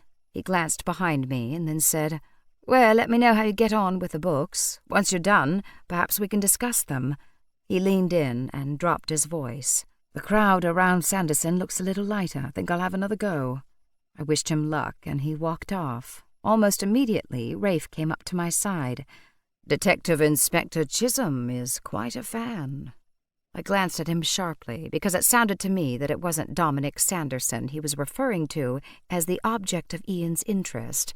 He was one to talk, with that intense young woman who'd practically been drooling on him. "How was your conversation with the agent?" "Very interesting." I showed him the business card, and then related the conversation as well as I could remember it. Rafe rolled his eyes.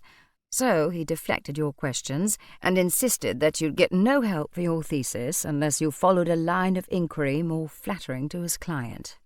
"Exactly. But here's the interesting thing. He had instant recall of the name when the scandal was 40 years ago. The name's fresh in his mind. Dominic Sanderson's got a lot more money and clout now than when he was in his 20s. I gazed across at the author, still surrounded by eagerly chatting fans. Maybe Martin Hodgins didn't just send a piece of that manuscript to his daughter. Maybe he also sent a section to Dominic Sanderson. And Sanderson decided to get rid of his old friend permanently. I could picture the whole scene. It would be so easy.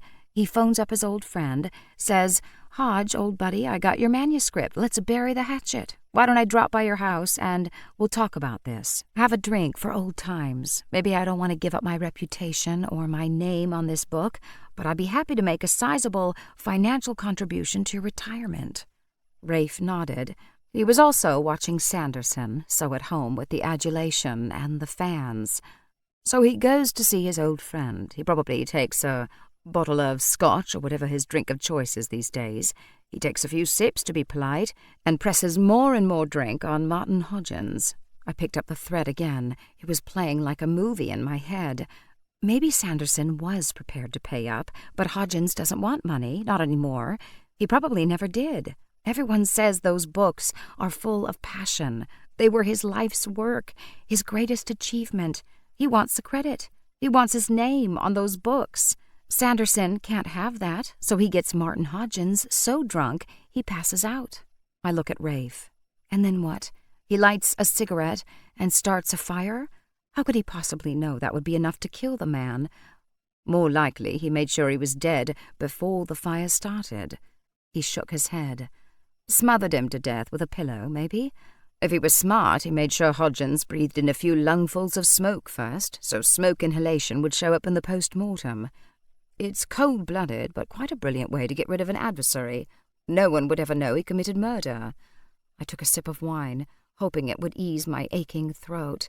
Just thinking about smoke inhalation and suffocation made my throat hurt. Imagine having to live with that all your life. First, knowing that everything you were famous for was a lie, and then taking a former friend's life in order to perpetuate that lie. I shook my head. How does a man like that live with himself? Rafe and I were still watching the author, glad-handing and chuckling, signing books that were shoved under his nose. Rafe said, "He doesn't look like he's having much trouble living with himself. He's probably created his own fiction around the success, talked himself into believing that those novels were half his anyway, because he'd talked them over so often with Martin Hodgins, and if Martin had been reasonable, they could have made an arrangement. In his mind, Martin probably caused his own death by being obstinate." I couldn't even look at the author anymore. "I guess you've had more experience of evil people than I have." He nodded grimly. "In 6 centuries of dealing with humanity, that is undoubtedly true." I put down my glass. Well, even free wine and hanging out with lords and ladies isn't enough to keep me here another minute. We walked out into the cold night air. Rafe turned to me. "Well, can I buy you a glass of wine that I can assure you will be of a higher quality?" I had to laugh. "Have you always been this much of a snob?" "I'd say that life is too short to drink bad wine, but in my case, that's clearly not true." I was shocked. "Rafe Crozier, did you just make a joke?" He looked down his snooty nose at me. "I'm not devoid of humor." I let that go. What I really want to do is go back to my place and see how Clara and Mabel made out with Gemma today. Ian told me that Gemma squeezed the hand of whichever one is pretending to be her grandmother. I looked at him uncertainly. "That's good news, right?" "I'm no doctor, but I should think so." Chapter 15. We got back to my flat and found the knitting club was working at its usual ferocious pace. I noticed that every time Christopher Weaver showed up, he set the bar a little higher. He had now begun to inset pieces of embroidery into his stockings. They were exquisite scenes that were works of art on their own. Naturally, the vampires were now embroidering, as well as knitting equally quickly. Nix had discovered the Christmas stockings were just the right size for her. She had somehow crawled into one of them and was peacefully asleep, her black head and one paw emerging from the top of one of the stockings laying on top of the table, looking like the most adorable Christmas gift ever. After I'd gushed over everyone's work, which was easy to do as all of their work was amazing, I asked Clara, who was present, about the news from hospital. Her sweet face was suffused with smiles. "She squeezed my hand." She glanced around the group. "It's true, I didn't want to say anything until Lucy got here, but dear sweet Gemma squeezed my hand today." "But you're not even her real grandmother." "And I don't pretend to be. We told a bit of a porky pie to the medical people in order to be able to help your friend, but I wouldn't demean myself to lie to a young woman in a coma. It wouldn't be right." "What do pork pies have to do with anything?" I asked, feeling extremely confused. Theodore chuckled. "Porky pie is Cockney rhyming slang for a lie." Sometimes I really understood how Mary felt, confused by the customs of a completely foreign society. Porky pies, honestly. "So how did she come to squeeze your hand?" "I talked a lot about you, Lucy, because you and she were friends. I was talking about your knitting and how you're getting better all the time." She patted my hand. "You are, you know. One day you will be as proficient with the needles as your grandmother." Unless I became undead and had hundreds of years to practice, I very much doubted that would happen.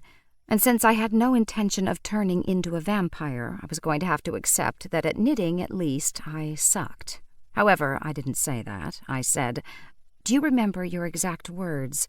She paused in her knitting and gazed up at the ceiling. "I think I said, 'Lucy is getting so much better at her knitting, and when she comes to see you next, I'll encourage her to bring hers along. It's very soothing to have your knitting by you when you're sitting in the hospital for long hours.'" She shook her head. "If Mabel were here, she could probably give it to you word for word, but that was the gist of it. I was just talking." Had Gemma just randomly chosen to squeeze Clara's hand, or even from that dark place where she currently was she trying to get a message across? Perhaps she was trying to warn me not to visit her, because she thought she was still in danger. And Mabel's there now. Oh, yes, we won't leave her. One of us is always there. She hesitated. Alfred told us about the fire. Poor Gemma. I almost dread her waking up, knowing she must find out she's lost her other parent. It reminds me of the Blitz, you know. In the war, everyone lost people they loved. Terrible it was. This wasn't war, though. It was murder. I wanted to rush to the hospital and sit beside Gemma all night, but I knew that was foolish. Mabel was accustomed to staying up all night. It was her natural waking time. I'd be no good to anyone if I deprived myself of sleep. I was tired as it was. I'll go and visit her tomorrow. You will be careful, won't you? Someone very dangerous is out there. Gemma didn't put herself in that coma. No, she hadn't. The question was, who had, and how are we going to catch them? I slept deeply and well. Somehow knowing there was an entire nest of vampires just downstairs made me feel safe. Rafe had settled down to join them, and it added to my sense of safety, knowing he'd be down there all night. Mary and I went down to the shop together in the morning. I needed to put in another huge wool order to keep up with the Christmas stocking factory. With only a week left of the holiday market, we were expecting even bigger crowds. There was also extra work in Cardinal Wolsey's. I was glad to have 2 assistants out front, as that gave me time to get to work packing shipments. I was working in the back, packing up the mail orders, some of which were Christmas gifts that I wanted to make sure arrived in plenty of time. It was peaceful work and allowed my mind free rein. Not that they were particularly happy thoughts galloping around in my head. I was thinking about Gemma and her poor father, and Dominic Sanderson, and Darren, the stalker. I hated that Gemma's attacker and presumably her father's murderer was out there. Gemma would never be safe until he was caught. But how were we to do that? Meanwhile, the cheerful bells kept announcing new customers in the shop. Mary and Violet between them seemed perfectly able to take care of the customers. It was nice working in the back, quietly by myself, hearing the cheerful chatter and the very satisfying sound of the cash register ringing up another purchase. I was no closer to an answer of how to trap Gemma's attacker when I heard a voice out front that I thought was Ian's. I paused in the middle of taping my latest package shut when I heard him say, "Is Lucy around?" I was mildly flattered. Violet said, in her clear voice, "Lucy, there's someone to see you." I called out, "You can come on back." Ian pulled the curtain back and stepped into my back room. Any idea I'd had that he was here on a social visit swiftly vanished when I saw the look on his face. Thunderous was the word that best described his expression. I raised my brows. "Ian, what brings you here?" "I don't know where to start." He paced rapidly back and forth. It wasn't a very big room, so it didn't take him long. Gemma Hodgson's hotel room was broken into. My eyes widened. "What?" He shook his finger at me. "Don't you play the innocent with me, Lucy Swift. We went over the CCTV footage. What were you doing there? And don't even pretend to tell me you were visiting Gemma, because at the time the footage was taken, she was already in hospital." His anger was firing mine. "Are you accusing me of breaking into her room?" I thought going on the attack was my best form of defense.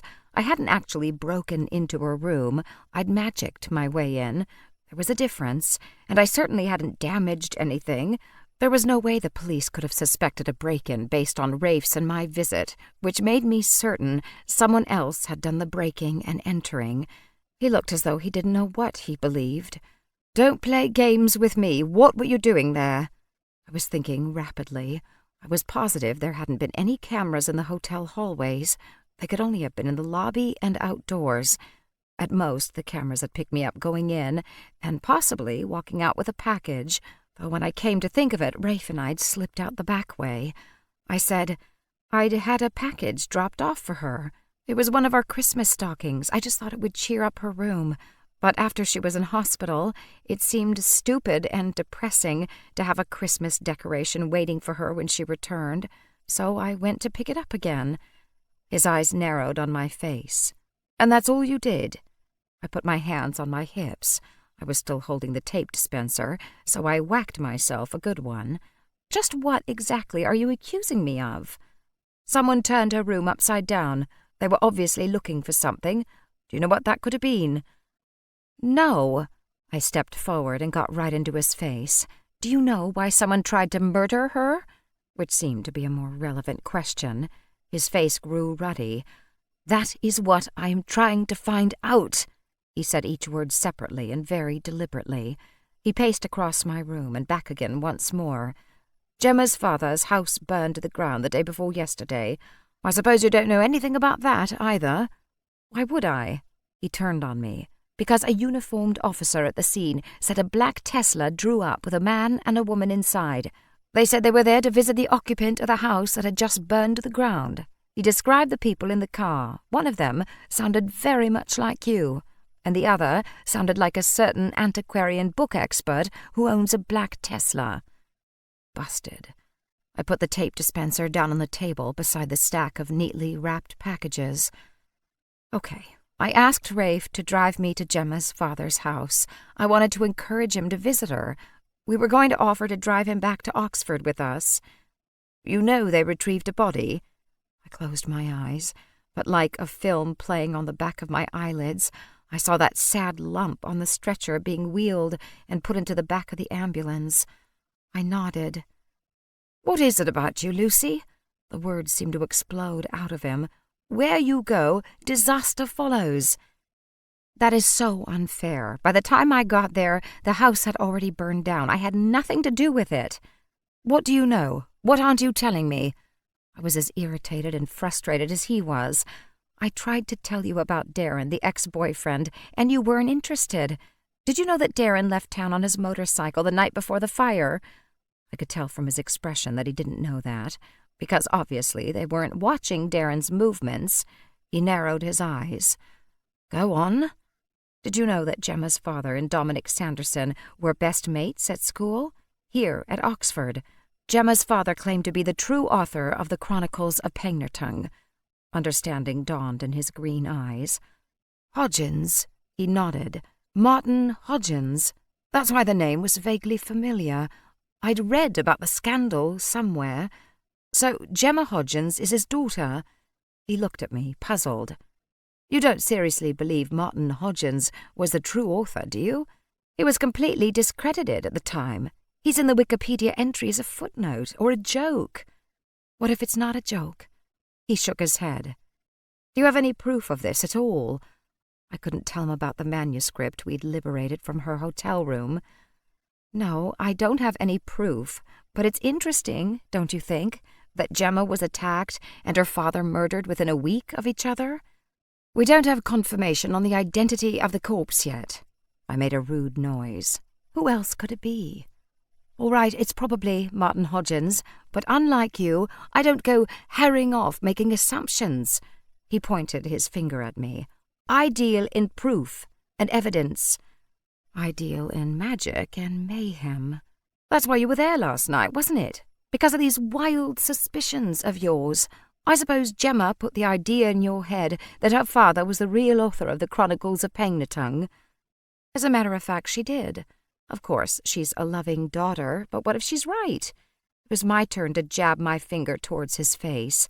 "I think a man who had as much at stake as Dominic Sanderson does might go to great lengths to keep his fame and riches and his reputation. What do you think?" "I think you should leave the policing to the professionals." He glanced at the packages I was wrapping. "And stick to your knitting." Before I could come up with a sufficiently annihilating response, he stomped out of my back room. A minute later I heard the bells chime as he went back out the front door. They no longer sounded like happy bells. Chapter 16. I was too annoyed to wrap any more packages. I decided to stretch my legs and walk the ones I'd done down to the post office. First I took a few minutes for myself, pacing back and forth until the tingly feeling in my fingertips had eased. The last thing I needed was to be walking down Harrington Street, or even worse, hectic Cornmarket Street, and have all the packages in my arms go up in flames by spontaneous combustion. By the time I was sufficiently in control of myself to go back out front, my arms full of packages, Mary and Violet both stared at me with wide eyes. Violet said, "I never knew you had such a temper." "Of course you did. I remember how mad I was at you when we first met." She tipped her head in acknowledgement. "All right. I didn't know you had such a temper where the dishy inspector was concerned." "Ha! If you think he's so dishy, why don't you take him off my hands?" She tossed her hair, and the pink stripe dyed down the front of her black hair shook like a birthday party ribbon. "I would, but he doesn't seem to have eyes for anyone but you." For some reason this irritated me even more. I grabbed the biggest carry bag I could find and shoved packages into it. "I'm going to the post office, and then I may go for a long walk. If anyone needs me, you can ring me on my mobile." A brisk walk to the post office helped clear my head and cool my irritation. I was given printed pages containing tracking numbers so I could make sure all the parcels got to where they were going. There was real satisfaction in mailing all of these packages to people around the world who relied on my knitting shop. I wasn't in a hurry to get back, and Violet and Mary were clearly well able to take care of the shop without me. I walked up to the university parks, which was a good place to think. Even in the cold weather, there were a surprising number of joggers, and people walking dogs and pushing strollers, students holding hands. I chewed over what Ian had said, that someone had broken into Gemma's hotel room. She'd had no valuables. I didn't believe for a moment that someone was so passionately interested in her soap and bath bombs they'd broken in to get them for free. The only thing worth stealing was that manuscript. But was I jumping to conclusions? Just because Rafe and I had found value in the manuscript didn't mean that whoever had broken in felt the same way. Could it have been Darren? In his rage, had he broken into Gemma's room? I wish now that instead of yelling back at Ian, I had probed a little more about exactly what had been done to her hotel room. The crazed ex would act differently than someone searching for hidden treasure, in this case a chunk of manuscript. So who'd been in her room, and why? As I walked past a young couple who were steaming up the cold day, getting very intimate on a park bench, I was determined to find out. I walked along the bank of the River Cherwell. It was too cold for the punters who plied the flat boats up and down in the warmer weather. It was almost too cold for the ducks and geese. They huddled together, looking as though they wished they'd flown south when they had the chance. I didn't blame them. At least I had somewhere warmer to go, and I decided to head back. A man jogged past me in tiny shorts and a singlet, his skinny white arms pumping back and forth. He streamed sweat, and I basked for a moment in the cloud of warmth as he sprinted past. I passed through the gate and pushed the button for the crosswalk light. Traffic was sparse, but with the left and right thing, I hesitated to jaywalk. I was waiting patiently, my thoughts far away, when the rumble of a motorcycle that I'd vaguely noted grew louder. I glanced to my left and, in horror, saw a bike bearing down on me. It was headed straight for me. I leapt back, and the wheels came up onto the indentation where the sidewalk ramps down level to the road. I screamed and threw myself backward, stumbling and falling hard on my butt. I scrambled back, and he missed my toes by an inch, and then the engine screamed as he roared off again, not racing away, but turning the bike to have another go at me. I was sprayed by bits of gravel and muddy water, and as the bike turned, I saw the green decal of a rocket ship. The words fuel rocket had been amended by a Sharpie pen, so they read Babe Magnet. I did not think many people vandalized their own stickers that way. It was Darren. I was frozen for a second, sitting on the cold ground, frantically trying to think of the right spell. Make me disappear, make him disappear. Protection spell, think. The bike turned and started toward me. The black helmet seemed particularly sinister with the visor pulled down. My words stumbled and started, and my voice shook, but words appeared in my head as though someone else had put them there. I swear I smelled tuna, which reminded me of Nick's and how I wished my familiar was here. The words didn't make much sense to me. I decided then and there that if I survived, I was going to learn Latin. I recognized the word vitreus, which I thought meant glass, and I thought protego must mean protect. For the rest, I just read them out loud without any idea of their meaning. I believed in magic, but I didn't always believe in my own talent with it. For all I knew, I just fixed somebody's window. I scrambled to my feet and started to run. I dropped my carry bag with the tracking numbers in it, but I couldn't worry about that. As I ran, I heard the engine roar, coming closer, and then the most satisfying sound, like a rock hitting a windshield. Bang! I turned my head over my shoulder and saw bike and man fall to the ground, but I wasn't stupid enough to go near that psychopath killer. I kept running. When I was certain he wasn't chasing me, I ducked behind the wall of a red brick apartment complex, pulled my mobile phone out with shaking hands, and hit Ian's number. "Detective Inspector Chisholm," he said, as though he didn't know perfectly well who was calling. "I want to report a hit-and-run." My voice came out high and far too hysterical for my liking. I swallowed. Get a grip. What?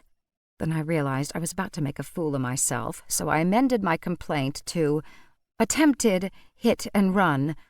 "Lucy, what happened?" I told him succinctly exactly what had happened. "Darren is a menace and a dangerous one. How much evidence do you need before you arrest him? Is he there now?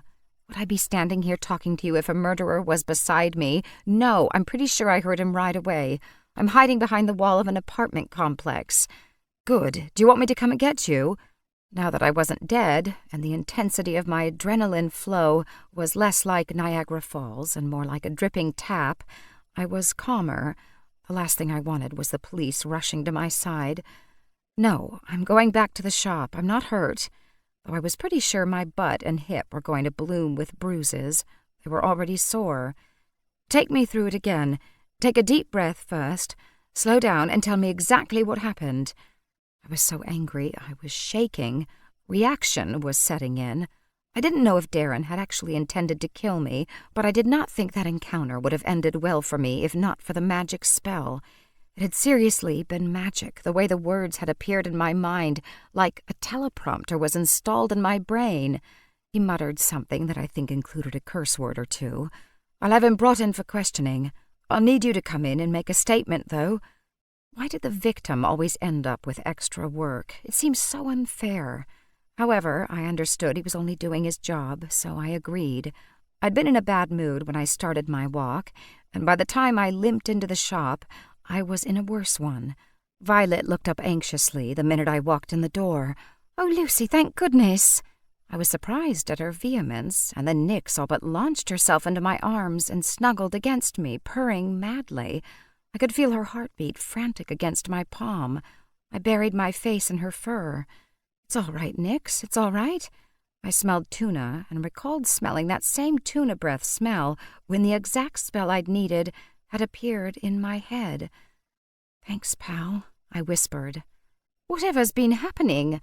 Violet raised her voice. "Nix was like a caged lion, and I mean exactly like a caged lion, walking back and forth, and meowing piteously in the front window.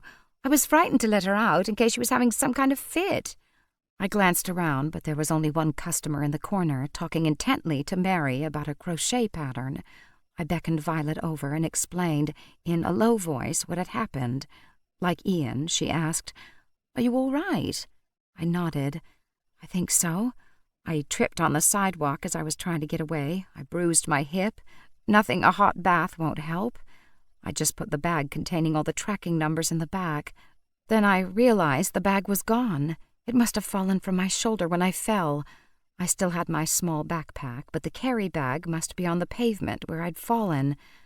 I told Violet, but she shook her head. "You're not going back there. I'll drive you later. Was there anything valuable in the bag?"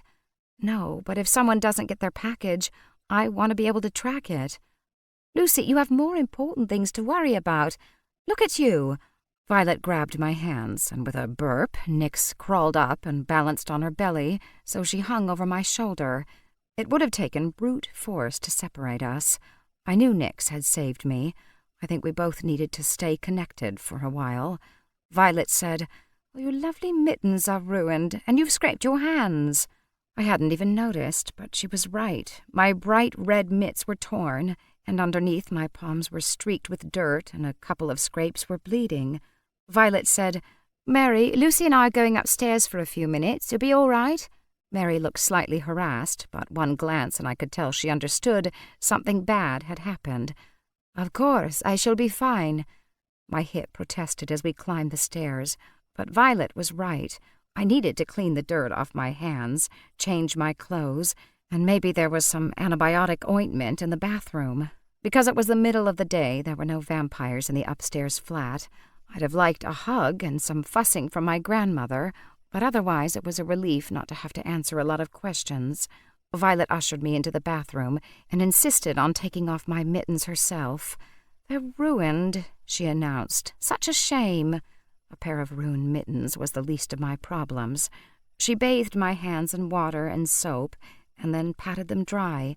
Nix made a sound of disgust, probably because it was so unmagical, and Violet said, "Be quiet, you naughty puss." To me, she said, "You don't need magic for everything." That was a relief, since I was so bad at magic my cat had to send me spells by telepathy. Violet helped me undress, which involved removing Nix from my shoulder. She jumped to the bed and sat, staring at me, as though not trusting me out of her sight. Smart cat. Once I was wrapped in my bathrobe and had fuzzy slippers on my feet, Violet took me out to the kitchen. I felt like a child being fussed over by her mother, but I was really happy to have someone fussing over me. I felt shaken, bruised, and stunned. Having a crazed killer after you in broad daylight will do that. I sat down very slowly, wincing as my bottom settled painfully onto the chair. Nix barely waited for me to stop wincing before jumping onto my lap. I didn't care if she made the pain worse. I needed my familiar right now. The way she was purring, I thought she felt the same way about me. Violet put the kettle on, and I thought, with some amusement, how very English that was. Nothing like a cup of tea to cure every ill from heartbreak to attempted murder. I said, "The tea's in the Queen Elizabeth's Royal Jubilee canister on that shelf there." I pointed to the bright blue can with the royal coat of arms as though she could possibly miss it. "You're having my special tea." Then, as I watched, she went into Gran's cupboards. At the back were the dried herbs she kept in packages, and some bottles of liquids I hadn't known what to do with. It seemed Violet did. She pulled out bags and bottles, muttered, and shook her head. "Really, Lucy, you need to keep your pantry better stocked, and with fresher herbs." I suspected she didn't have cooking in mind, so I kept my mouth shut and watched. She put bits of dried herb into a teapot and added something that looked like old mushroom or twigs or maybe yak dung. She poured boiling water over the mess and waited a couple of minutes. Then she lifted the lid, inhaled the steam, shook her head, and added more yak dung. After another minute, she repeated the lid-lifting, sniffing process, and then, seeming satisfied, she found a tea strainer in the cutlery drawer and a large china mug commemorating the birth of Prince George. Into the royal mug she poured a brew that was the color of regular tea, but smelled like a stagnant bog. She pushed the evil-looking concoction at me and nodded. "Drink up," she said briskly. "You're not having any?" Not only was I thinking that misery loved company, but I wasn't entirely sure I trusted my witchy cousin. I'd feel happier if we both drank her stinky tea. She raised her eyebrows. "I'm not wounded and bleeding. Come now, it'll make you feel better." Nix was curled on my lap, and since she wasn't hissing and spitting, I decided to trust the tea. I took a sip, and all my worst fears were confirmed. It tasted like a stagnant bog that someone had peed in. My face screwed up in disgust. "This is revolting." She shook her head at me. "It was such a baby." Then she got up and fetched a pot of honey, so old the liquid had crystallized. She pointed at it and gave an order in a language I didn't understand, and the solidified honey obligingly melted to a gorgeous golden liquid. I dropped in a large spoonful into the mug and stirred it around. It didn't make the brew taste good, but at least I could choke it down, stopping at regular intervals to gag and moan. "Drink your tea," she insisted when I'd stopped to gasp. calling that muck tea is an insult to tea everywhere. You're stalling, Lucy. Drink it while it's hot. When I got about halfway through the drink, I realized that my hip wasn't hurting anymore. I shifted experimentally, and to my surprise, my aches were all but gone. I opened my hands and saw that the bleeding had stopped, though the skin was still broken and smarting. Nix raised her head and licked my palm. Her sandpaper tongue smarted, but even as I pulled my hand away, I saw that the scrapes were closing. I offered her my other palm, and she obligingly cat-kissed it all better. After that, I stopped complaining and finished my tea. My fellow witches, both human and animal, looked pleased when I was done. Violet said, "I leave you the recipe for that. In fact, I've got a few indispensable potions you should have. Love potion, obviously, a calming tea, one that helps ease pregnancy aches, and, of course, the healing potion you just drunk." We hadn't always been the best of friends, but I felt we were both reaching for a tentative friendship. I suspected she'd always be competitive, but she'd also been there when I'd needed her. I wouldn't forget that. In between forcing down the evil-tasting potion, I'd shared all the details of the motorcycle attack. I left out the bit where Nix had passed me the spell. Maybe I was a little competitive, too, where Violet was concerned. Let her think I was getting on with our family grimoire and actually learning the spells. When I'd finished my recital, she said, "I'm very glad you're pressing charges. He nearly killed Gemma. We know what he's capable of." And then she patted Nix on the head. "And you've got a very loyal familiar there. I believed if you hadn't arrived home soon, she'd have cast her own spell to go and find you."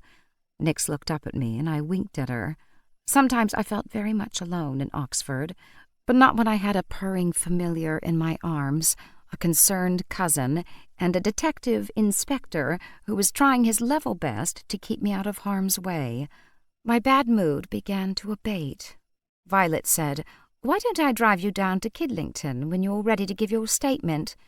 "You don't have to do that. I have a car." She shook her head. "I've seen you drive, and you've had a shock. I didn't heal you to send you off to a traffic accident. I'll drive you."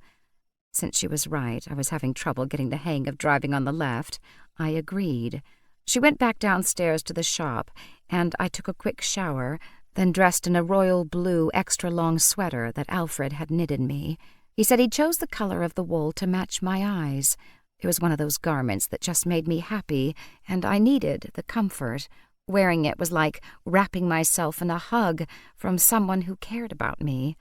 I wore wool stockings underneath, and instead of my boots, I chose black running shoes. Maybe I was shutting the barn door after the horse had already bolted, but I wanted to be able to run next time a crazed motorcycle-riding killer came at me. I like to be prepared like that. I freshened my makeup, not because I was seeing Ian later, but because I like to look nice for my customers.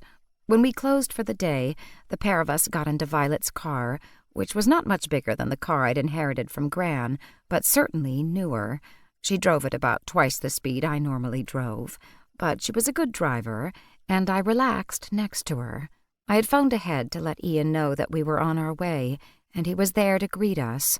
He looked me up and down as though making sure I didn't have any broken bones or bits missing. I said, "Did you catch him yet?" He shook his head. He looked very grim. "But we will."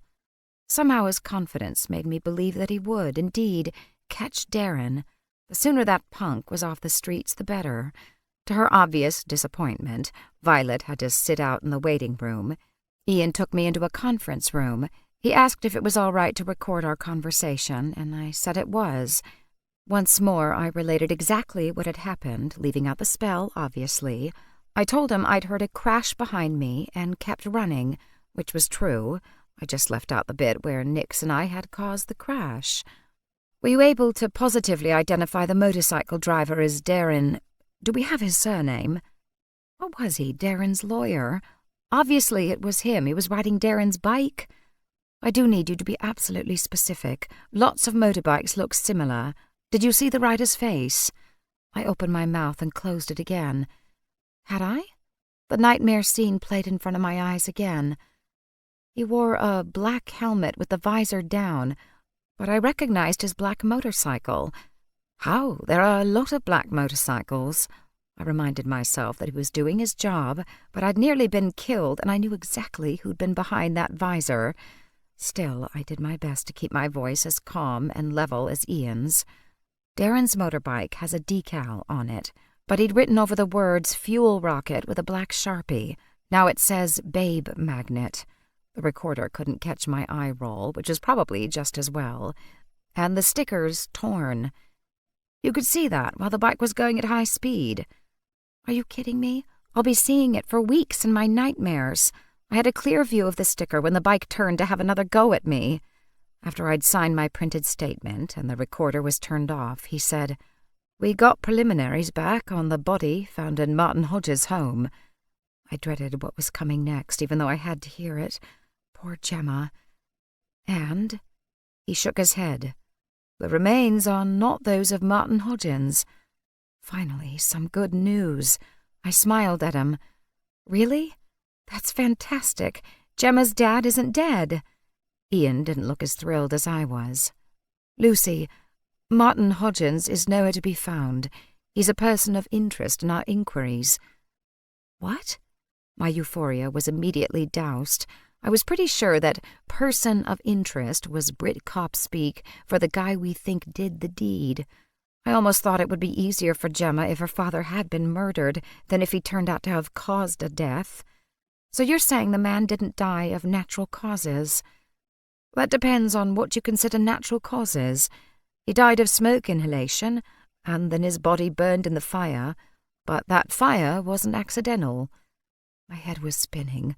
Both my pet theories, one, that Darren had killed Gemma's dad, and two, that Sanderson had killed Gemma's dad, were wrong. Now, not only was Gemma's dad not dead, but the police didn't know who was. Chapter 17. Oh no, poor Gemma. I sat, slumped in my chair, feeling like a gray fog was pulling at me. Darren was on his way to see Martin Hodgins. I'm convinced of it. He said he was going there when he left Oxford. I'm telling you, he's deranged. He nearly murdered Gemma, and today he rode his motorcycle straight at me. He must have done it. Ian sat back. He was looking at me as though I were a fellow detective and we were colleagues discussing a case. It was so cool. "I'm listening. Why would Gemma's ex-boyfriend try and kill someone at his ex-girlfriend's father's home?" Okay, so this chummy detective thing wasn't as easy as it looked on TV. I tried to form some kind of theory that made sense. He'd never seen her father, so when he saw a man at the house, he assumed it was Martin Hodgins and killed him. Why? I don't know. Why would he try and kill his ex-girlfriend? Ian looked at me like I was being dull-witted. Because he was jealous and angry and rejected. But to kill her father, who's all but estranged from his daughter, doesn't fit any profile I've ever heard of. He had a point, but since Darren had driven his motorcycle at me like a killing machine, I was quite happy to add every crime imaginable to his rap sheet.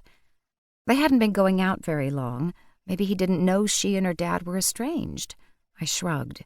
I was reaching, but if I could talk through my fuzzy theory, maybe it would sharpen into focus. They shared a surname. How hard could it be to track the man down? He didn't look as though he completely believed me, but Ian wasn't interrupting either. He was listening. I got up. It helped me to pace, even though there wasn't much space in the small room.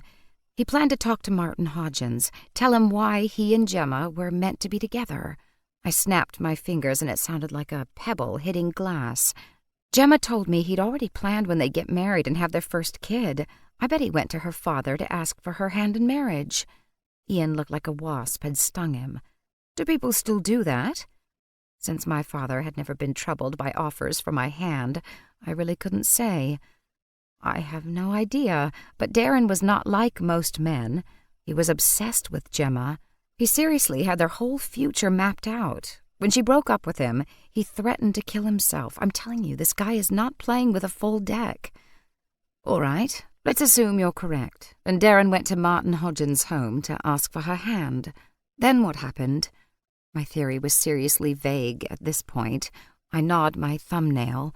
I stared at the floor, noting a black scuff mark that made me wonder if there'd been a violent tussle in this room at some point.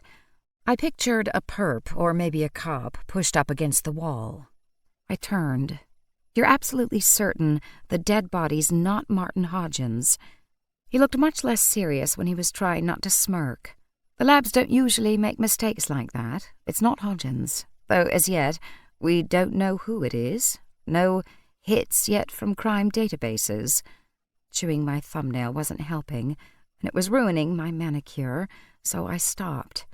Maybe Darren banged on the door, and whoever was in the house said he wasn't Martin Hodgins, but Darren didn't believe them. He thought it was Gemma's father, and he was lying. He was so enraged he killed the guy, then staged a fire to cover the evidence. Ah, yes, and speaking of evidence, I blew out a breath. There isn't any, I know, but it's possible, right? Many things are possible, Lucy, but we can't make arrests based on possible. Before the words piling up in my throat could burst out, he put up a hand. But we certainly have sufficient reason to pick him up in connection with the attack on you. Then you lean on him, tell him you know he killed Gemma's father.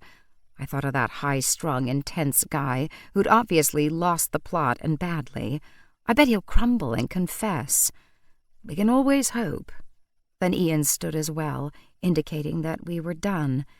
He held the door for me, and as I walked out, he said, "In the meantime, I don't want you going out alone, and make sure you always have an assistant in the shop with you."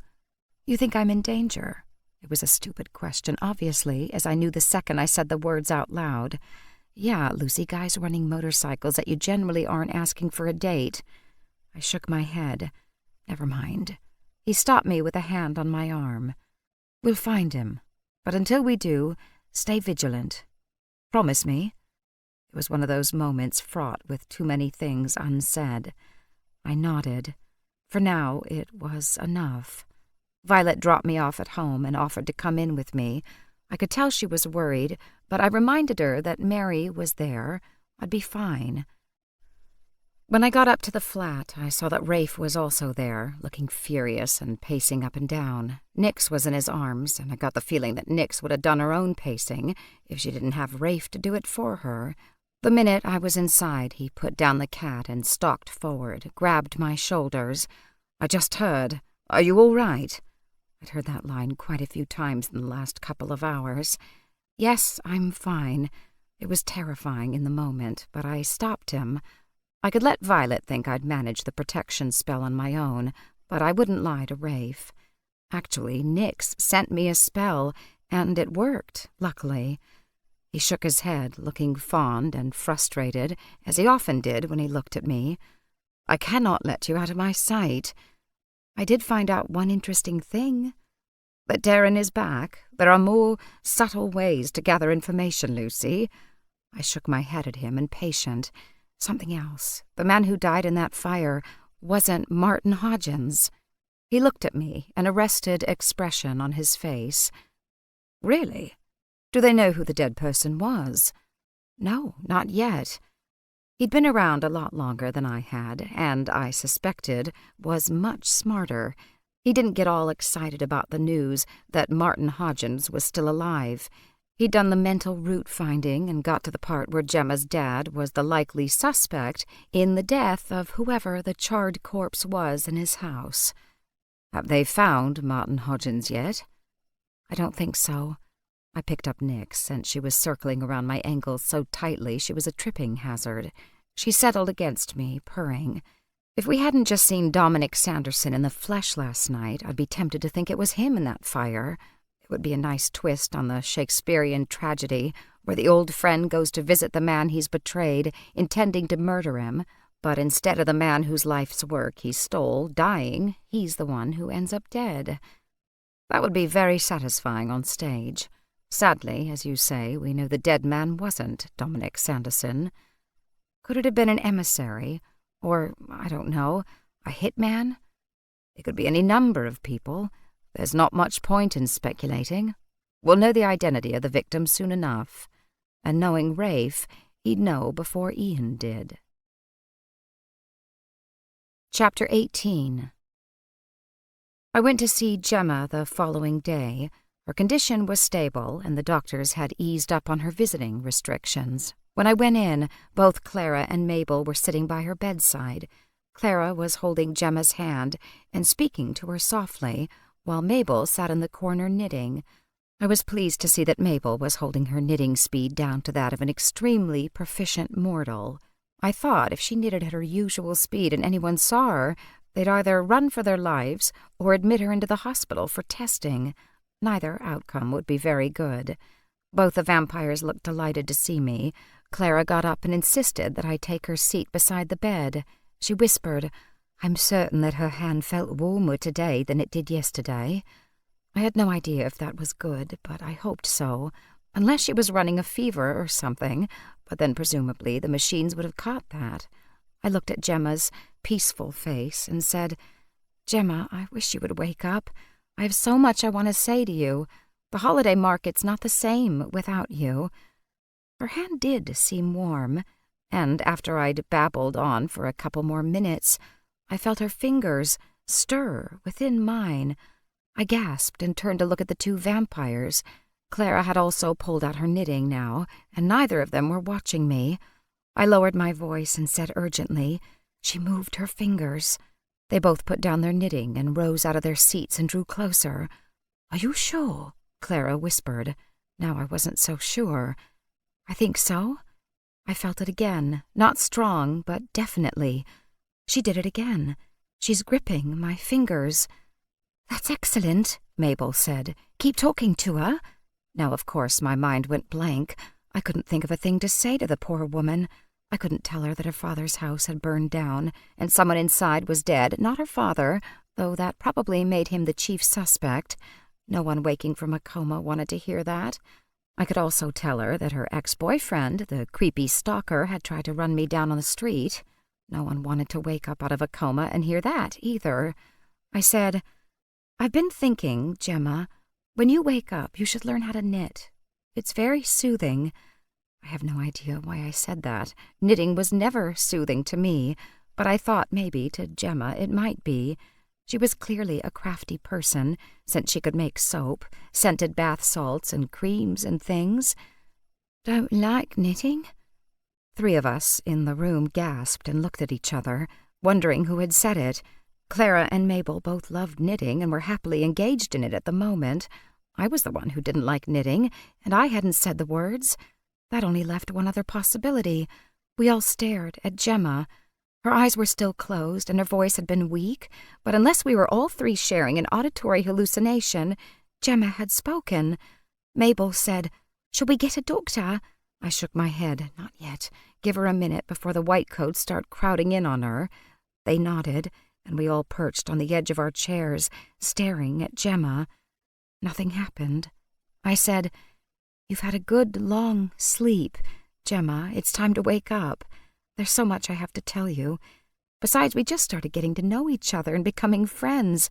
I don't have very many friends in Oxford, or in England, or anywhere, come to that.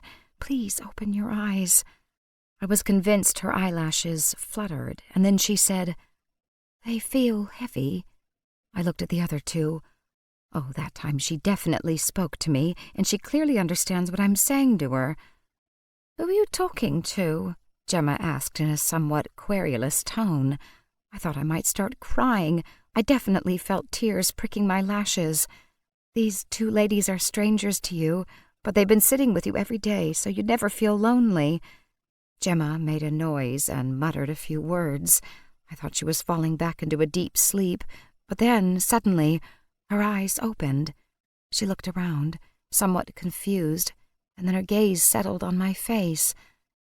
"Lucy, I thought I heard your voice. What are you doing here?" Her voice was a little croaky, but her words were completely lucid. She looked around again. "What is this place? Am I in the hospital?" The tears were running freely down my face. "You are. You're in the hospital. You had an accident, but I think you're going to be fine." I wiped my wet cheeks with the back of my free hand. "My throat's dry. Can I have some water?" "Of course." I couldn't bear to let go of her hand. "Clara, perhaps you could get Gemma some water and tell the doctor the good news." But some mysterious machine must have already sent out an alert, for a nurse came bustling in. "Oh, bless her, she's awake," she said in a hearty tone that made Gemma wince. She checked the machines and then said, "I'm fetching the doctor now, my love, but I'm afraid your visitors will have to leave." She made shooing motions to us. I was about to let go of Gemma's hand, but Gemma gripped it. "I want Lucy to stay," she said. Nurse looked as though she was going to argue, but at that moment Dr. Paddock came in. He must have overheard Gemma's words, for he said, "Of course Lucy can stay. We're glad, very glad to see you awake. How are you feeling?" Gemma looked from me to him and said, "I don't remember what happened. Did someone hit me?" I looked at the doctor. Let him handle this one. He said, "Let's start with how you're feeling. Do you have any pain anywhere?" She seemed to think about it. "I'm thirsty. I want some water." Dr. Paddock chuckled. "That's easy to remedy. Nurse, our patient would like some water." "Of course, Dr. Paddock," she said, and bustled back out again. Claire and Mabel had left, so it was only the three of us in the room. Dr. Paddock picked up her chart, and then he took out a ballpoint pen. "Can you tell me your name?" "Gemma Andrea Hodgins." "Excellent. What's your date of birth, Gemma?" "June 13, 1988. He noted something. "Do you know what the season is?" "Unless I've been hibernating, it's still winter." She looked at me, suddenly uncertain. "Isn't it?" I nodded. She was doing so well. A complete recovery was almost more than I dared to hope. He asked her some more questions and made her follow his finger with her eyes. "Excellent," he said, looking pleased. "Excellent." The water arrived in a plastic-lidded cup with a straw, and the nurse helped Gemma sit up. There was an IV drip in her arm that she glanced at with suspicion. She drank a few sips of water, and then put a hand to her bruised throat. I could almost feel her memories coming back. She began to tremble. "I remember now. I was at the holiday market. Somebody attacked me. They tried to strangle me." She looked at me. "Didn't they?" I didn't glance at the doctor because I didn't want to see if he shook his head. I was not going to lie to Gemma. If I was in her position, I'd want to know the truth. "Yes, someone did attack you. Did you see who it was?" She closed her eyes, and I almost begged her not to. I was frightened she'd slip back into unconsciousness, but after a few seconds she opened them slowly, then shook her head. "I couldn't see anything." She put a hand to her throat. "I thought I was going to die." I held on to her hand. "It's okay, you're safe." She looked at me, her eyes wide and frightened in her pale face. The bruises on her neck were vivid blues, yellows, and purples. "Am I?" Between the police and the vampires, she was as safe as we could make her. I nodded. She looked around the room and out of the open door into the corridor, where an orderly was pushing a patient past in a wheelchair. It was an old man with wisps of white on his head, like scattered cloud. He was bent over in his blue hospital gown, so his back barely touched the chair. Her eyes swept to the window, looking out on gray clouds. "I don't feel safe. Where's my dad? Is he here?" I had no idea what to say. I went with, "I'm not sure if he's been informed." She seemed to be thinking. "Perhaps it's for the best." A strange-looking older guy wandered past the open door. He had straggly gray-brown curls brushing the collar of an old woolen jacket, an ancient pair of jeans that were too big, and a woolen cap on his head. He glanced up and down the halls, as though frightened of being discovered. He held a duffel bag against his chest, as though it contained all his worldly possessions. My first thought was that a homeless man had somehow wandered in. Then Gemma followed my gaze. "Dad?" She blinked a few times as though she didn't trust her senses. The man turned and came in. His blue eyes filled with tears as he came toward the bed, with eyes for no one but Gemma. "My baby," he said. "What have they done to you?" "Daddy," she squeaked and held out her arms, wincing when she pulled on the IV. He came forward and hugged her awkwardly, the tears running down his face now. So this was Martin Hodgins. I let go of Gemma's hand and prepared to leave father and daughter to their reunion, but Gemma stopped me. "Lucy, don't go. I want you to meet my dad. Martin Hodgins, this is Lucy Swift." She's been a good friend to me." He patted me around the duffel bag. "Thank you." Dr. Paddock said he'd come back later, and I said I would too, but Gemma insisted I stay. "I need to tell you something," she said. "I think I know who attacked me." Chapter 19. "What?" I cried. "Of course you do," her father agreed, making me stare at him. "Same evil viper who tried to kill me." "What?" I repeated. My voice grew more shrill with each outburst. Gemma leaned back onto her pillows. She sipped more water. "I'll put you in danger," Martin Hodgins said. "I'll never forgive myself. You're all I have left, all I care about. What's a book compared to you?" She shook her head, and I noticed her eyes were swimming now. "I put myself in danger. I didn't think it through properly. I thought I could make him do the right thing. I told him I had proof." "Who?" I asked, though I suspected I knew. "Sanderson, of course," Martin answered. Gemma nodded. "I phoned him, you see. I called Professor Sanderson and told him I had proof that Dad was the real author of the Chronicles of Pegnerton." She sighed and looked at me. "Lucy won't understand what we're talking about, but my father wrote the Chronicles. He and Sanderson were at school together, and—" I was worried she was tiring herself out, so I interrupted.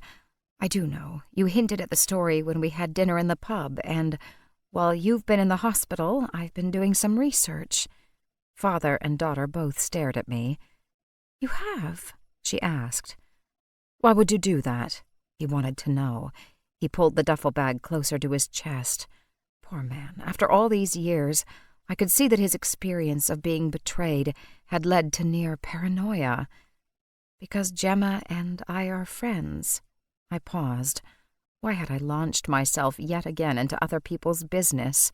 It was becoming a bad habit. "Because I can't stand seeing injustice." He looked from me to Gemma. "You trust her? She could be—" "I trust her, Dad. It wasn't Lucy who attacked me. It was Sanderson." That dry, dusty professor didn't look like a murderer, but I supposed when driven to desperation, he'd done what he believed he had to do in order to keep his secret safe. However, I'd recently been grilled by Ian, and I knew how important it was for the police to get accurate evidence. "Did you see Sanderson attack you?" I asked. They both stared at me again. Then Gemma shook her head. "No, I didn't. I was in the chalet closing up. I heard something move behind me, and when I tried to turn, he grabbed me around the throat. I never saw him, but it was the same day I'd phoned Sanderson. Who else could it have been?" "What about Darren? He kept hanging around bothering you?" I had to remind her. "Darren? You think he could have done this?" She touched her throat. "I don't know, but maybe we shouldn't jump to conclusions. Sanderson stole your father's manuscript, but it happened 40 years ago. Why would he suddenly turn murderous now?" "Because I found the damned manuscript," Martin Hodgins said. For the third time, I said, "What?" He looked sheepish. "I have to take you back to my days at college. I'd finished the trilogy. No one knew anything about it but Sanders. He'd read early drafts, encouraged me. He'd argue with me about key points, and we'd drink and talk late into the night. Then, toward the end of that year, he began to act peculiar. He started calling it our book. He'd certainly read parts of it and talked through some of the plot points, but it was always my series. I tinkered with it constantly. I even kept the pages in a cardboard box beside my bed." "You kept the only copy of the Chronicles of Pegnerton in a box beside your bed?" I asked in a faint voice. I thought of all the things that could have happened to it. Fire, theft, water damage. A drunk undergrad could have thrown up on those precious pages. He made a sound like a snort. "Didn't know its value then, did I?" He glanced at the door as though expecting trouble, but there was no one there. "One day it went missing. Sanders said he'd borrowed it, wanted to give the whole series a read. He knew I was getting ready to send it to a publisher." "He stole it from under your nose?" "Pretty much. Said he was giving it a final read, and he'd give it back to me the following week. Don't know why I didn't believe him, but I thought he was up to something. But I've been burning the candle at both ends, writing my final essay for our old English class and working on the book. Hadn't had enough sleep. Thought I was being paranoid. Did Sanderson offer to hand in your paper for you? I asked. He goggled at me. How in blazes could you know that? Because he obviously tampered with it. That's why you were accused of plagiarism. He nodded. You're right, of course. The viper. I was so stunned about the charges, and here was he pretending to be my friend, feeding me beer, telling me it would all be all right. I asked for the manuscript, and he claimed he'd taken it to his parents' home for the final read and left it there. He shook his head. I didn't believe him, but my first priority was to fight the plagiarism charges. I know it's hard to believe looking back, but I cared more about my degree than the pile of manuscript pages.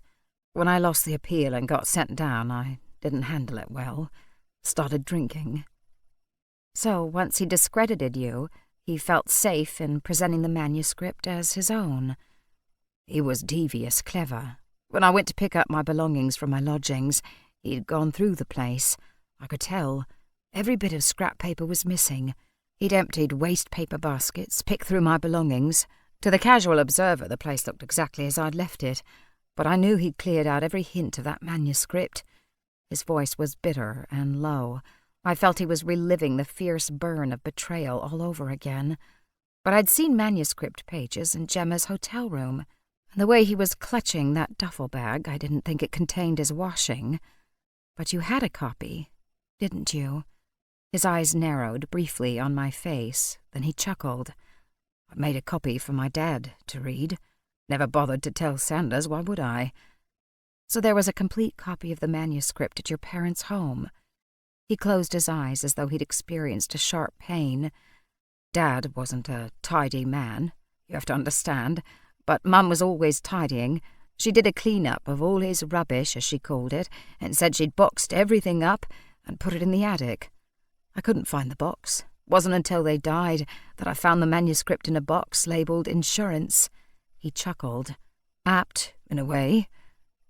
You mean that when you challenged Sanderson and said you'd written the books, you didn't actually have the copy? No. He looked uncomfortable. I thought I could shame him into admitting the truth, but the man's shameless.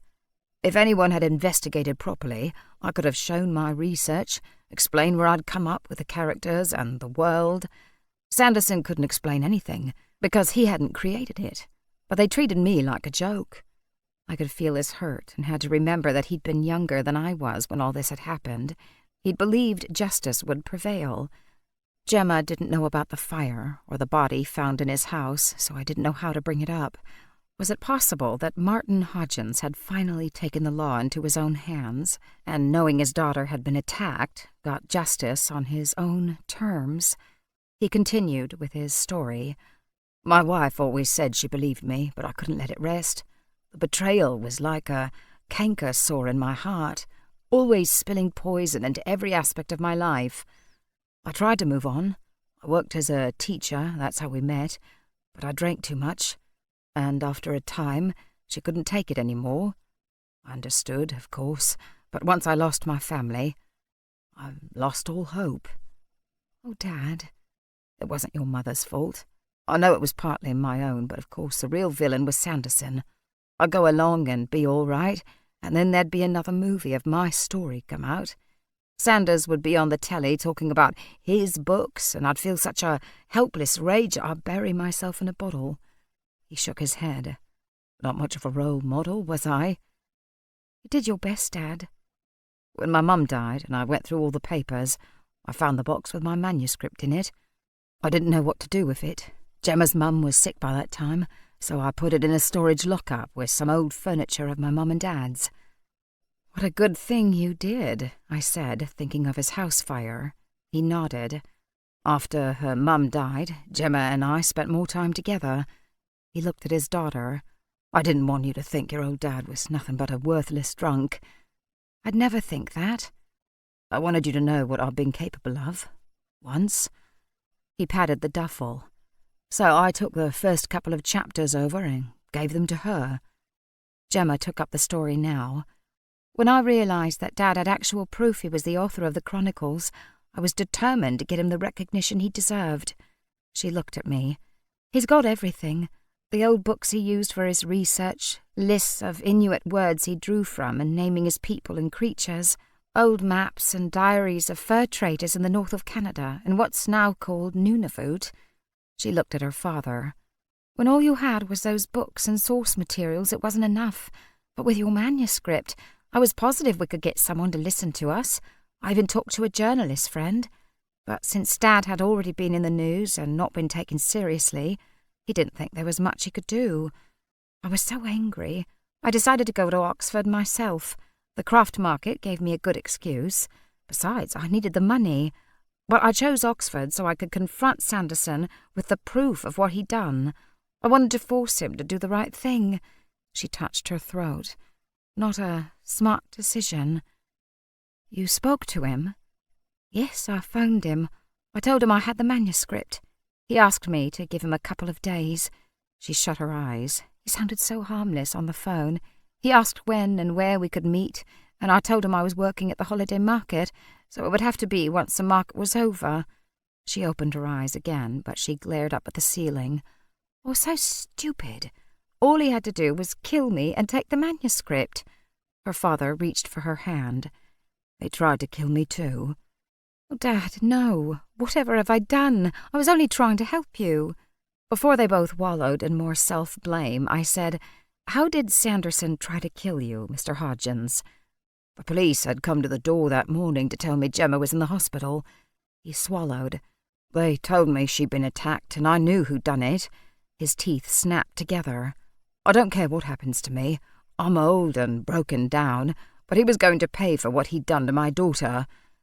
Oh dear, I wasn't sure I wanted to hear this part, or that I wanted Gemma to, but I was powerless to stop him now he'd begun his tale. I put all my source materials in the storage locker. I made another copy of the manuscript and stored that away safely too. He patted the duffel bag. This is the original in here, all but the chapters Gemma has. I didn't correct him. There'd be time to explain later that Rafe actually had them safe. I've decided I'm going to go public again with my claims. I'm older now, I don't drink anymore, and I've got the manuscript. This time they'll listen to me. Nobody hurts my baby girl and gets away with it. I'll take Sanderson down if it's the last thing I do. Why, losing his reputation, his job, all his money, and being exposed as the lying fraud he is. That will be a fate worse than death for my old friend Sanders. He'll end up in jail, more of a broken man than I ever was. This was great, but I wanted to go back to the part where he thought Sanderson had tried to kill him. How did the professor try to kill you? There were no strangulation marks on his throat, and he seemed to be uninjured. I was coming back to my place to pack a few clothes and head down here to the hospital. I was walking down the road, and I heard some kind of explosion. Then I saw the flames. In my own house. I started forward, and then I saw him come running out. He'd set the fire. Tried to kill me. He got on his motorbike and rode away. Gemma put her hand in her father's, and they clutched each other, obviously both thinking of their lucky escapes. This man who got on the motorcycle, did you see his face? No, he had a helmet on, but who but Sanderson would want me dead? And a fire would destroy any books or papers, wouldn't it? Was the motorcycle black? Yes. I shook my head. I don't think that was Sanderson. I think the man you saw running away from the burning building was Gemma's ex. They both stared at me. Gemma said, Darren? Yes, Darren told me he was going to see her father. He was very angry, and he rides a black motorbike. But that's impossible, Gemma said. A new voice spoke up from the doorway. I'm happy to see that you're awake, Gemma. It was Ian. They must have called to let him know Gemma was awake and talking. She looked at him, puzzled. You're a friend of Lucy's, aren't you? She'd only met him the once and had been rude about his purchase of the 40th edition of the Chronicles.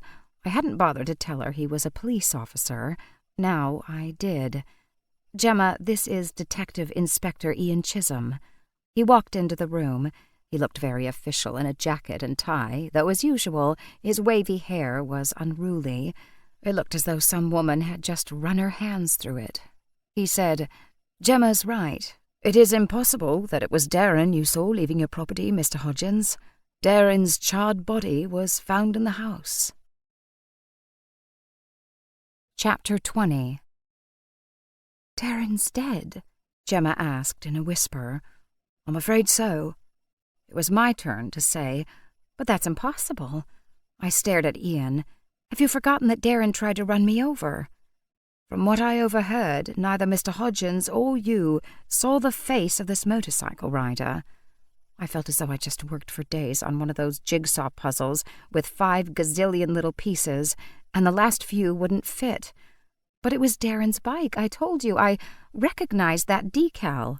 Gemma made a funny sound. "Babe magnet?" I nodded. "See?" I'm not saying it wasn't Darren's bike that tried to run you down. What I'm saying is that Darren wasn't driving it." "Then who was?" "Sanderson," Martin Hodgins said. "Must have been." Ian looked at me with raised eyebrows. I knew he trusted me to tell him the truth as I knew it. I looked at Gemma. "Is it okay if I fill Ian in on what you were telling me?" I didn't want her to tire herself out unnecessarily. She nodded, looking weary. Quickly, I related the story she'd told me. I explained about the manuscript, that she'd spoken to Sanderson and told him she had the manuscript and could prove her father's authorship. I could see that Ian was almost more interested in this than in the murder investigation. He put up a hand. "Wait." He looked at Martin Hodgins.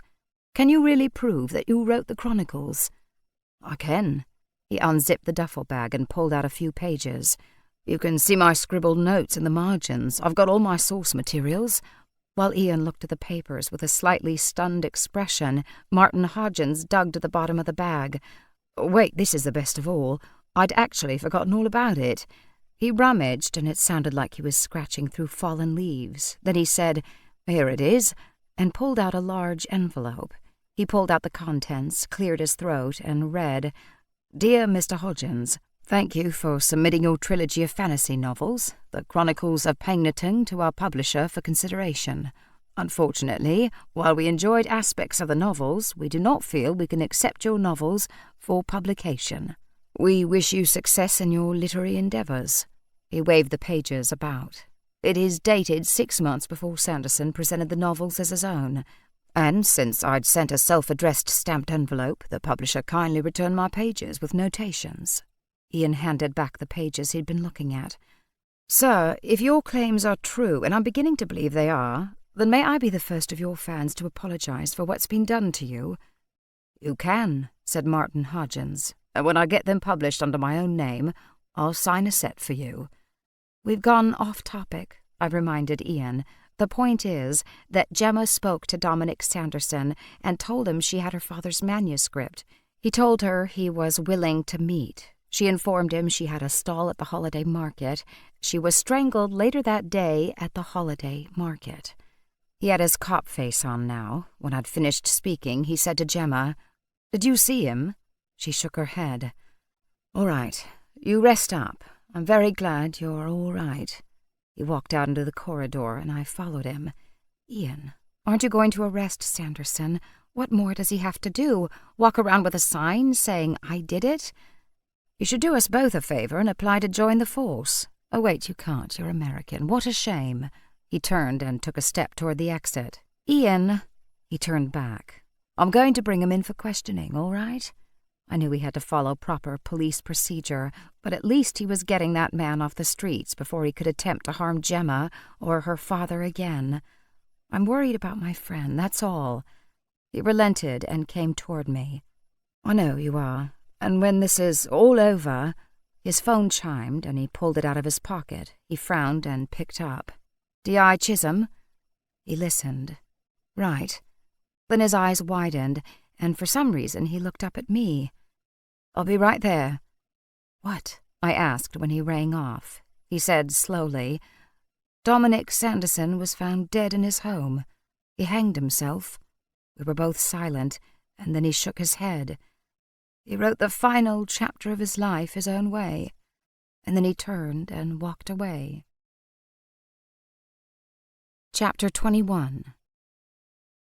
To my complete surprise, Gemma reopened Bubbles. She'd been released from a hospital, and her father had picked her up in a limousine and taken her not back to her rented room in Botley, but to a suite in the Randolph, one of the best hotels in Oxford. I walked down to the market with yet another set of stockings for timeless treasures and saw that Bubbles was open and busy. Gemma wore a green turtleneck sweater to hide the fading bruises, but otherwise she looked as though she'd never been hurt. Mabel had knitted it for her specially. Since they'd spent so much time looking after her, she'd decreed they were her honorary aunties. Even though Dr. Paddock had given her a clean bill of health, I was still surprised to see her working so soon. Even more shocking, she had a helper. Martin Hodgins was busy making change and wrapping soaps. He looked like a different, younger version of himself. His hair was freshly cut. He wore a brand-new cream woolen shirt that I suspected Gemma had picked out, a tweed jacket, and jeans that actually fit. He was never going to be the life and soul of the party, but he seemed like a kind and gentle introvert rather than a bitter, broken one. I walked over and gave her a hug. "Gemma, I can't believe you're back." She stepped out of the booth, and we walked a few steps away where we could talk without being overheard. She gave me a wry smile. "I had to do it, Lucy. I had to come and finish what I started. Sanderson ruined enough of our lives. I wasn't going to let his attack stop me from completing my time at the market. Besides, I was getting bored sitting around in that fancy hotel. How many spa treatments and fancy meals can one woman have?" I sighed, imagining. I'd like to take that challenge and find out. She laughed. "It's been amazing. Everything is changing for us. Sanderson's agent, Charles Beach, came down from London when he heard what had happened. He and Dad had a long talk. He gave Dad a hefty advance on future earnings, enough for us to stay in the Randolph. He's going to represent Dad." My eyebrows shot up. "Your dad didn't want his own agent?" She glanced at her father, who seemed to be coping fine, and said, "At first he did, but Charles convinced him he was the best person for the job. He knows the books better than anyone, and he's already proven he can sell them. Plus, the best part is that because he's representing Dad, that's all the proof of authorship anyone needs. It helps us avoid lengthy legal battles that Dad's just not up for. Chaz is working up new contracts, so my dad and the publishers make the money and not the lawyers." That sounded like something Call Me Chaz would say. "I'm so glad it's worked out so well for everyone. I think Dad would have liked his day in court. He feels a bit cheated in a way, that Sanderson took the easy way out." There was a kind of irony in Dominic Sanderson's end. He tried to strangle Gemma to death and ended up strangling himself. I didn't say that, though. It seemed a bit macabre.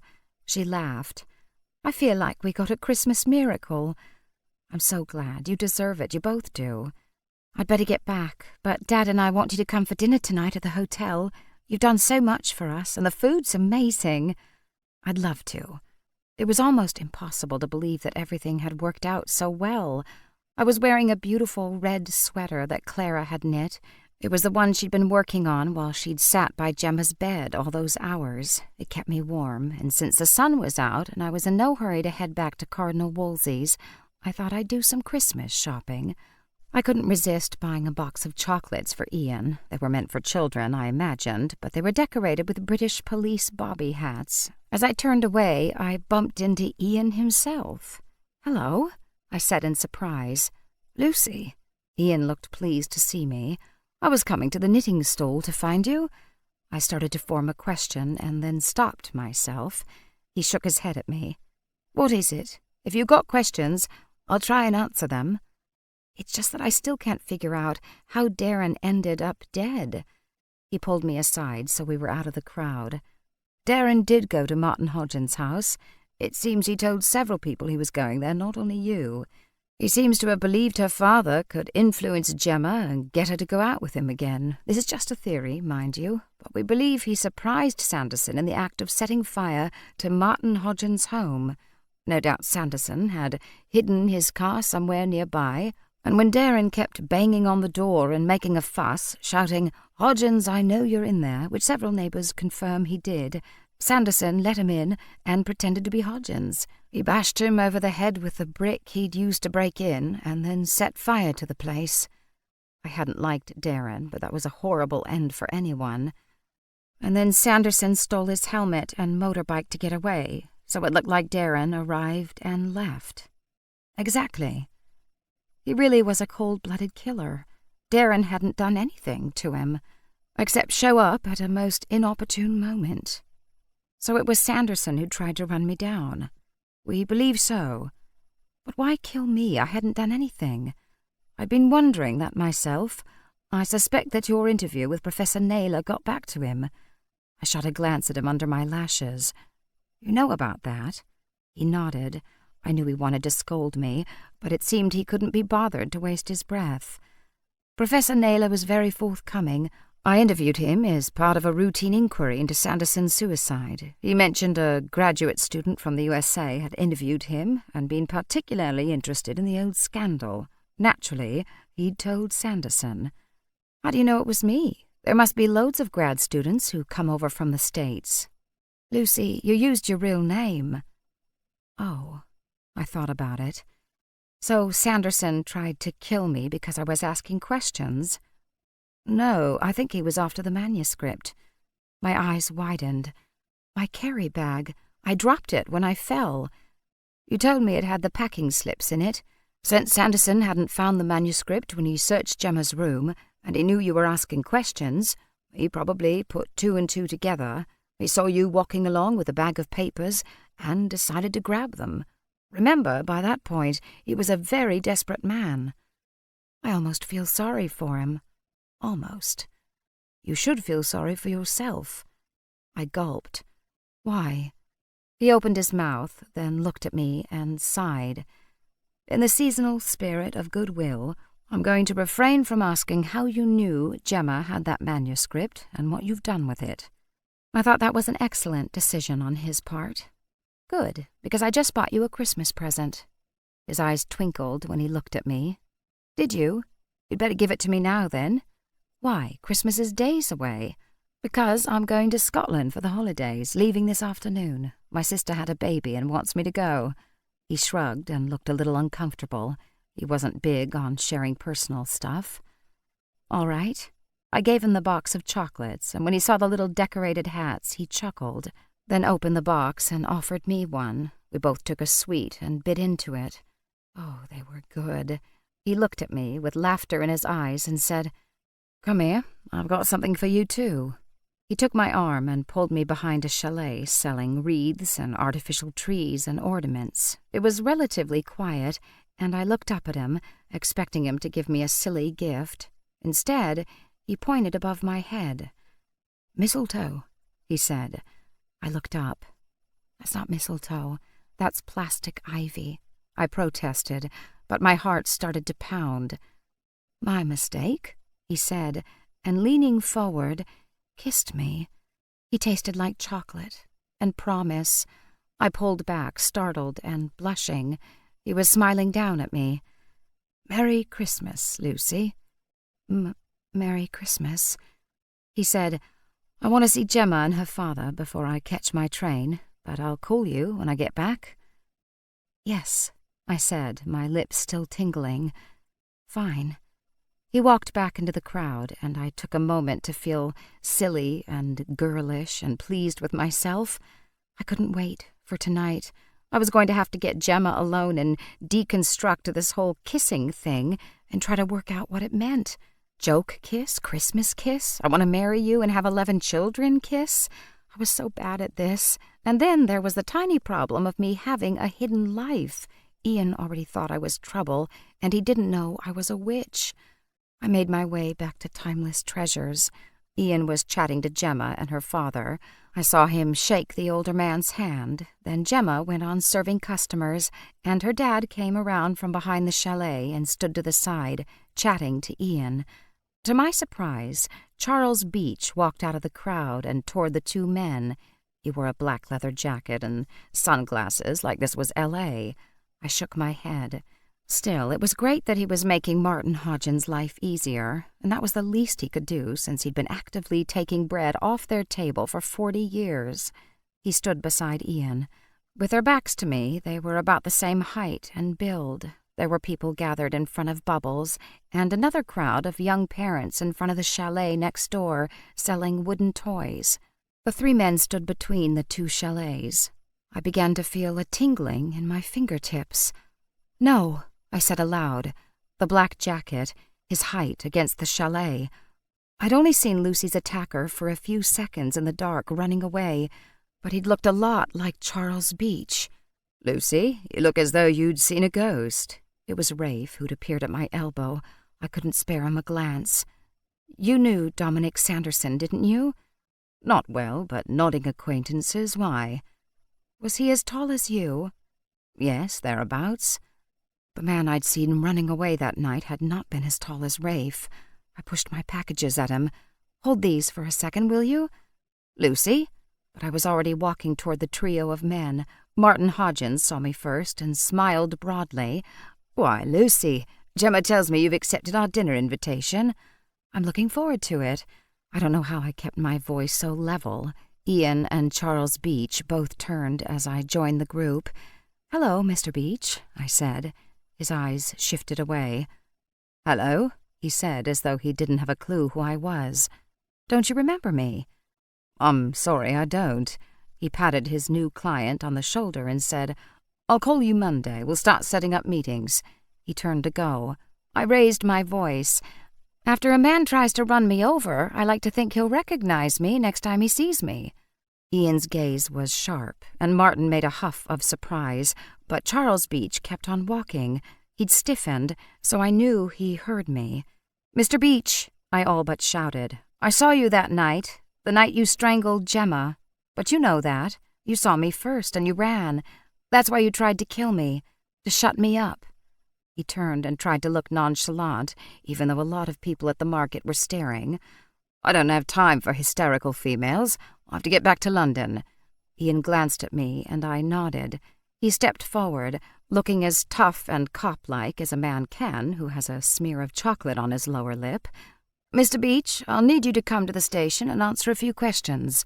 Charles Beach then did a very foolish thing. He sprinted between the chalets, trying to run away. I'd had about enough of him. He was an evil man, a killer, who tried to murder my friend and help destroy her father. Plus, he'd called me a hysterical female, which I did not appreciate. I didn't have Nyx feeding me the spell this time, and I didn't need her. I recited the Latin words she'd given me when I'd needed them most. I was most definitely going to fix Charles Beach's window. Ian had taken off in hot pursuit, but it wasn't long before I heard the sound I'd been waiting for, a splat, like a bug hitting a windshield on the highway. I walked between the chalets, and sure enough, there was Charles Beach, sprawled on the ground. Ian glanced at me as he ran by. "Did you trip him?" he asked. "Yes." Then I had the pleasure of watching him arrest the man who'd caused so much trouble. "Nicely done, Lucy," Margaret Twigg said from beside me. I had no idea where she'd come from, but I was gratified that she'd seen my grand performance. Lavinia was right behind her. "Thank you." "So we'll be seeing you at the winter solstice celebration tomorrow night?" Margaret Twigg might be a much more experienced witch than I was, but I was no slouch either. I pulled myself to my full height and gave her my steeliest stare. "Only if you let me do a demonstration spell." Lavinia looked distressed. "Oh dear, is that a good idea?" Margaret's thin lips curved in a smile. "I think it's a very good idea. We'll look forward to it." She nodded briskly. "Blessed be." Rafe handed me back my packages. "How did you know it was Charles Beach?" "I saw him standing between the chalets, and my fingertips started to tingle. And I thought, even when Gemma told me that he was going to be Martin Hodgins' agent, that it was all too neat. Everything was wrapped up like a gift ready to be put under the tree. I thought from the beginning that Dominic Sanderson wasn't a killer." "No, he left that to his agent. They do say literary agents are sharks." "I bet Beach killed Sanderson, and it wasn't a suicide at all." I thought back, reframing what I now understood had happened. We all kept saying how much Dominic Sanderson had to lose, but we forgot that his agent had just as much at stake. We walked together toward the Westin, where the posters for the retrospective had already been removed. Charles Beach decided to destroy Martin Hodgins' home, and thereby any evidence that he'd written those books. He killed Darren simply because he was drawing attention to the house he was about to torch. And then, after you'd been asking all those questions about the old scandal, he decided to kill you as well. By that point, he was in too deep to stop. When it became clear that he couldn't prevent the world from discovering that Martin Hodgins was a true author of the Chronicles, he murdered Sanderson. No doubt he thought the man deserved to die for misrepresenting himself to his agent. With his former client out of the way, he could take on the real author and go on making money from the Chronicles. I feel sorry for Martin Hodgins and Gemma. They were so pleased not to have to fight to prove his authorship. It won't be a fight. I'll easily be able to prove the provenance of the manuscript. We sidestepped a child standing transfixed watching the lights. I met with Martin Hodgins yesterday. He's got more than enough proof. It's just a pity it took 40 years for him to get justice. I glanced back at Gemma and her father, working happily side by side, selling soap, and I quoted Rafe's favorite author, "All's well that ends well." This concludes Stockings and Spells by Nancy Warren, narrated by Sarah Zimmerman. Copyright 2018 by Nancy Warren. This unabridged audiobook is published by arrangement with Distal, Godrich, and Barrett LLC and was produced in the year 2019 by Tantor Media Incorporated, a division of Recorded Books, which holds a copyright thereto. Please visit tantor.com for more information on our growing library of unabridged audiobooks. Audible hopes you have enjoyed this program.